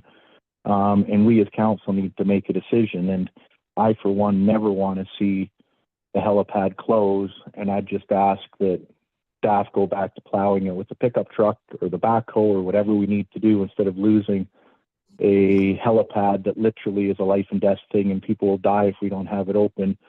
And if we have honestly tried and received quotes and honestly haven't been able to get anybody that can do it, and we've tried our due diligence, which I think we have, then I think it's up to us to ask the Works Department to look back at this and say, this isn't something that the Works Department should just say we don't want to do. We should find a way and say, if you can do the library, if you can do the Ald's landfill, all these things, I'm sure you can do the helipad with your equipment, even a pickup truck. But I don't know, I'd like to hear from other council members, but I'm sure everybody would say the last thing we want to see is this close because we don't have a snowplow contract in place and that we could all ask our Works Department to do it. So I'm not trying to be hard on anybody here. It can't wait any longer and we have had no update on it whatsoever. So I wanted to bring it up to say we need this addressed so that we don't have a problem and don't have somebody pass away because nobody brought it up and nobody plowed it. So I don't know what other council members might feel on this item. I'd like to get their input if possible. Well, all I can say is that we are still attempting to get a firm answer from Mr. Bennett about this. And I volunteered to the fire chief that I would go and track him down and get a straight answer from him. I believe that he's the reason he did indicate earlier in the year that he would be able to do it. And my understanding is that he's got a great deal of work to do and he's kind of behind in things. But frankly, I was hoping that he would make the necessary arrangements because his plan for doing it is really an excellent plan that works very well for us and would ensure that it gets plowed in at all times in a timely manner. But we need to get an answer from him because if he's not going to do it, then we need a plan B. And hopefully we can get him to commit one way or the other, right away. And then we find out at least if we do have to have a plan B. My sense all along has been that council would not want to just close the helipad. But the plan B is obviously going to cost more money than we had intended, and one way or the other, regardless of who does it. It's not like we can simply have our own staff do it for free. It's not going to be a free item. We're going to have to obtain additional resources to do it. So anyway, that's I think that the intention is still to, as far as I'm concerned anyway, to ensure that it stays open. If council doesn't think that's a good idea, this is a good opportunity for you to say so, but I'm assuming that that's what you expect. And so we'll have to figure out pretty soon how to make it happen. Yeah, so just to answer your comments there, Mr. Mayor, I appreciate you letting me to speak here. We already are way past option B. It's November 15th. We have no contract in place. It says, Councillor Wood had said earlier, council makes decision. We say what we need done. Staff finds a way to do it. My simple thing would be to say, staff, find a way how to plow a small helipad. I don't know how it's going to cost a whole bunch of money and resources. We have a pickup truck. We have a front end loader. I don't think the library gets a bill for snow plowing. City staff, go do it. We don't need to hire a new person to go out there. This is total silliness in my eyes that it's going to cost us way more money than a company taking out a $15,000 insurance policy. I don't think anybody on staff wants to see a bill for 15 or 20 grand from a private contractor to plow a helipad because staff said they didn't want to do it. You've made your point, please. Would you, this is an operational matter, council. Well, it's an operational staff understands matter, but what they need to do and they don't, so they don't I need would, you to so I solve would the like, problem. for Okay. them in this case. So I would like to make a motion and see if it's first or seconded, and here's my motion, Mr. Mayor. Well, That the sorry, we have municipality of White- We already have a We motion. had- on we the- had a on motion- the floor, so we you'll had have a to wait motion- until we're finished Okay, with this I'll one. wait. But, I'll wait until this uh, one's finished. let's wait until our manager of Public Works, I think, is prepared to respond to your comment. Well, I don't need a response to my comment. I want to make a motion before All the right, Public well, Works that's fine. manager You can, speaks. we'll wait till later. Till we May fit- I add? We may can't I- have two motions on the floor at once. We'll deal with this one and then you can make a motion after that. Perfect. Through you, Mr. Mayor, may I add to this? You may speak. Thank you very much. The Public Works, when Bob and I were discussing this, we did have our plow is up there, our large plow is up there. We did attempt to plow it with our one-way plow, which only pushes to the right. And it just can't maneuver around those cones. To do so, if we put a reversible plow, like our single axle has to get around these little streets and the little roads, a reversible plow would be able to negotiate around the pylons much better and be able to adjust where it pushes the snow and how it pushes the snow. I do have a price on that. We could look and see where we're at in the budget. And that would do it. I think between that and what the resources we have and the equipment we have, we could probably look after it. It would be around 18,500, maybe just under shy of 19,000 plus tax for a reversible plow. This plow could stay on our trucks and be in service to the next replacement truck. We could tender a truck without a plow next round. When the next plow truck does come available, it would also service other locations such as the landfill. When we go into the landfill up at Alds, we push all the snow to the right in front of the compactors, which we have no choice. We can try and go in and turn around, and we just can't pull the snow away. A reversible plow can turn both ways and can maneuver around obstacles better. So that is an option for us. If we were to pull our small truck off the current road it has, our service levels would drop. Anyway, that is an option for Public Works. Okay, thank you. So are there any other questions while our fire chief is on a call? Did you want to speak, Councilor Ray? Yes, I'm wondering if maybe we should set a deadline for the contract, like for Mr. Bennett to decide whether he's able to do it or not. And then that way, then we have something definite to be able to go forward and decide what's going to happen next.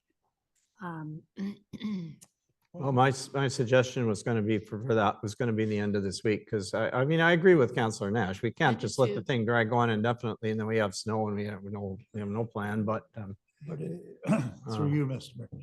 yeah. If we're expected to pay $15,000 in insurance, is that what you're saying with Mr. Bennett? We would be paying? No, that? well, I don't think that wasn't, Oh, okay. that wasn't really the discussion, but the Oh, okay. discussion was whether he could get the insurance from his Oh, I see. his Okay. insurer and But are we paying for it? Well, we're going to I- pay one way or the other. If he goes out and gets Well, insurance for it, yeah. he's not going to do it for $100. No, right? that's And my right. point is, if it's 18,000 to buy something that's going to last years and years and have us allowed to do it, and if there's room in the budget, just go buy the the doggone thing and get on with it. Like, to me, it's a no-brainer. Particularly if we're going to end up paying for Mr. Bennett and next year pay for Mr. Bennett, the year after that pay for Mr. Bennett, or anyone else, right? Doesn't seem practical to me. Through you, Mr. Mayor, our service levels would really not be affected. Our truck's there anyway. If we had this Perfect, go buy it. unit on the front of it, our service levels really would be maintained, and it would be a one-time cost. Go buy it. I'd say we, Mr. Mayor, sounds like a plan B, right? I think Plan B should, Yeah. yeah, especially if we're going to end up paying Yeah. a huge amount of You money pay every one year way or for the the other. insurance. I would say let's pay upfront the amount needed and be able to have that for the next 5, 10 years? This 20? plow could last, this plow and going into the next plow. It can, our, So- our reversible plow we have now came off the previous truck. And our single axle that goes into the little streets and that. So I'd say we should really be thinking of that. Okay, well, can you leave it with staff to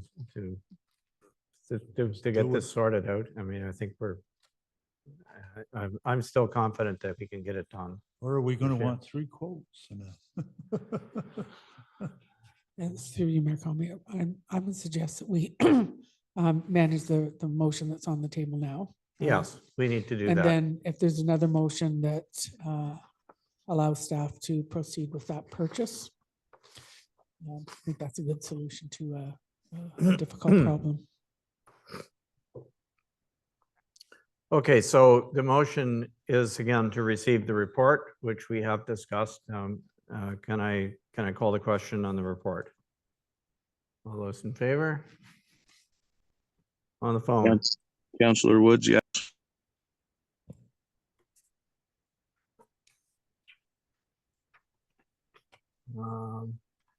Councillor Nash has gone off the call. Oh, no, he hasn't. He's still there. It's on phone.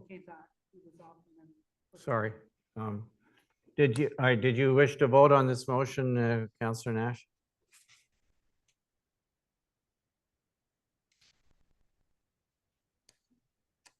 Okay, hearing no response, I'll assume that he's tied up with something and we'll carry on. The motion is carried in any case. And I don't know if he wishes, when he comes back, if he wishes to propose something else. Otherwise, I think we, Do we need a motion to go by the plow? Good, I'll make the motion that we, okay, sorry, I need a piece of paper. A separate that we sheet, approve the purchase of a appropriate plow just so I can in order to plow the helipad. capture. That the Council of the Municipality of Hear me, Mr. Whitestone. Mayor? Yes, I can barely, hear you. sir. I'm dealing with a motion of Councillor Nash, of Councillor Lamb now. Yeah, Mr. Mayor, What? when we have audio problem, you're supposed to wait 15 minutes, not say, oh, I guess he's left and leave. Michelle just let me back into the meeting 2 minutes ago. That is totally uncalled for, Mr. Mayor. You wait when you know there's a problem. Michelle had just let me back in. You said, I don't hear anybody, so I guess we'll just carry on. What is with that? Honestly, Mr. Well, Mayor. What it is with that is that you sometimes disappear in meetings when you're dialed in, and we can't. Yeah, it's just like. We don't sometimes you know guys- that you're showing as being on the call, but you're not responding. That doesn't tell Yeah, me anything. Because there's phone problems, just like when you guys were not on mute about an hour ago and we're talking about how you hope the new CAO wasn't listening to the call. Right. Right? You have to leave it when you know there's a problem. So I'd already asked if I could bring a motion forward. I was trying to talk. I phoned back in twice. You knew it was an item I was talking about, and then you fast tracked it when I wasn't around. So I'd like my minute to be able to talk, if that's okay. You should have never passed the last motion without me being able to finish it. You know that. Look, I'm sorry, are you looking for me to rule you out of order for the rest of the meeting? Is that what you're looking By for? all I'm means, sorry, I'm not taking any more abuse in this meeting, By so. all means, so call me out If of that's what you order and- want, we can do it. I'm By sorry, all we're means, way, do way that. past the time for this. Yeah. So I if you're told you that you can make a motion if you wish, and I would allow you to make the motion when you reconnected. You haven't lost anything. Yeah. But you didn't let So, me so vote. that's the end of this Mr. particular discussion. Mayor, you Councillor didn't let Lamb me- has a You motion didn't- Mr. Mayor, you that didn't. council approve the purchase of the reversible plow in the event that Mr. Mayor, I'm gonna that we are call not, for- just let me finish, I have the floor, in the event that we are unable to arrange the Mr. Mayor, I'm the calling con- for the contract points of that, privilege, points of privilege again. Please stop talking. your point of privilege has nothing to do with It has nothing to this. do with, The chair can, Mr. Mayor, it has nothing. I'm the to do chair. with- Yes, so rule it and then let's talk about it, please. And I hope the entire public is listening to this and it will be recorded for them to listen to. There's no public listening to it. They've Yeah, but given they up can for listen the to it evening. when the city puts it up. And I'm really hoping they will, because I know the municipality, a lot of them listen to these things afterward. So I'm gonna ask for a point of privilege. And Now the- make you your have ruling. not been defamed. The point of privilege is not, nobody you has been didn't defamed let in me- any of this discussion. Mr. There's no Mayor, point of privilege. You didn't let me vote on something and you didn't wait 15 minutes. as That's a per the point of proce- order. It's not a point of As privilege. per the procedural bylaw, you did not wait 15 minutes to fix any IT problems that were going on. Do you want me That's to a read point out of order. It's not a point of privilege. And Here, listen point to of, me. and point of order, fine, Mr. Mayor. Do you want me to read So- out where it says you have to wait 15 minutes? And you already know You're- because you're the- a smart the- individual. The situation has been corrected. There's nothing, what are you asking to be done? Nothing. Where was my vote on the last item? The motion carried with the number of people, so we could, if you You want to weren't supposed to stop. You're express your supposed vote, to- I'll No, record Mr. it, Mayor, but you are it's not going to supposed to change the stop. outcome. You're supposed to stop the meeting and try and fix any IT problems. You know this. You know exactly what's going on. You're trying to rush to get the meeting done because you want to get home instead of finishing it and pausing it. Mr. Okay, this Mayor, now was this another is so counselor unproductive. You know, here that we go a lost. second time, guys. And I You really know, hope, Scott, in fairness, I mean, I don't know, I don't have it all in front of me.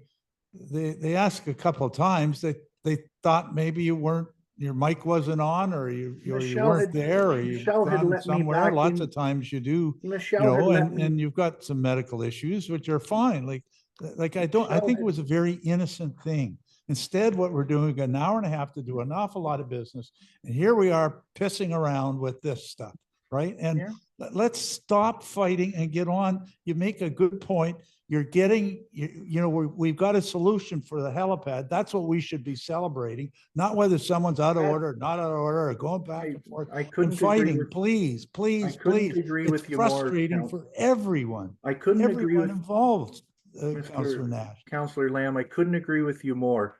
The purchasing, in my eyes, the purchasing of an $18,000 snowplow is the silliest thing I have heard all meeting. We don't need to buy a snowplow. You know who used to plow it? Somebody with a pickup truck. You know what we have? A pickup truck. You know what people use before the pickup truck? A backhoe. Guess what? We own a backhoe. Why can our works department not plow the helipad? I give up, take my motion off the table. I don't give a hoot. Yeah. Do whatever the hell you want. to do. Why can't we plow it with the pickup truck? Why can't we plow it with a front end loader? No, let's go and waste 20 grand of taxpayers' money because our works department guy says, ooh, I'd like a new snowplow to go on it. When we have a pickup truck that can plow it perfectly fine, that's what the last contractor used. We have a front end loader that the last contract used. Ask Councillor Woods. I'm sure he'd agree with me. We don't need an $18,000 plow to go do this. We're just wasting money, money. And as soon as it's something that the mayor doesn't like, and there's Oh, a come on, now IT that's problem, disparaging the mayor, yeah, Scott. that's Come on, not that's fair. not called for, Scott. I said it's something the mayor didn't like. That's not, No, you just Incorrect. said No. something about the mayor that also is not called for. Yeah. Come on, let's be fair both ways on that.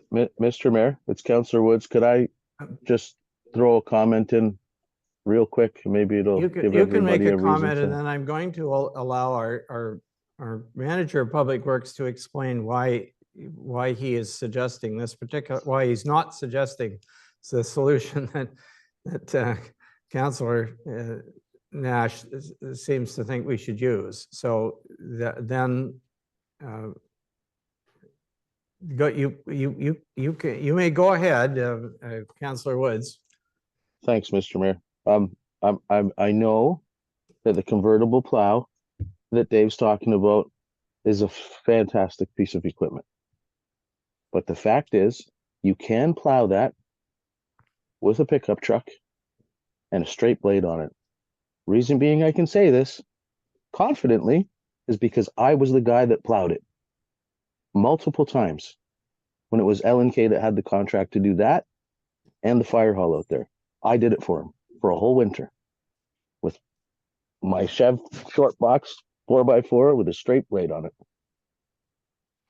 Don't know if that helps anybody. Oh, yeah, I assume you're not offering to do that. Never mind. Okay. all If right. I had the truck, I would do it A for manager free. of public works, please. Thank you. Go ahead.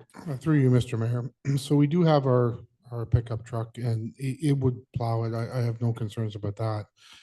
We have to get around and shovel those cones as well because the retroreflectivity of the cones themselves are what I now understand that the helicopter uses the cones themselves, that reflective coating on the side of it to guide themselves in.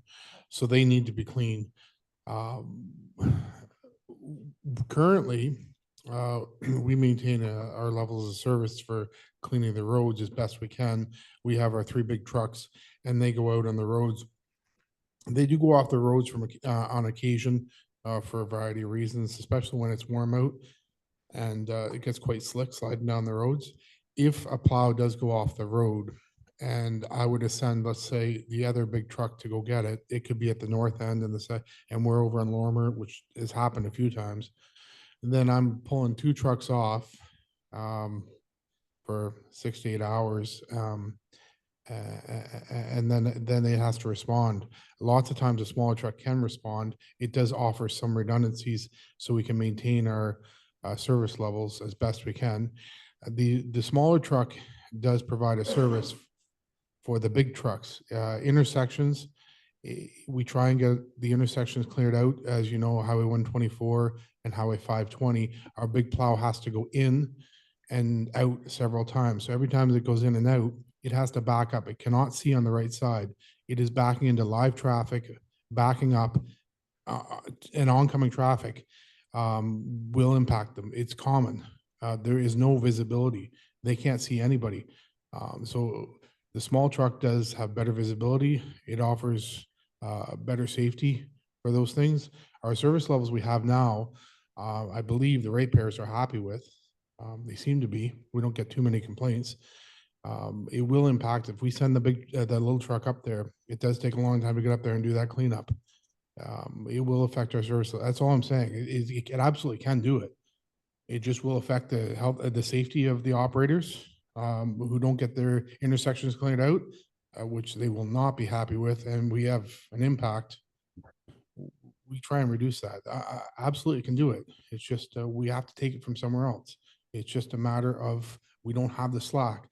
The backhoe can do it too, but we use it to load the trucks and to take it all the way up there.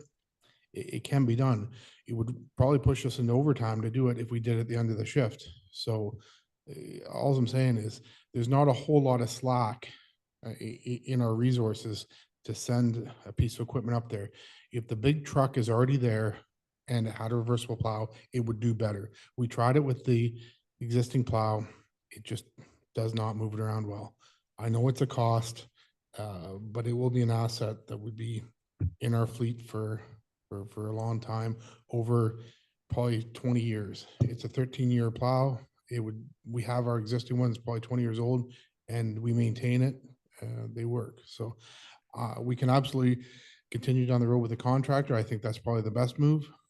Failing that, we can do it with a reversible plow in our current, with our current resources we have, our current staff, current trucks, and our current service levels without taking anything away. Thank you. Mr. Mayor, just in response there, I do have the right to respond back, as you know.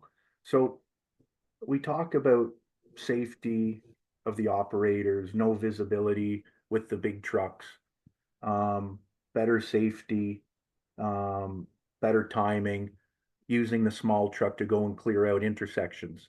I guess I'm going to remind everybody, there is an intersection right at Highway 520 and McDonald Lane. And if you can't see and have no visibility in a big truck, why would you ever want that big truck up at a helipad plowing it out if you can't see behind you and it's a really tight space? So the argument to that doesn't really fulfill my obligations of counselor to say, let's go spend 18 grand on it. To say that it takes a long time to drive up there with a pickup truck, it's about a half-hour drive up there. I think in the contract, the fire chief may need to refresh my memory, but I think it says it's supposed to be done within 24 hours of a snowfall. We have lots of time to do it.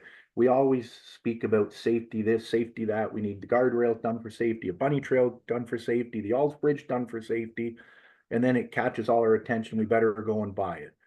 We can also be very safe by plowing with the pickup truck, a guy getting out of the truck, shoveling around the pylons, taking the backhoe up, doing it after the snowfall, not worrying about overtime. We have lots of staff. But we're saying we don't want to use big visible trucks because there's no visibility, and then saying we want to go buy a new plow for it and send it up to the little helipad to plow around everything, even though we can't see in it. We need the small plow to do intersections. There's an intersection right there. There's a garbage dump right around the corner. There's an Alds Road turnaround there. There's the bunny trail intersection. There's the hydrant off ramps all around everywhere. We're just, in my eyes, making excuses not to do it with the pickup truck, not for guys to get out and shovel it and go and buy a new piece of equipment. I will never support buying a new piece of equipment when I think we have the stuff. And the thing I'm most disappointed with is that I have known for probably 6 months that insurance was an issue for the helipad. I've brought it up on a number of occasions. I know it's going to cost about 15 grand, and here we are at the end of November trying to figure out what to do. This is not how we should be running this stuff. Unfortunately, we need these reports before us much ahead of time, so we're not doing things at the 11th hour. And I already don't think Your time's up, Councillor Nash. okay, and I already don't think anybody on council wants to go and hire a subcontractor for 15 or 20 grand to hire it, to plow it.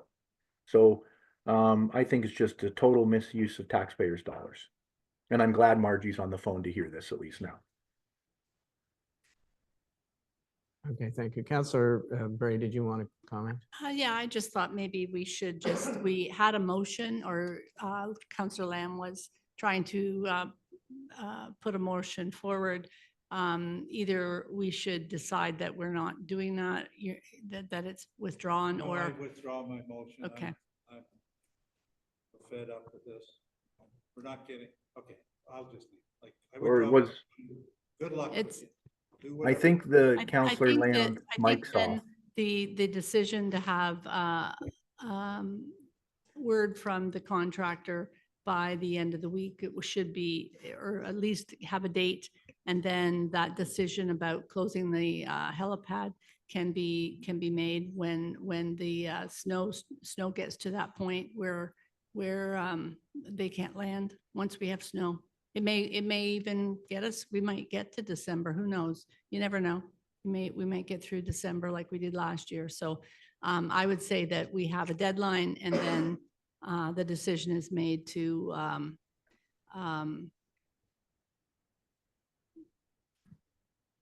either to close or to figure out how we're going to do this with Public Works. I don't know. I don't know what will work. I don't think we want to we don't want our standards to be affected. I don't know that we have 24 hours. Is that true? Chief Whitman, do we have 24 hours to get that cleared out? And they can still, they won't come in if it's not clear anyways, right? Through you, Mr. Mayor, Councilor Bray, that's correct. If it's not plowed, they won't land there. Yeah. It's after, I believe, 2 inches of snow Yeah. has to be Yeah. plowed. Yeah. So. And this is the issue that's, I mean, we shouldn't be discussing this really. It's an operational matter, but this is the issue that you have to understand, okay? Helicopter has this tremendous rotor wash, which blows up whatever snow is there. If there is snow, any significant amount of snow, they're not going to land. It's not a question of our fire chief saying, sorry, the helipad's closed or it's not closed. They'll, even if they arrive thinking they can use it, if it's got too much snow, they're not going to land in it because it destroys visibility, right? So I've seen situations in which enough snow came down in an hour that you could plow it, and in another hour, it would be past the point where you couldn't use it. So it's not a question of 24 hours or whatever. You need somebody who can go to it fairly quickly and plow it if you want to keep it open all the time. And even then, there will be some times when you won't because of the conditions. Like, there'll be some conditions, of course, when it's really heavy snow, they won't fly in there at all. But, you know, we do it, we're trying to do our best, come up with some solution that is fairly nimble. And the solution, the reason we wanted to take that solution that was proposed previously is that the guy who is actually going to do it lives right across from loggers. And the equipment would be sitting there. So he could go down on relatively short notice as many times as he needed and make a pass at it and keep it clean. So So, could I you know, propose if that doesn't work, having trucks come from other places is always going to be a lower level of service to the helipad and increase the likelihood that when you want it, it's closed. Or they not closed, but they can't use it. They won't land at it. So Yeah, I'd like to present a motion if I could. I think Councillor Lamb's microphone might have been turned off, but if I heard correctly, I think I was picking it up through Michelle's. I think Councillor Lamb said he withdrew his. If that's correct, I would like to bring a motion forward. And that motion would simply be that the municipality of Whitestone Council would direct staff to undertake snow plowing operations of the helipad until such time as an independent contractor is brought forward to council for a review. So basically just saying, in a nutshell, until we hear back from somebody else in either the roads department super or the fire department chief brings it back to us, we know that it will be handled by the works department staff in the meantime. And then as soon as we hear back, we can make a better informed decision. But at least this way, we know we've asked staff to do it. Staff knows it's their obligation. Hopefully something comes back out of the stuff with Bennett's and there's a miraculous way, or maybe we as council decide that they're going to do it. But in the meantime, we just know that it will be signed off on and then it can be brought back to another meeting. But in the meantime, at least we know it could be done. So I'm not sure if I could get a seconder to that simple motion, but again, it's really that the municipality of Whitestone Council would direct staff to complete the snowplow operations at the helipad until further notice. And then we already know we're talking that we expect something to come back for us for a contractor, and at least it can be done at that time. So I think that's a very simple motion that hopefully we can move on. I'm very passionate about this just because it's I know somebody that passed away not being able to get onto one before. So it's a true I'm very passionate for this, and it's something I think we should have addressed a long time ago, and I just want to make sure that doesn't happen. I remember how close I came to dying a number of years ago, and just think of all the uses that we have for that in our municipality, and I think everybody knows how important it is. So thank you for listening to me. And sorry for okay, so can I understand what your motion is, that the council of the municipality of Whitestone directs staff to undertake snow plowing of the helipad until such time as the contractor takes over plowing? Is that well, yes, that would is be that your fine. motion, Councillor Yeah, Nash? but that we'd have to, Yes. but the council would award that contract. I think we all as council want to make sure we know what we're getting into with that awarding. It's just not awarded to somebody for 50 grand and we're told about it, right? That's one caveat, Mr. Mayor. Until the snowplow Well, contract okay, is awarded by council. So if you just buy awarded by council, that's fine. Is that doable, Dave?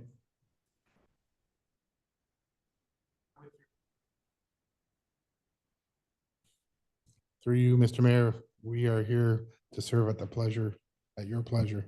We will do whatever we're directed to do. Okay, thank you. Is there a seconder for this motion?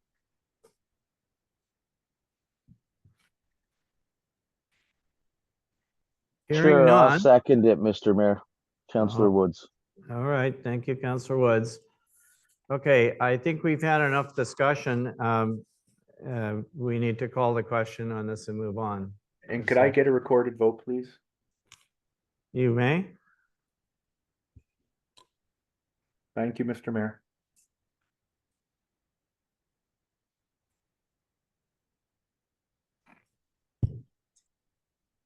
Councillor Lamb, Yes. Councillor Nash, Yes. Councillor Woods, Yes. Counselor Bray, Yes. Mayor Comrie. Yes. Thank you. That motion's carried.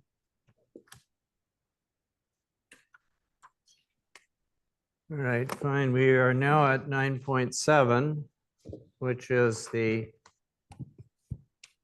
financial variance report. Mover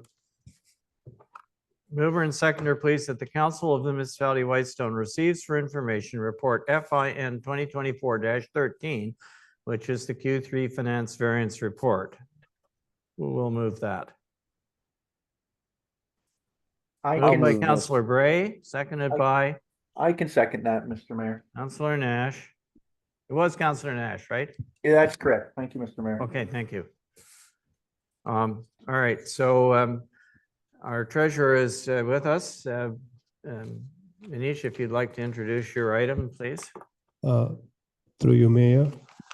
I have discussed the Q3 report with the department heads, and few of the expenses slightly gone to be over the budget of the at the end of the year. It is not that significant amount, and I have made notes on the report with the estimate amount going to be over budgeted. Overall, Q3 report looks good, well within our budget. And I would like to ask, inform the council, there was one error in the revenue on the report. I mentioned as a July 2023, that should be July 2024. It will be on the page 193 on the revenue. Thank you.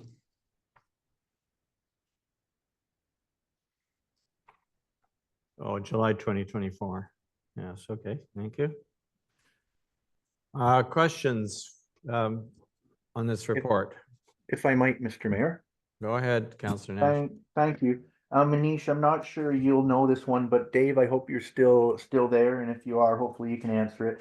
I know one of the items, I know we're under budget right now on capital projects, and I know when I go into the landfills, the mulch pile is, I'm probably not exaggerating when I say 40 feet tall by 100 feet wide in some spots. I know at one time we said it had to be every year, no matter what. Now it's been 2 years. I've been checking the website. I know we still haven't seen anything on the website. So I'm wanting to know when this will go out to tender. I want to really make sure we get 3 quotes for it.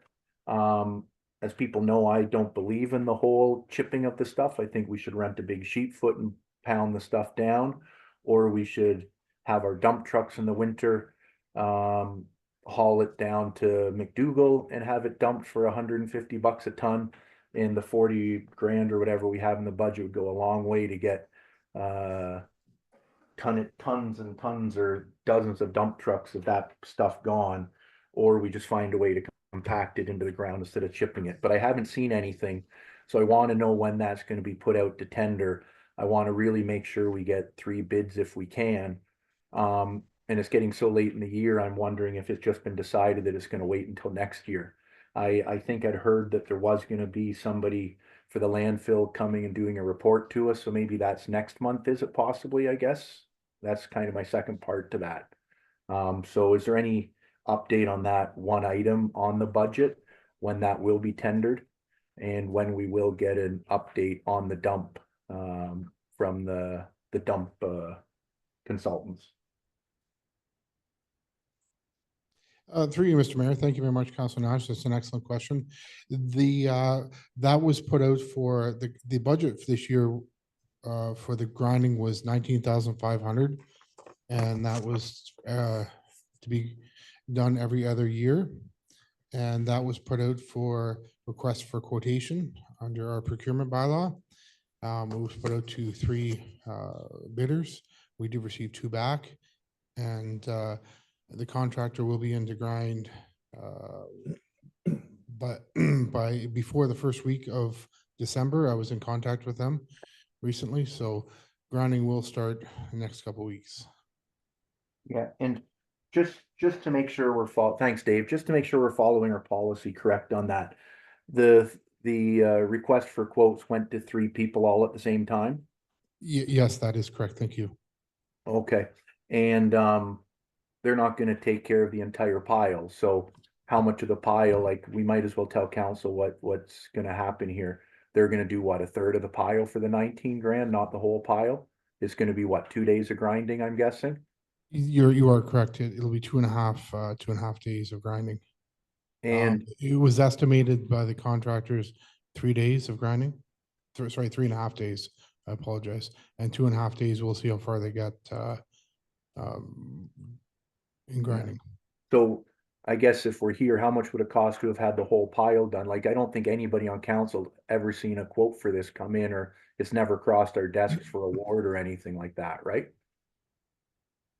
The contractors, two bids came in, and I don't have it in front of me, but I believe they are estimated at 3.5 days, at around 27,000.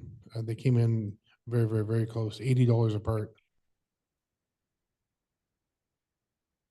Okay, and is that something that we wouldn't normally see as council, Dave? Sorry, I'm just trying to.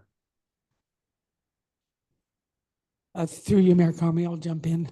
The, the procurement bylaw allows for a formal quotation, and that's a formal bid solicitation to obtain 3 quotes. And there was a formal quotation that was released, excuse me, and that's for 10 to, sorry, I have a cold, 10,000 to 29,999.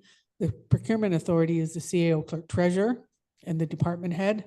The document execution authority is the CAO clerk treasurer or council, and a legal agreement is executed. So the CAO clerk and the treasurer, just to cover ourselves, did a document execution for this particular request for quotation. And these, the way the bylaw is set up is this allows staff, your senior staff, to make these decisions based on the protocols within the bylaw. Okay, perfect. Thanks, Michelle. And I guess what were the names of the 3 bidders that we invited? Through you, Mr. Mayor, I don't have it in front of me, but Sturgeon Brush was one out of Sturgeon Falls. Sittler Grinding is the other one. They completed grinding in Carling, and they are down south somewhere. And the other was Walker. You may be familiar with Walker Construction, Yeah. Walker Aggregates. They also Yeah, from St. Catharines. Thanks, Dave. So, yeah, no, as long as from what it sounds like, all the bid, there was a closing date on the bids and they were all received in following our policy that they all were all received by a closing date that they were all provided. And we've gone with the lowest bidder. Am I correct? You're correct. Perfect.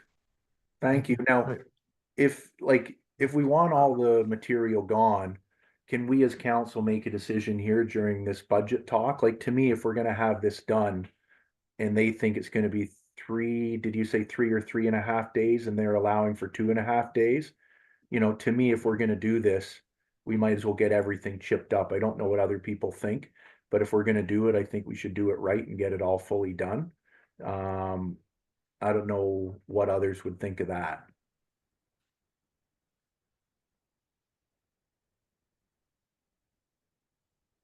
Any comment? Through you, Mr. Mayor, that I agree. Mobilization is the cost that we're trying to save on. And by doing it every other year, we're trying to save on mobilization costs. And if they're already here, it is definitely more efficient to get that completed. It is a good idea. The material we need it for cover.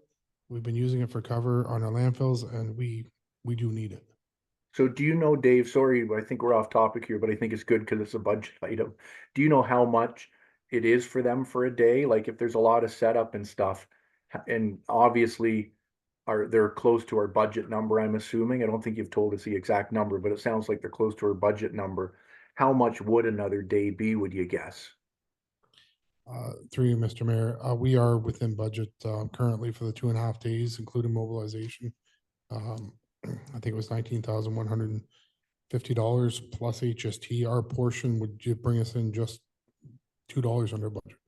Yeah. So I could bring up that number if you give me a moment, but I believe it's around 27,000 plus HST. That would be for another day, Dave? Yeah, to complete, well, to complete the whole pile. Yeah, That's what the quote was given for. yeah, so as you're bringing it up, you know, I think what I'll say to council here, as Dave's bringing it up, if it's gonna be another 8 grand or whatever, if 19 grand's our budget and it's gonna be 27 to get the whole pile done, I think it's the right thing to get the whole pile done. I might not agree with the method of doing it, but this is what council's passed, and if we're gonna do it, I think let's do it right to get it done with and finished, and then we have 2 more years of making a pile. So when Dave gets that number, I might bring that forward as a motion here. And it sounds good if from what Manisha's saying, we're under budget a bit. You know, I think this will do good, and knowing that that staff has gone out and got 3 quotes and that they've all closed at the same time, will follow the proper policy. I'm really happy on that. Totally understand that it's under the limit to come to council. But I think it might be, like I said, well within our idea to get the whole thing done. All right, are there other questions on the report? Councillor Lamb. Yeah, not a question as much as a comment. Manisha, I know you're leaving on Friday, so I wanted to personally thank you for your service to Whitestone, and thank you for this report. It's well written.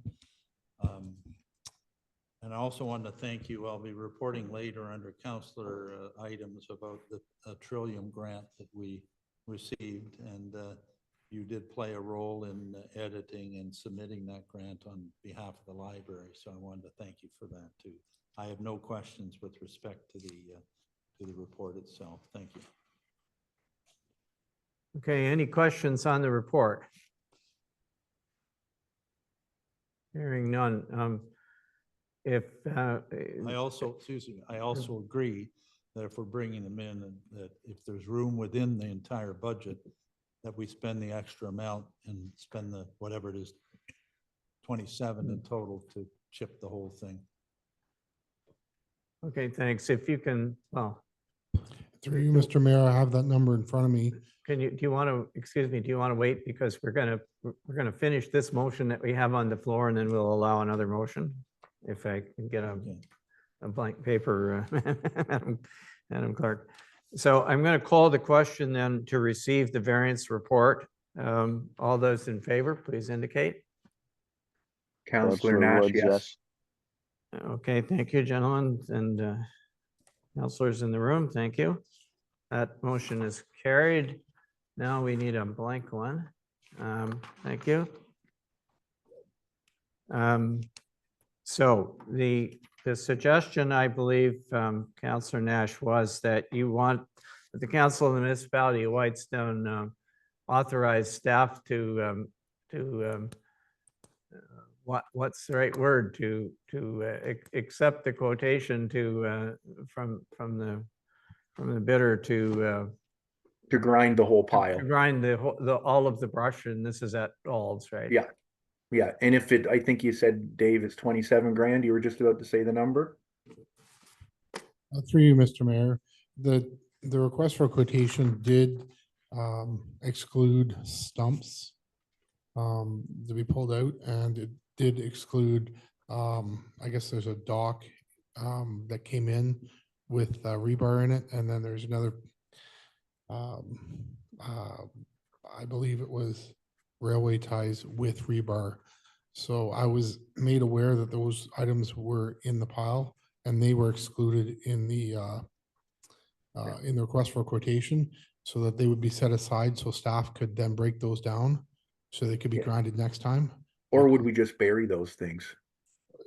We can deal with them, I believe, but staff can then pull apart the rebar. I just didn't want to have them damage their equipment and charge us, or of course. So the cost to grind the entire pile, excluding those items I mentioned, is $27,800 plus HST. Yeah, so I guess my motion would be to award the 27,800, the full amount to grind everything with the exclusion of those 3 items. And we know that that's going to be over budget, but still do it. And yeah, hopefully we can just find it. It is a dump, Dave. Hopefully we can just find a spot to bury the stumps, railway ties, and dock, and not have to get them ground next year. But I think that way, hopefully what I'm suggesting, Dave, is good for you guys too, to get the whole pile done. I'm sure it will help you guys. Through you, Mr. Mayor, yes, it will. Thank you. Okay. So why do we need, why don't we just have a staff direction? Every time someone goes over a budget item, we don't bring it back to council and get approval from council of every item. Like council, I see everybody saying, great, do 27,000, like just do it, right? Like, why do we have motions after motions of, unless we're now going to start to say, once you go over your budget, you better bring her back to council. You know, why do we need a motion is my question on this. Through you, Mayor Conroy, we could take direction from council. It'll be so noted in the minutes, Yeah, like just do it, right? based on the But discussion. that's what this is. This is just a motion to authorize staff to have the selected contractor exceed the budgeted item. Okay. For But you know what I'm grinding. getting at, right? Yeah, I know. We don't micromanage it to that degree, right? In this case, we were made aware of it, so just follow, Hmm. lots of times we say staff direction, do the whole thing. Like, I don't know, maybe we'll have more motions than a shake a stick at, but anyway. That's the Well, way you want to do it, do it. I think even if it's a direction for council, you still have to pass a motion, right? Established. Yeah, I'm fine with having a motion here, but I totally understand what Councillor Lamb's saying. I think given the nature of this one, I have no problem having a motion, and I'm glad we had the discussion. I'm glad Dave's able to get the whole pile chipped, and I'm glad we have it in our budget. I'm glad of all of that and the way we've followed through on getting the quotes. To me, this is a win-win-win situation. And I know we're way over time, so hopefully we'll just do this real quick. Okay, well, I'll tell you what I have so far, and I realize it's simple, but it's just that the council of the municipality of Whitestone authorized staff to have the selected contractor exceed the established budget for grinding at all landfill sites. So that way they can, Yeah, that allows them to say, please stay for the other day. And you already have some contract with them, so you may have to. I don't believe, No? through you, Mr. Mayor, I don't believe this will be any issue at all. Okay, all right. So anyway, it's still in your hands to make it happen if you can, but what's going to happen as a result is nobody's going to come back and say, well, you exceeded. Why didn't you get them to do the whole thing? So now so this is moved by Councillor Nash. Is there a seconder? I'll second, Mr. Mayor, Councillor Woods. All right, thank you, Councillor Woods. Any further discussion? Okay, can I just call the question? See a show of hands, please. Councillor Woods, yes. On Zoom? And Councillor Nash, yes. Okay, thank you. We've dealt with that one, and that's the end of the staff reports. We have, well, I guess we have 3 bylaws. Mr. Mayor, may I interject just for a minute? We have bylaws and then we have business matters. And I did hear from Councillor Nash that he's willing to move 11.6 and 11.7 to a future meeting. And in doing so, that would allow our Public Works Manager to go home because he has an early start in the morning. I'm just wondering if there's anything else that may get deflected. I think our planning assistant could also go home. Yeah, and Michelle, like you said, I have no problem, and I know Dave. Oh, excuse me, Councillor Nash, I'm sorry, but Manish is leaving, and I believe that the mayor would like to say a few words before. Oh, sorry. This is his last council meeting. I apologize for interrupting. No. Yes, I would thank you.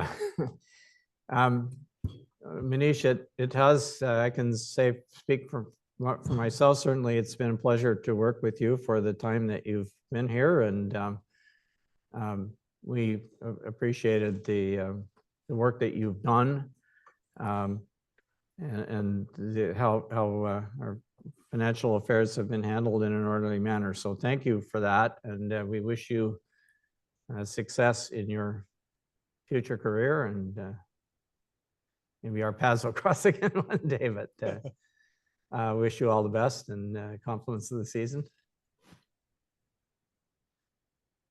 Through you, Mayor, and all council member, thank you very much for all your support during me when working with municipality. Thank you. Thanks, Manish. Thanks, Manish. Yeah, and all I was gonna say, Michelle, sorry about that. I didn't know Manish was leaving. Was, yeah, I have no problem those two items being taken off. I just asked that a couple other items be taken off. I'm doing it. Let's hope some other people can get a couple other items taken off as well. I don't want to be the only one to take my items off. So hopefully some other people can get some items off and we can all get home a little earlier, and the planning assistant, yourself, and everybody else can get home a little earlier. It's been a long day. Thank you, Councillor Nash. I know that we will need another curfew resolution within 10 minutes, so. No, I looked at it. It's like 20 after 7. Is it 20 after 7? Was I? Because we took a break, Yeah. right? We took a Yeah, break it's- in there. The break doesn't count. Yeah. Okay. It's about, yeah, it's about that or a quarter after somewhere in there. Okay, We got- fair we- enough. But Thank you. we'll you very see. much. Let's see how much Okay. we can get done. We Or can what definitely I- get through the bylaws and then look at Yeah. business. Or what items Can could, we But- deal with the, you sound silly. Does anyone have anything to bring up on the bylaws?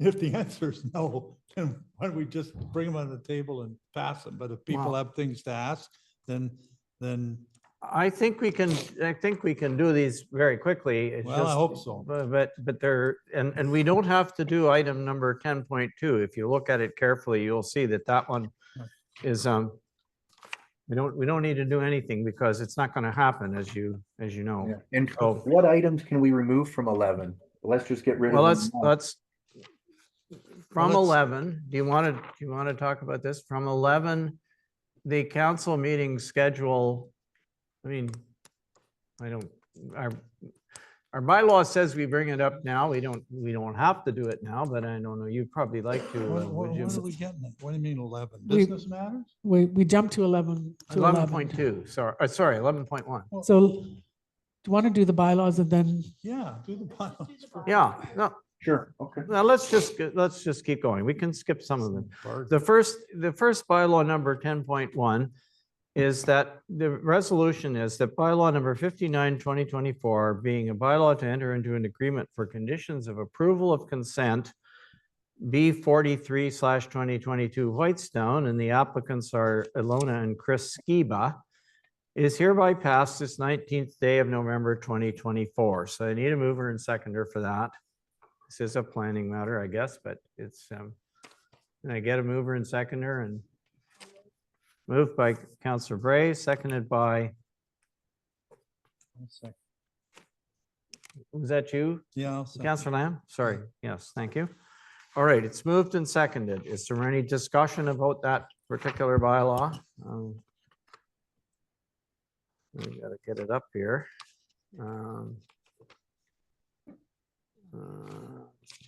There's several, there's a whole lot of background here, but this isn't the first time that we've seen this, right? This is.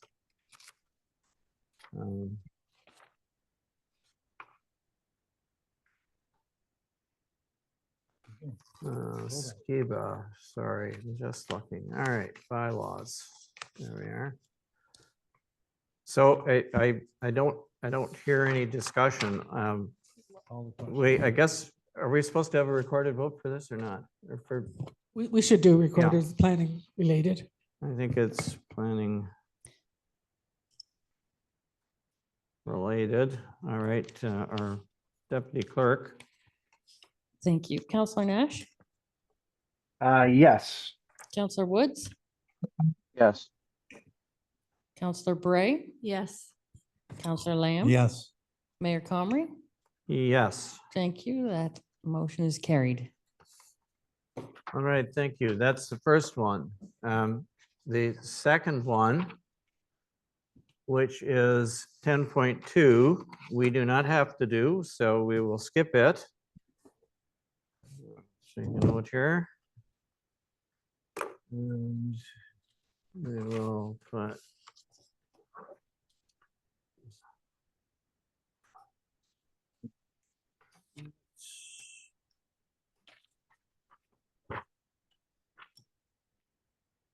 So that brings us to 10.3, a bylaw to adopt an emergency response plan for the municipality of Whitestown. Can we get a mover and seconder that bylaw number 61, 2024, being a bylaw to adopt emergency response plan for the municipality of Whitestone and to repeal bylaw number 79, 2023 is hereby passed this 19th day of November, 2024. Mover and seconder. Okay, Councillor Lamb moves, seconded by Councillor Bray. Thank you. This bylaw, by the way, is it's an annual thing that our CEMC does to look at the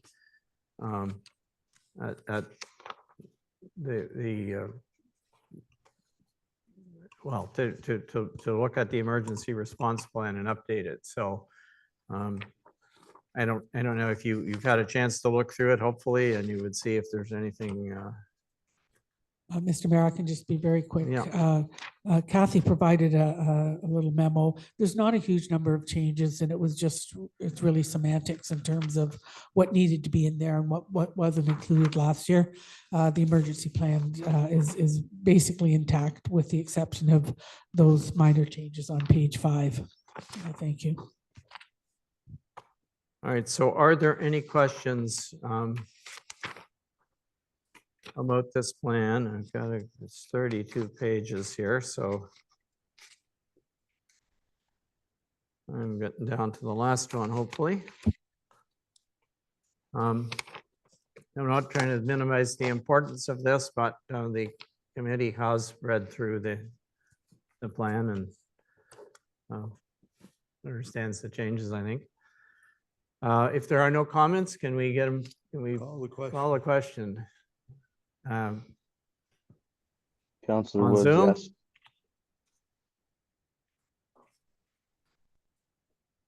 Did I hear from Councillor Woods and Councillor Nash? Councillor Woods, yes, I did. Councillor Nash, yes. Okay, thank you very much. And the last one is a bylaw to enter into an agreement with the Washkesha Conservation Association for transfer of ownership of the docks and related infrastructure. That's 10.4. We need a mover and seconder. All right. Yeah, I can move that, Mr. Mayor. Okay, thank you, Councillor Nash. Seconder?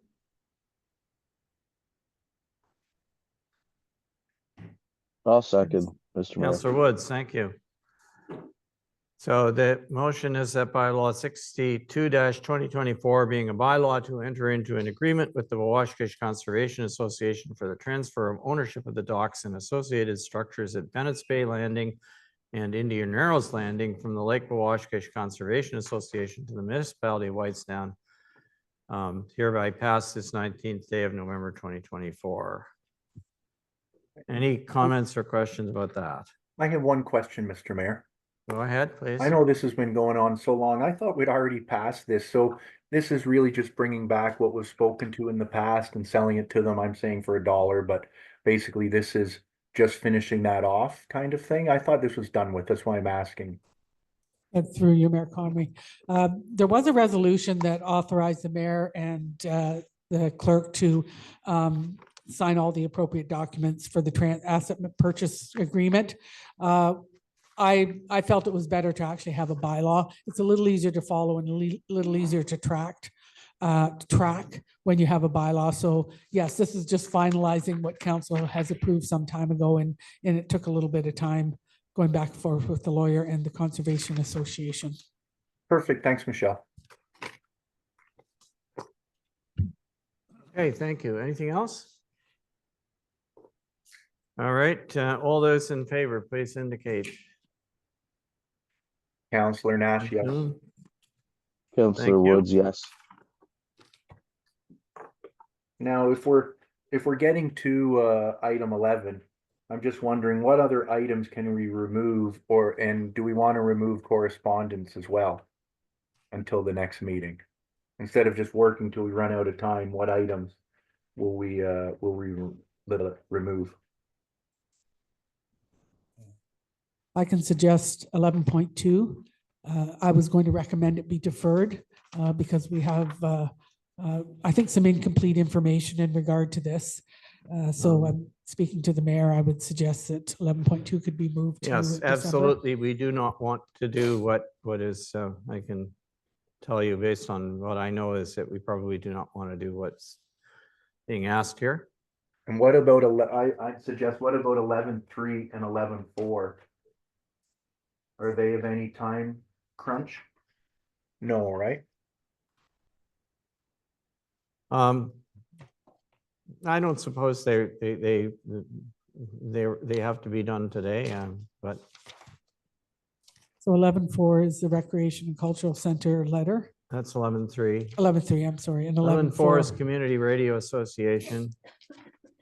11.5 is the contract award for the 5-year review and comprehensive zoning bylaw update. Which is important, That's right? got to be done tonight. Well, yeah, the longer we leave it, the later it starts. So if we did that and took out correspondence, then we'd almost be done, right? If that's okay for everybody? As my suggestion, that's all. We'd have to decide if you wanted the correspondence, I don't know, 12, 13 items moved to December. That's what I'd A suggest. lot of items. Or Yeah, you may move very quickly. You may not have any extractions. is there anything you want in correspondence? If there I isn't, want some extracted.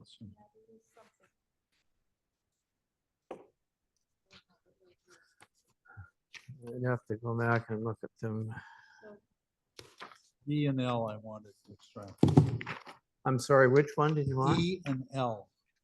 Would it, whatever items we're going to extract, would it be okay to take the extracted items to the next meeting, or are they time sensitive, Councillor Lamb? Let me look at them again. What was L? I, J, K. Mayor Comrie, I was just reminded by our deputy clerk that we need to address the bylaw that was added to the agenda at the beginning of the meeting, and that's the appointment of our interim treasurer. Thank Oh, you. so that one isn't on the list. It's not on the list because it was added, No. so thank you, Wendy, for reminding Okay. us. And here is the resolution right here. That needs to be E addressed. is the Township of McKellar rejecting the McDougal request to get out of the planning board. So that could, I guess that could wait till next month. L is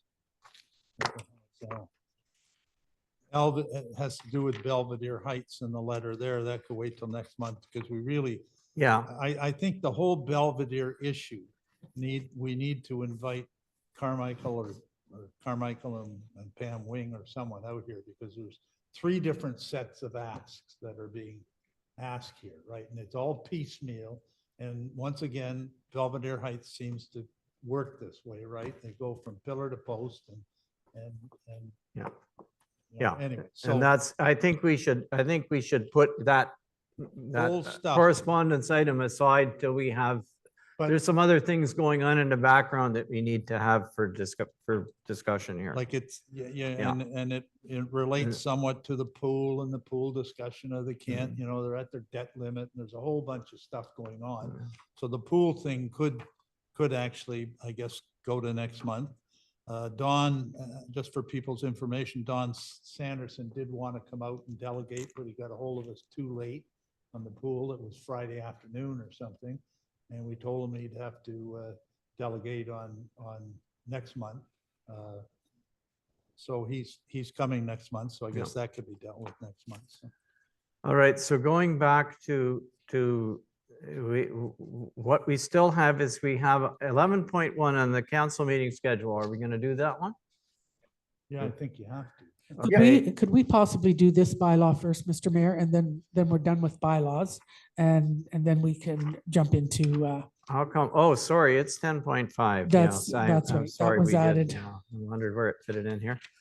All right, so sorry, glad we got reminded about this. this is item 10.5. The motion is that bylaw number 63-2024, being a bylaw to appoint an interim treasurer / tax collector for the municipality of Whitestone and to repeal bylaw 25-2022, is hereby passed this 19th day of November 2024. Mover and seconder, please. Moved by Councillor Bray, seconded by Councillor Lamb. Thank you. And just for clarity, that comes into effect at the end of the week. So Manish remains as our treasurer. That's okay. It's just so council knows it is. But it says that in the Yeah, in the it bylaw. says that itself, in the yeah. bylaw. Yeah. All right. Could you read the bylaw again, Mr. Mayor? Sorry. Do you mean the motion or the bylaw? The motion. Yeah, the motion is that bylaw number 63-2024, being a bylaw to appoint an interim treasurer / tax collector for the municipality of Whitestone and to repeal bylaw 25-2022, is hereby passed this 19th day of November 2024. So we're passing the bylaw that appoints our interim treasurer effective on the end of this Yeah. week. And do we say that it's for 90 days?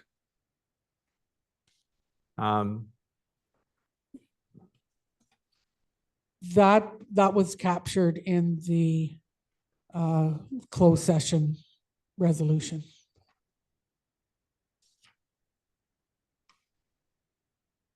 Yeah, okay, I'm just thinking we'd want to put a time frame on it. Well, it is. It was captured in a resolution in closed session, so that would Okay. affect the Perfect, thanks. actual If we're covered off there, great. bylaw that gets signed. So, all right. Any other questions or comments? Okay, can we call the question on this bylaw, please? Councillor Nash, yes. Thank you. Councillor Woods, yes. All right, thank you. Just, So just that's- back one, when I said I wanted L or E taken out, I want both E's taken out, not just one. There's an E1 and an E2 for next month, not. for Oh. this. Yeah. Yeah. All right, so under business items, the first one that I have is 11.1. And I would suggest that get addressed today because we definitely have a challenge with the November meeting or January meeting. Yeah. Okay, so 11.1, the suggested motion is that the Council of the Municipality of Whitestone receive for information the memorandum proposed 2025 regular council meeting schedule, and that Council of the Municipality of Whitestone approves the 2025 regular council meeting schedule. And that is a one-page attachment A to the motion. So can I get a mover and seconder for this, and then we'll. I can make that motion. Thank Councillor you, Nash. Councillor Nash, seconded by I'll make it. Councillor Lamb, seconds. So you might as well start the issue that with the schedule as it's printed that our CAO referred to is that the first regular council meeting is set for Tuesday, January 21st, and that is in the middle of the Roma conference in Toronto, and two councillors and potentially our new CAO clerk will be attending that meeting. So my suggestion is that we move it from Tuesday the 21st to Thursday the 23rd, at which time people attending that conference would be back.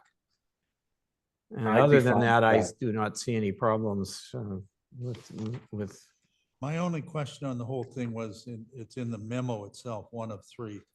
It Okay. says that curfew is after 7 hours. Is that in our procedural bylaw? It is, Councillor is Lamb. in I the can't hear you. I procedure think bylaw. your I mic's was off. going to suggest it be 8 hours, but I don't want to change the procedural bylaw, so that's fine. Anyway, okay. And through you, Mr. Mayor, I'm perfectly fine with Thursday, the 23rd. The only other one I'd see would be Tuesday, February 18th. That's the day after Family Day. I know a lot of people are traveling and things that day, so maybe we'd want to do that one on the Thursday as well. That's just my thought. It's the Family Day weekend, that's all.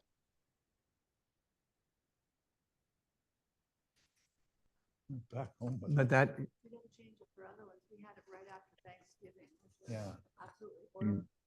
Sorry, I think the mics are off. I can't hear. Oh, Yeah, yeah, sorry, please. sorry, Counselor Nash, that was me. Yeah, we don't change it for any other ones. Like we had it the day after Thanksgiving, which was for me absolutely horrible. But, you know, we still do it. So I don't know whether we should just continue on the way we do. I mean, I'm gonna be busy Family Day as well, up to my eyeballs in volunteer work. So but I'll still get through it. I'll still read my package. I just say we continue. Okay, so I guess we leave January 21st the same then, just work through it then, right? well, the Using that problem idea. is Nobody's if here. you're missing two like, You can we have still have a meetings in the meeting. daytime, the conference is in the daytime. What's the point of going to the conference if Well, you know, that means there's two counselors missing the council meeting. I don't. My and- point and of Possibly saying- our CAO, so I don't think that that's, My point of saying, Mr. Mayor, let's work through it isn't the best excuse sometimes. Is what I was pointing out. If we can change it for the 21st, we can change it for other ones. That's what I was trying to say. If yeah, not, leave the no, 21st as the 21st. I accept, I If accept your people don't point. want, people I decide to don't go to know, Roma, they decide to go to Roma. Make time to go to the council meeting. What's more important, council meeting or Roma? If that's the attitude we're well, gonna have, that our dates are yeah, our they dates. don't have to be mutually exclusive, I don't think. But anyway,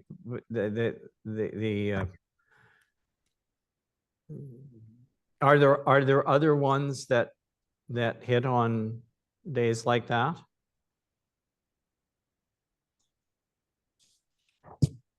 Okay, let's Is pass. May 20th the day right after? Oh, I'm come sorry, I on. don't have my, Let's just move on. Come on. Probably the day after May 24th. It is in fact. well, I'm gonna But look, we're not yeah, gonna it's, say because it's a statutory holiday. Yeah, May 19th is the May 24th weekend. Sure. It's an FYI. Which is probably good. Maybe people who are up and are seasonal people might want to stay for our wonderful council meeting. And I'm not sure when Thanksgiving is. I wonder if Wendy could check. when what is? Thanksgiving. Well, I can tell you. Oh, I think we're well okay. Are we okay? Is it early? October 21st is probably a bit late but I don't know. It's You- the 13th. Sorry, through you, of Mr. Mayor, October. it's October 13th is Okay, so that's the Thanksgiving. week before. all right. Yes. Yeah, we're good there. Well, okay, so can we? Or are we just keeping it the way is posted? I'm sorry? Are we just keeping it the way is posted then? Not making any changes? Well, That's what's Making been January. suggested. we're gonna, I think we have to change the January one. And we can't move it back a week, and if we move it to the 28th, then it's kind of, I don't know, it's kind of late in the year. We can't move it back because there isn't enough time since the vacation and Christmas vacation to get anything ready for it. So on the 14th, it would be, we couldn't manage it, and we wouldn't have most of the agenda. Could we just But- forfeit that meeting and have it on the 4th, a longer meeting, or do we need it separate? The first budget meeting is probably separate, right, Counselor Lamb? I'm trying to Yeah, I of- think so. Yeah. I think the only change is Thursday, January the 23rd, and pass it, and people know. And most of them, other than that day, are on a Tuesday, aren't they? Yeah. So at least people are used to a Tuesday. Yeah. Okay, so that seems to be the suggestion. Can I get, well, we have, sorry, now I'm trying to find the paper where the order paper, there it is. So the approves the the motion would need to be modified. Are we going to do an amendment for it? Could I read the motion? There's the motion. Yeah, advisory to the schedule. Yes, we need an amendment. Okay, so this is 11.1 amendment that the council of the municipality of Whitestone, I'm going to say move its January meeting, 2025 meeting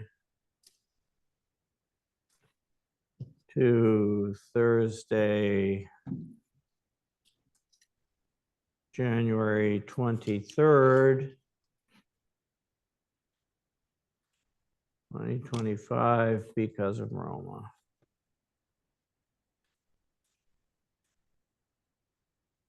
Okay, so can I get a mover and seconder that we move it to the 23rd? Councillor Lamb moves, seconded by Councillor Bray. All those in favor of moving that meeting indicate. Did I get a recorded vote, please? Sure. Thank you.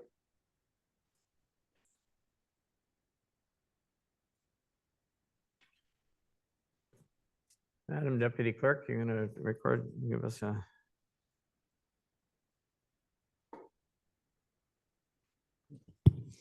Counselor Woods, Yes. Counselor Bray, Yes. Counselor Lamb, Yes. Counselor Nash, Yes. Mayor Comrie. Yes. Thank you. That amendment is carried. Okay, so now then this, Who's the second person going to Roma? You said two. I'm not going. Yeah.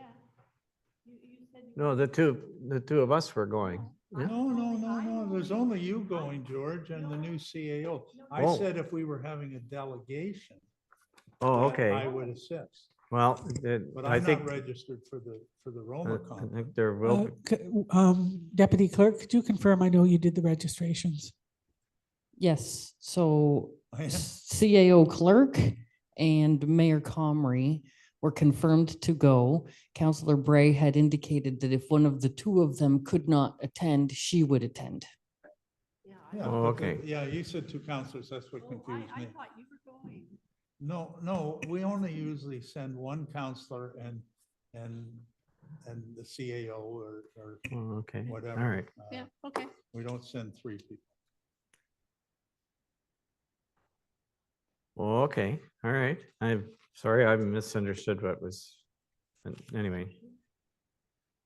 All right, so the motion anyway is that the Council of the Municipality of Whitestone receive for information the memorandum and that the Council of the Municipality of Whitestone approves the 2025 regular council meeting schedule as amended.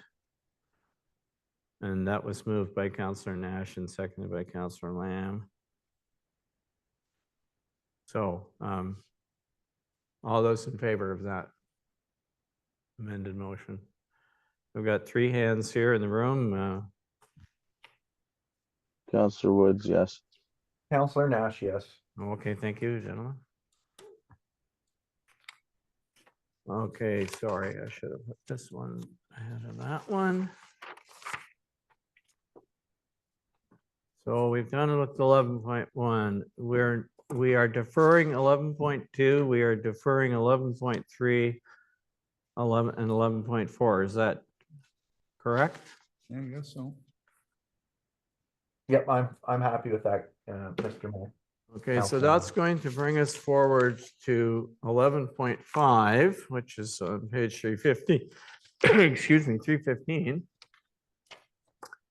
And this is the contract award, so I'm gonna just put a line through this.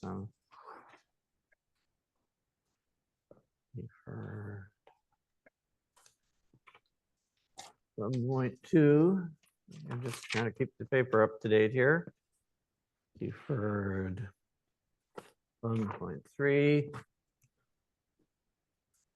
Deferred 11.4.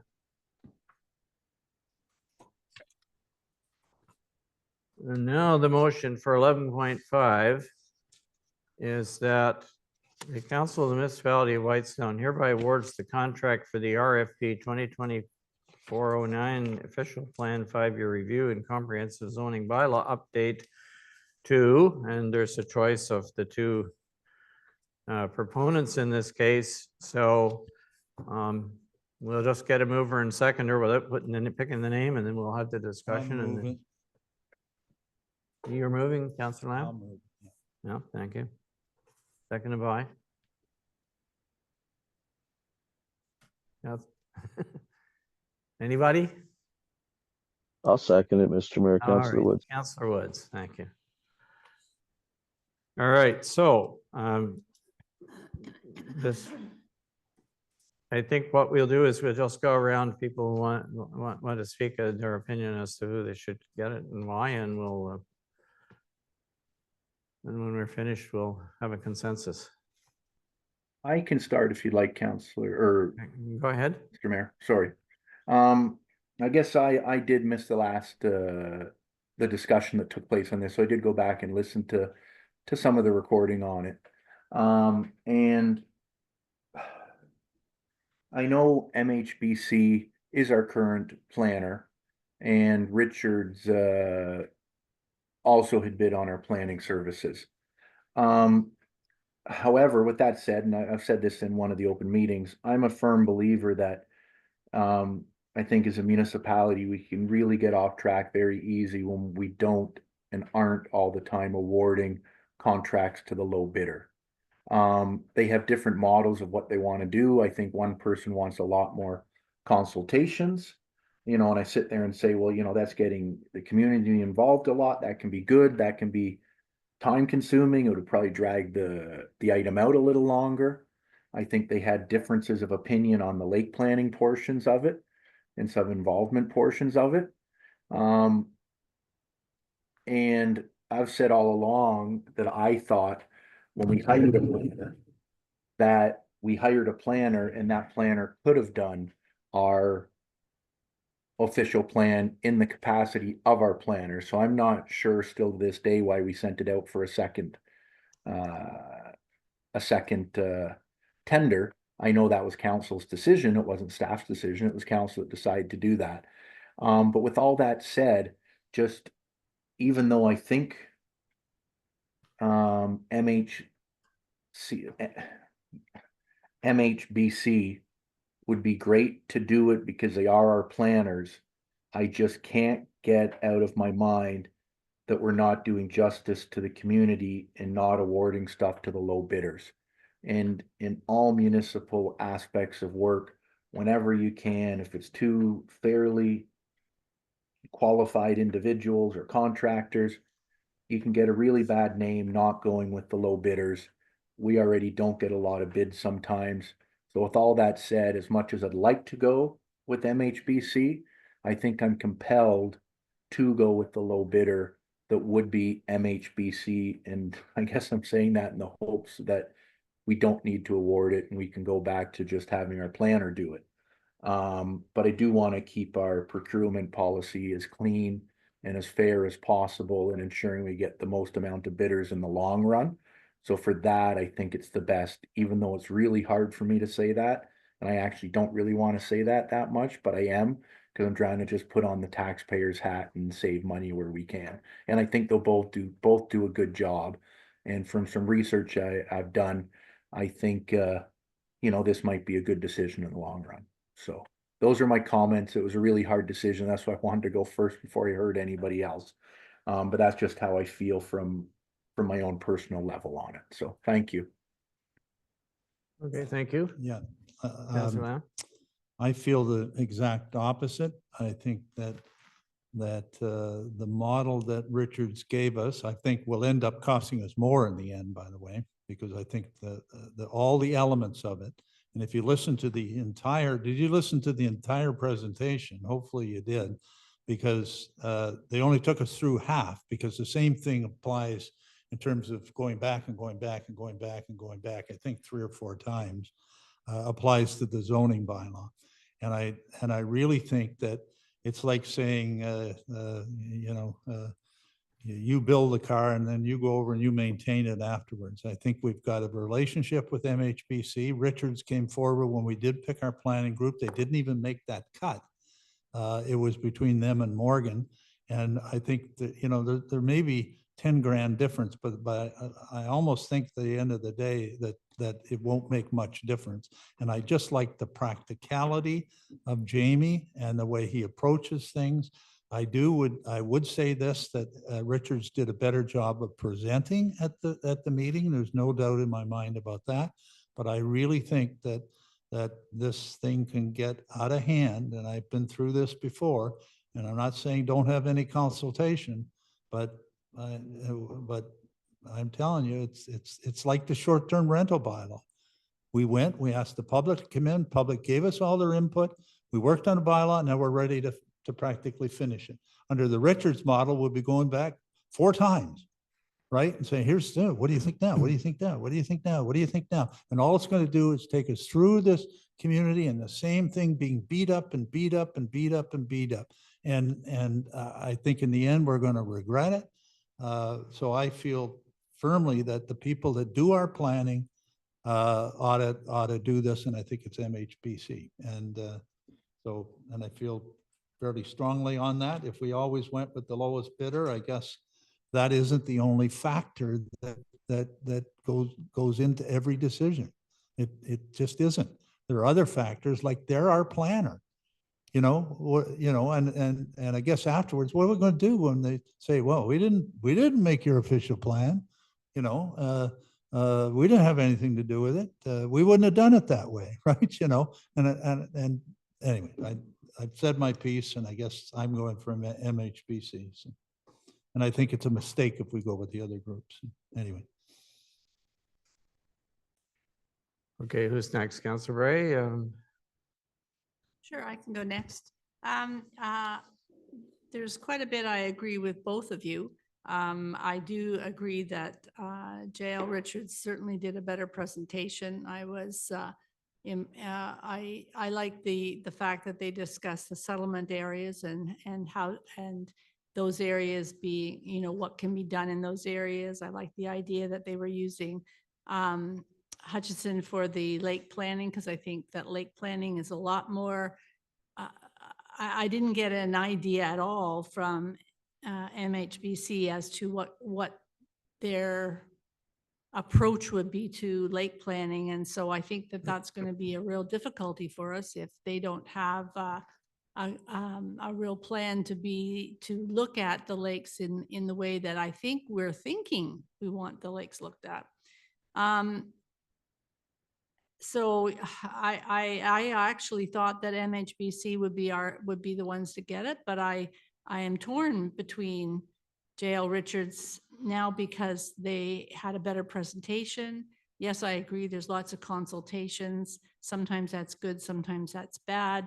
I do know that the community wants to be involved. They've waited for a long time for this because we talked about this when the election came on.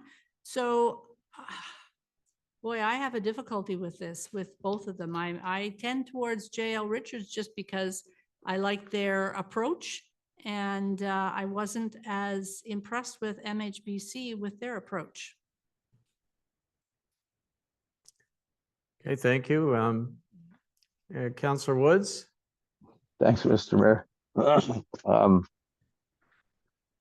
When it comes to both of them, I mean, they're both very well accomplished firms, right? And when they presented, yeah, no doubt. Okay, so Richards gave a little bit better presentation. But for me, even though they cost a little bit more, Jamie from MHBC, he's got skin in the game with that company, and he's the front man on what would be our official plan. And I think that he would be much easier for Whitestone to get an official plan that suits Whitestone. I think JL Richards do a good job, but I think they're too much for what I think we need. I would be much more inclined, even though I know we should go with the lowest bidder, but for that difference in price, I think we'd be better off sticking with our planner that we use, that we're going to continue to use for things, and let them do our official plan with us. I think we'd be better off in the long run.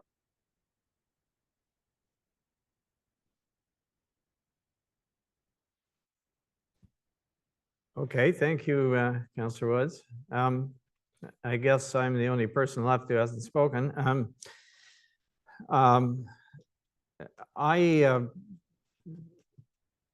mean, I don't believe that the cost difference was material in total, but if you recall, one of the reasons that we had a second interview with these folks was that there was some difference in the way they allocated the price to the work. And we did find out the answer to that, at least I did, and it turns out in my assessment, the difference is substantial, is substantive. I believe that J.L. Richards clearly had recognized the fact that we expected a certain amount of effort to be done on lake plans, and the fact that there would be consultation or assistance in that process, and that's why they put more of their money into the official planning portion than they did, and I frankly was disappointed in the responses of MHBC, because they seem to diminish the significance of that. They asserted, in fact, that they already knew all about the municipality and they didn't really need to do much consultation and so on. And I frankly thought that was pretty cheeky, given the fact that they've been our planners for how long, right? You know, I'm not saying they're not competent planners, but do they really understand the municipality? Not yet, I would say. So bottom line, I believe that we're going to get closer to what we need and better value if we go with J.L. Richards. And that would be my vote, I guess. I really don't, you know, I recognize and if they were equal, I would say, yeah, sure, why not have our planners do it, the ones that we chose as planners do it. But I think they did a better job of presenting, and they did a better job of not simply of the presentation, but of meeting the requirements that I believe we have for this. And I think the outcome will be better if we go with J.L. Richards. So that's my take on the matter. Sounds like we're somewhat divided on this, but I guess what we can do is at the end is, unless you want to have further debate, we can have a recorded vote. Could I ask one more question, Mr. Mayor? Yes. Yeah, it does sound like it's quite divided. And part of mine was over the money. And I wouldn't normally ask this, and I know this is a public meeting, but could we go to MHBC and say, take 15 grand off your price, they become the low bidder, then I might be more inclined to vote for them. Good. Right? This is over, to me, be over the low bid price. That is strictly contrary to any ethical procurement. Yeah, and that's what I mean. This is the battle that I'm having, right? You can't argue that we should follow a procurement policy and and do that. I'm sorry, but I know this is my problem, right? So, yeah. And it's not a money issue. It's not. I don't think that it's like 10 grand or something. That's not in the scheme of things. That's not That's what I'm but that's saying. not but I'm persuaded by who's going to do a better job for what we really need. So That's well, I understand that, but I that's where we're at. So I don't think we can play with this. I think we just have to make the decision and move on. I mean, what can we do? We can't bring them back again and try and. Oh, you can certainly ask what's wrong with that. I do think we need a decision tonight. And Councillor Lamb, I think your mic's off, by the way. I couldn't hear you there. No, he's just not close to it. It's okay. Oh, okay. Sorry. Yeah. All right. So is there something that says we can't go back? No, but why, I mean, if you're defeating the argument of saying we should deal with it today. We're here, we're past our second curfew. Let's deal with it. No, but I and can get- ask the question. I could still ask the No, question. I know, I'm just saying it, like. I know you don't like my position. but- No, but I'm just. Counselor Nash, excuse me, Yeah. Counselor Nash has asked the question, could we go back and say, you know, you cut 10 grand off, we'll go with you, right? And that might persuade them. If that'll persuade them, get an answer to it. They're not starting the thing next week. Anyway, For me, just cutting 10 grand off of it is not really. no, but it doesn't is for him. That's my I point. know, but doesn't address the issues of how we're going to, my thing would be to be going back to MHBC and saying more like, you need to be more specific about your plan around lake planning, or you need to be more specific about, or you need to include something about the settlement areas. Not just that we are a cottage area and all we do is worry about lakefront. We have other areas too and other things that we should be worried about, or not worried, worried is the wrong word. We Yeah, it should is. be discussing and concerned about, and we should be having our planners look at it, not just, I just think that, if we were going to go back, we would be going back to both of them and saying, hey, can you take 10,000 off? Not just one. How would, I mean, if you're going to say it to one, you got to say it to both of them to be consistent and also to have an equal and fair shot at this. But I think that the money is the least of the worries. It's more of what is the product we're going to have at the end, and how is that going to look to our public who have been waiting for a long time. Some people waiting for this lake planning for quite a while and wondering, and I've had people ask me, when is it ever going to happen? What are we doing about it? And I keep saying, well, the official plan. And here we are, we're at, anyways, the money is not, to me, the issue. Mr. Mayor, if I could just say real quick, Go ahead, we did, Councillor West. we did just throw an extra $9,000 at the road super to grind up a bunch of brush we have in our dump, so the money should be no question. Yeah, yeah, again, it's how there was a substantial difference, as everybody pointed out, in how they proposing to spend the money. And I think that's the deciding factor Okay. for me. Okay, I'm going to propose an amendment. Didn't I make the motion on this thing?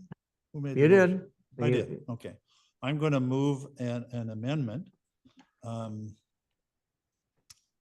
that we award the contract to MHBC if they'll reduce their price by $10,000.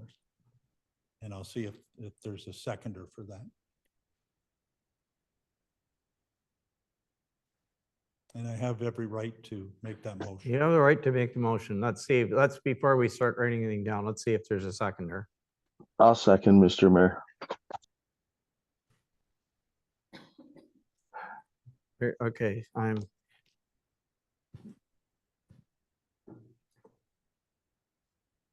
do you have a piece of paper to write this on? It's, well,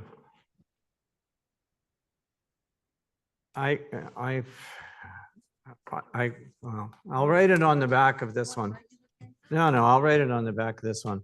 I'm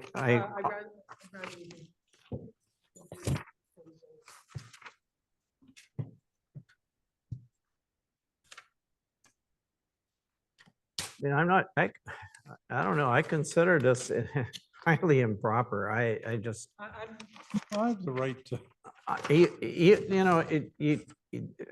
Because you don't like it, I can No, make- it I've makes made a the motion. mockery of our whole procurement Well, okay, policy. but yeah, you've got a seconder. Call a question, see what happens. If it doesn't, it's over. Like, I mean, We call the question, then we can have another discussion with it, Mr. Mayor, right? And we'd be following our procedures also. All right. And we'll well, need to do a curfew after this motion. 1.5 amendment. So the mover is Counselor Lamb. The seconder is Counselor Woods. That what was it that, That we award the contract to Council? MHBC if they're willing to drop their overall cost by $10,000.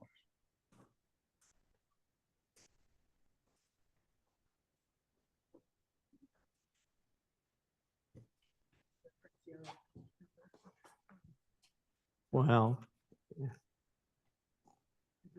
Well, it's just, it's amendment yeah, I got the number here, 11.5. So if they are willing, To decrease their price by $10,000.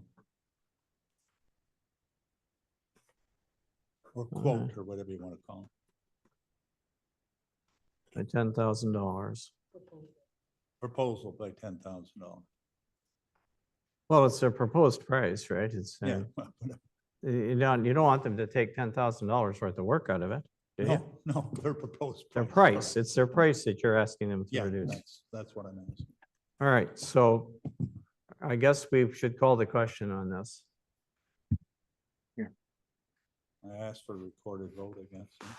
The plan. Anybody? And just before the recorded vote, if I might say something, Mr. Mayor, I know when you said, and I'm all for our procurement policy. I think every staff member and everybody on council knows I read that thing in and out and say this is what we should do all the time or shouldn't do. And I'm going to read a section. I think this is really important for everybody and will maybe make everybody feel better. Page 14 of 25 of the procedural bylaw or of the procurement policy. Negotiation method. Notwithstanding, the negotiation may be a component of any procurement process. Negotiating may be used for the procurement of goods, services, or construction when any of the following conditions exist, and that lists 1 through about 12.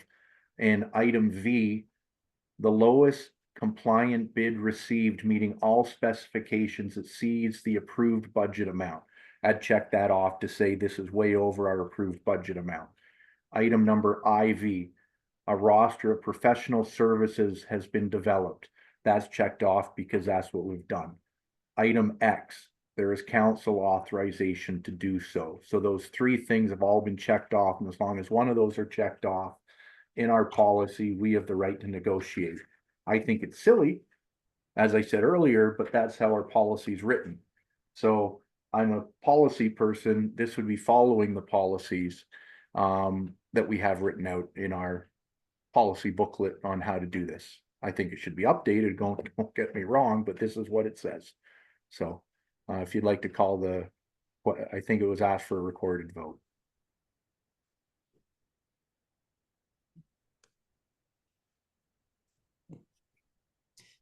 Counselor Lamb, Yes. Counselor Nash, Yes. Counselor Woods, Yes. Counselor Bray, No. Mayor Comrie. No. The amendment to the motion is carried.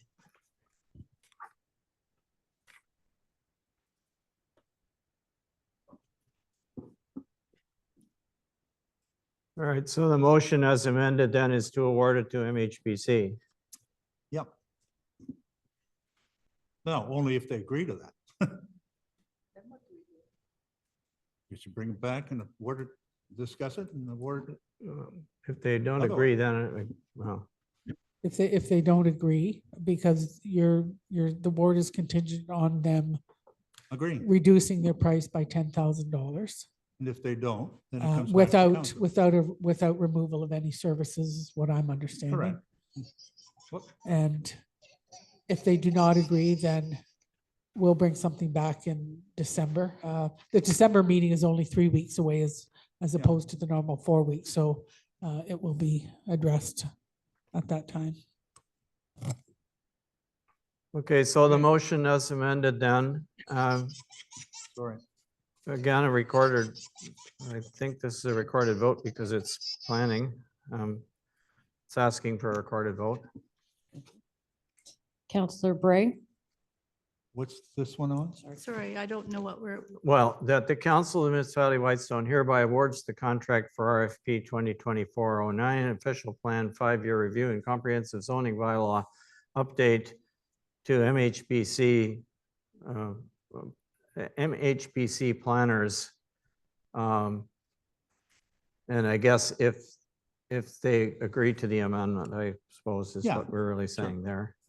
We agree to, if they agree to the amendment.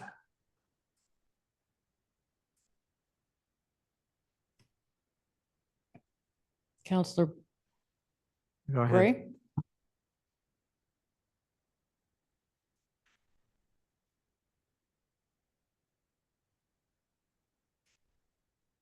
Sorry, you're calling the vote, she's Yes, calling the please, vote. sorry. yeah, to- I know. Yeah. Oh, I know, sorry, I'm still just, we just processed the last one, so I'm just trying to figure out this one. No, Counselor Lamb, Yes. Counselor Nash, Yes, sorry. Counselor Woods, Yes. Mayor Comrie. No, That motion is, as amended, is carried.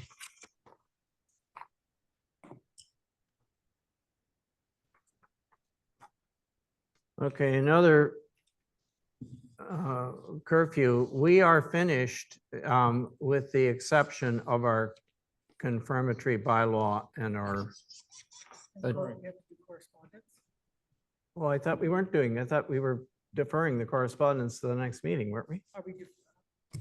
Sorry, my apologies. Are we deferring all of the correspondence or only the correspondence that's going to be extracted? That's all I wanted. The extracted stuff will come back in December for Yeah. discussion.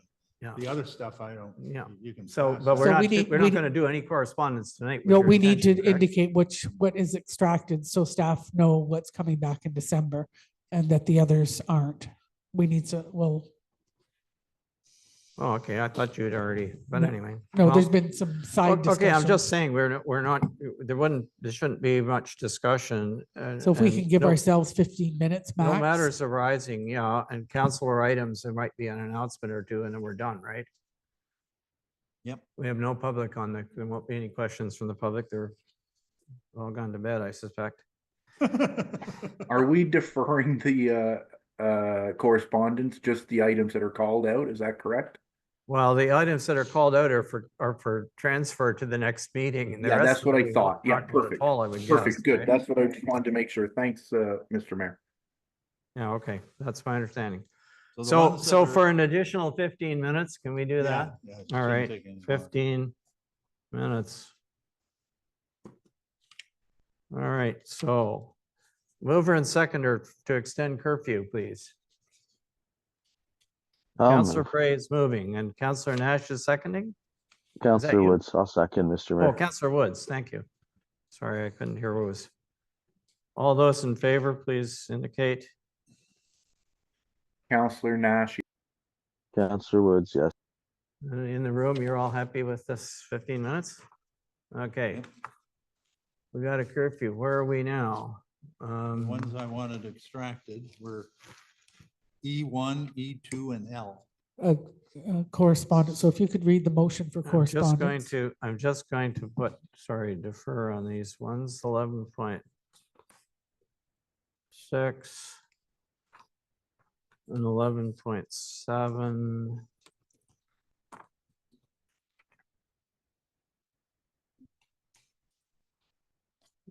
Defer. So 12 correspondence. You wanted E? Counselor The Lamb? two, E1, E2. the Could you E- please read the motion, Mr. Mayor? And Oh, in- I'm and- sorry, And yes. indicate that the Where is- extracted correspondence will be, All right, let me read the motion first. Whereas the Council of the Municipality of Whitestone has reviewed the correspondence items as listed on page 8 of the November 19th council meeting agenda. Now therefore it be it resolved that council receives the correspondence items for information with the following extracted for further discussion action at the December meeting, right? Yes. Just to make this real clear what we're doing, so nobody, Yeah, E1, E2, and L.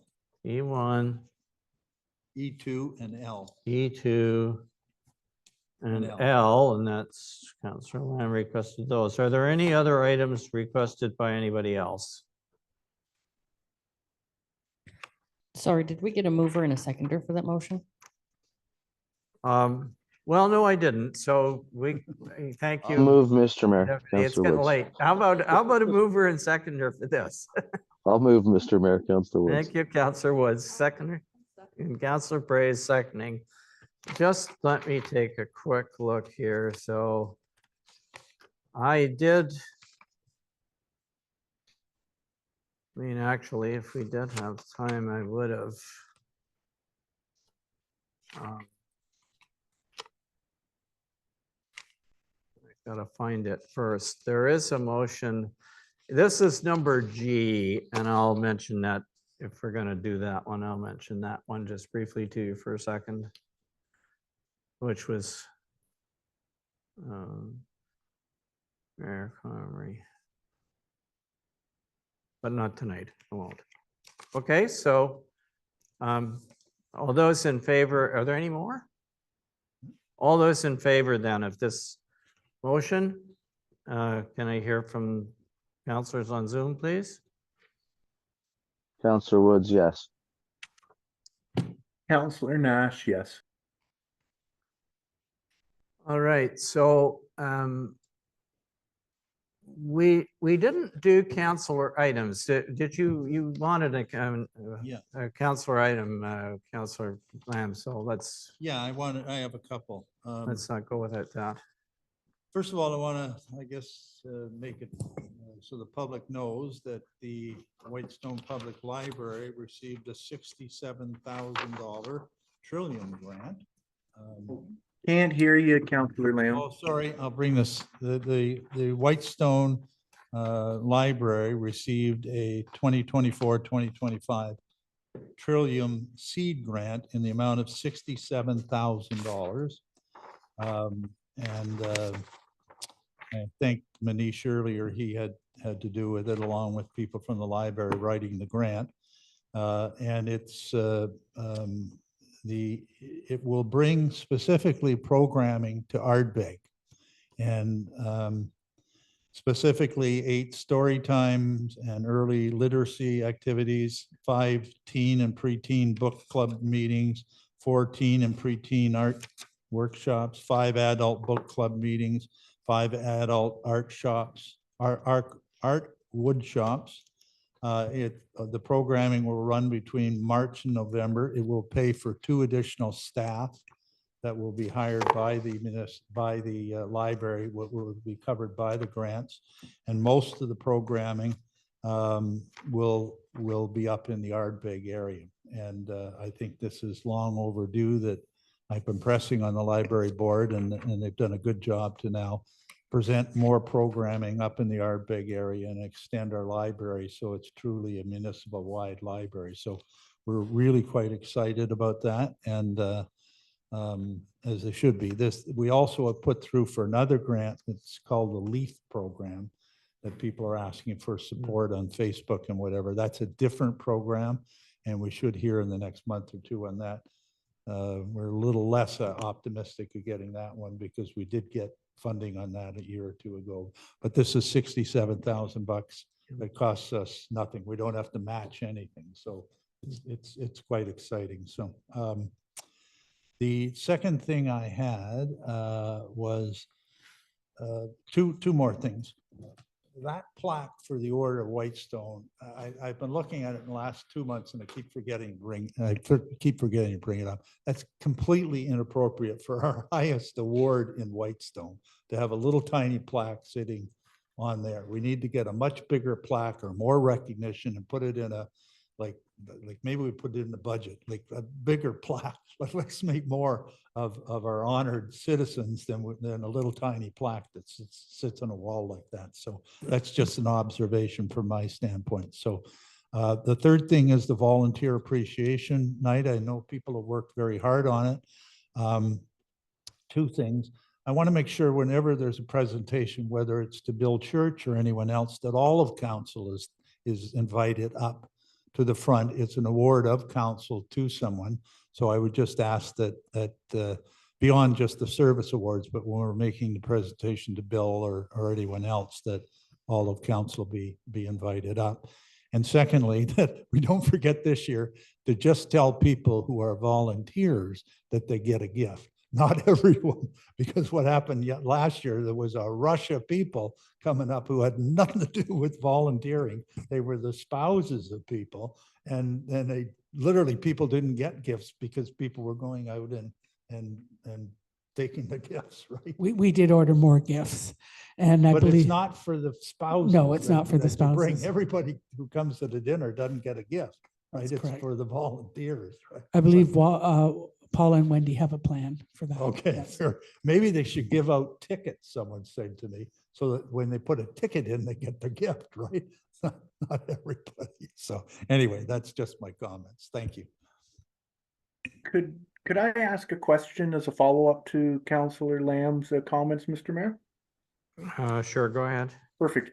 Councillor Lamb, that's fantastic news about the grant. And you'd said that some of these some of the money is for items in Ardbeg. Would that be out of the community center there? I think this is fabulous. I'm just wondering if it is, how you'd get the word out up there about Well, yeah, these items. that's an excellent question, because I asked it at our meeting last night.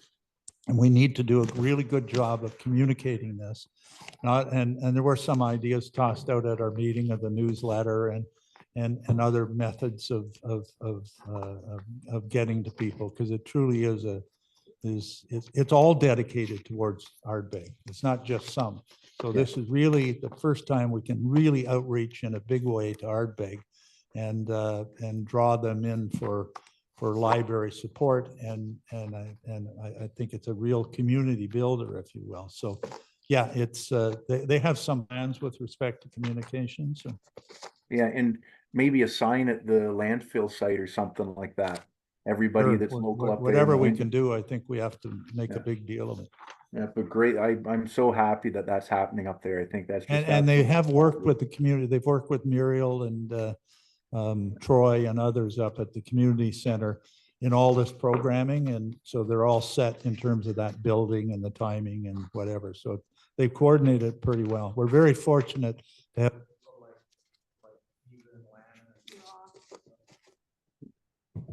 Fabulous, fabulous news. Yeah, it's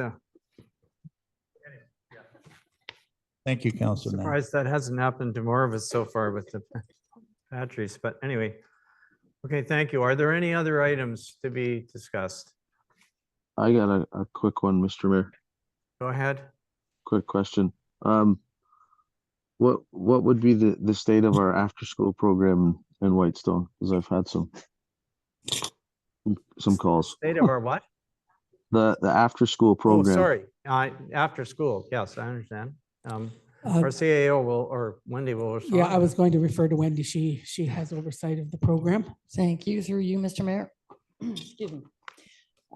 It is my understanding that the after-school program coordinator should be available sometime in December. I was hoping early December. I have not heard from her yet. I would expect that she needs to be cleared in order to return back to work. I have not received any interest from anybody reaching out to indicate that they would be interested in temporarily filling the position. As I have said to parents and to anyone, if they have anyone in mind, to please contact me. I haven't received no contact from anyone. So we are just waiting for the program coordinator, Janet Jackson, to come back, and then we can start it up again. Is the posting that's out, is it just for, interim services for like the 3 days a week that Mrs. Jackson was going to handle? Or is it like if someone could come in and say that, I can do 5 days a week? Or is it just posted that it'd be like a 3-day temporary position? Through you, Mr. Mayor, I can't remember off the top of my head. I believe it was just for the 3 days. For the posting. I believe that is what it was. If I may, the reason we did that, one, we didn't expect Mrs. Jackson to be gone so long. And secondly, if someone came forward and said, I can do 5 days a week and I can extend the hours, there is a clause in Mrs. Jackson's contract where you'd have to give her, I believe it's 90 days notice. So those factors would have to be dealt with. I'm not saying that's going to happen, but that's why it's posted as a temporary. And frankly, the requirements of the ministry require a significant number of qualifications for that job. It's very difficult. We've had people come forward that have interest, but they don't meet the qualifications. And even if they were close to meeting the qualifications, there's a mentoring and schooling that has to be done. And as you know, it's an after-school program. So it's like many municipalities are having trouble keeping their programs and maintaining them and finding people to meet the Ministry of Education qualifications. Yeah. I know we've got challenges trying to get it filled, but I know how valuable of a resource it is for the local families with young kids here. I mean, in a lot of cases, it's the determining factor of whether or not one parent gets to have a job, right? So, I mean, it'd be really good if we could get something going. Hopefully. That's all. Okay, thank you. Are we ready for the confirmatory bylaw? Need a mover and seconder. We are? Moved by Councillor Lamb, seconded by Councillor Bray. All those in favor, please indicate. Councillor Woods, yes. Counselor Nash, yes. Thank you. And finally, adjournment, mover and seconder. I'll move. Councillor Woods. I can second Counselor Nash. All right, Councillor Nash can second. And Councillor Woods moves. Whereas the business of the meeting is concluded, now therefore be it resolved that this meeting be adjourned at, it is 8 p.m. until the regular council meeting of Tuesday, December 10th, 2024 at 10 a.m. or at the call of the chair. All those in favor? Councillor Woods, yes. Counselor Nash, yes. Okay, thank you. Have a good evening, everyone. What's left of it? Good night, everybody. Thanks for the long day, but thank you.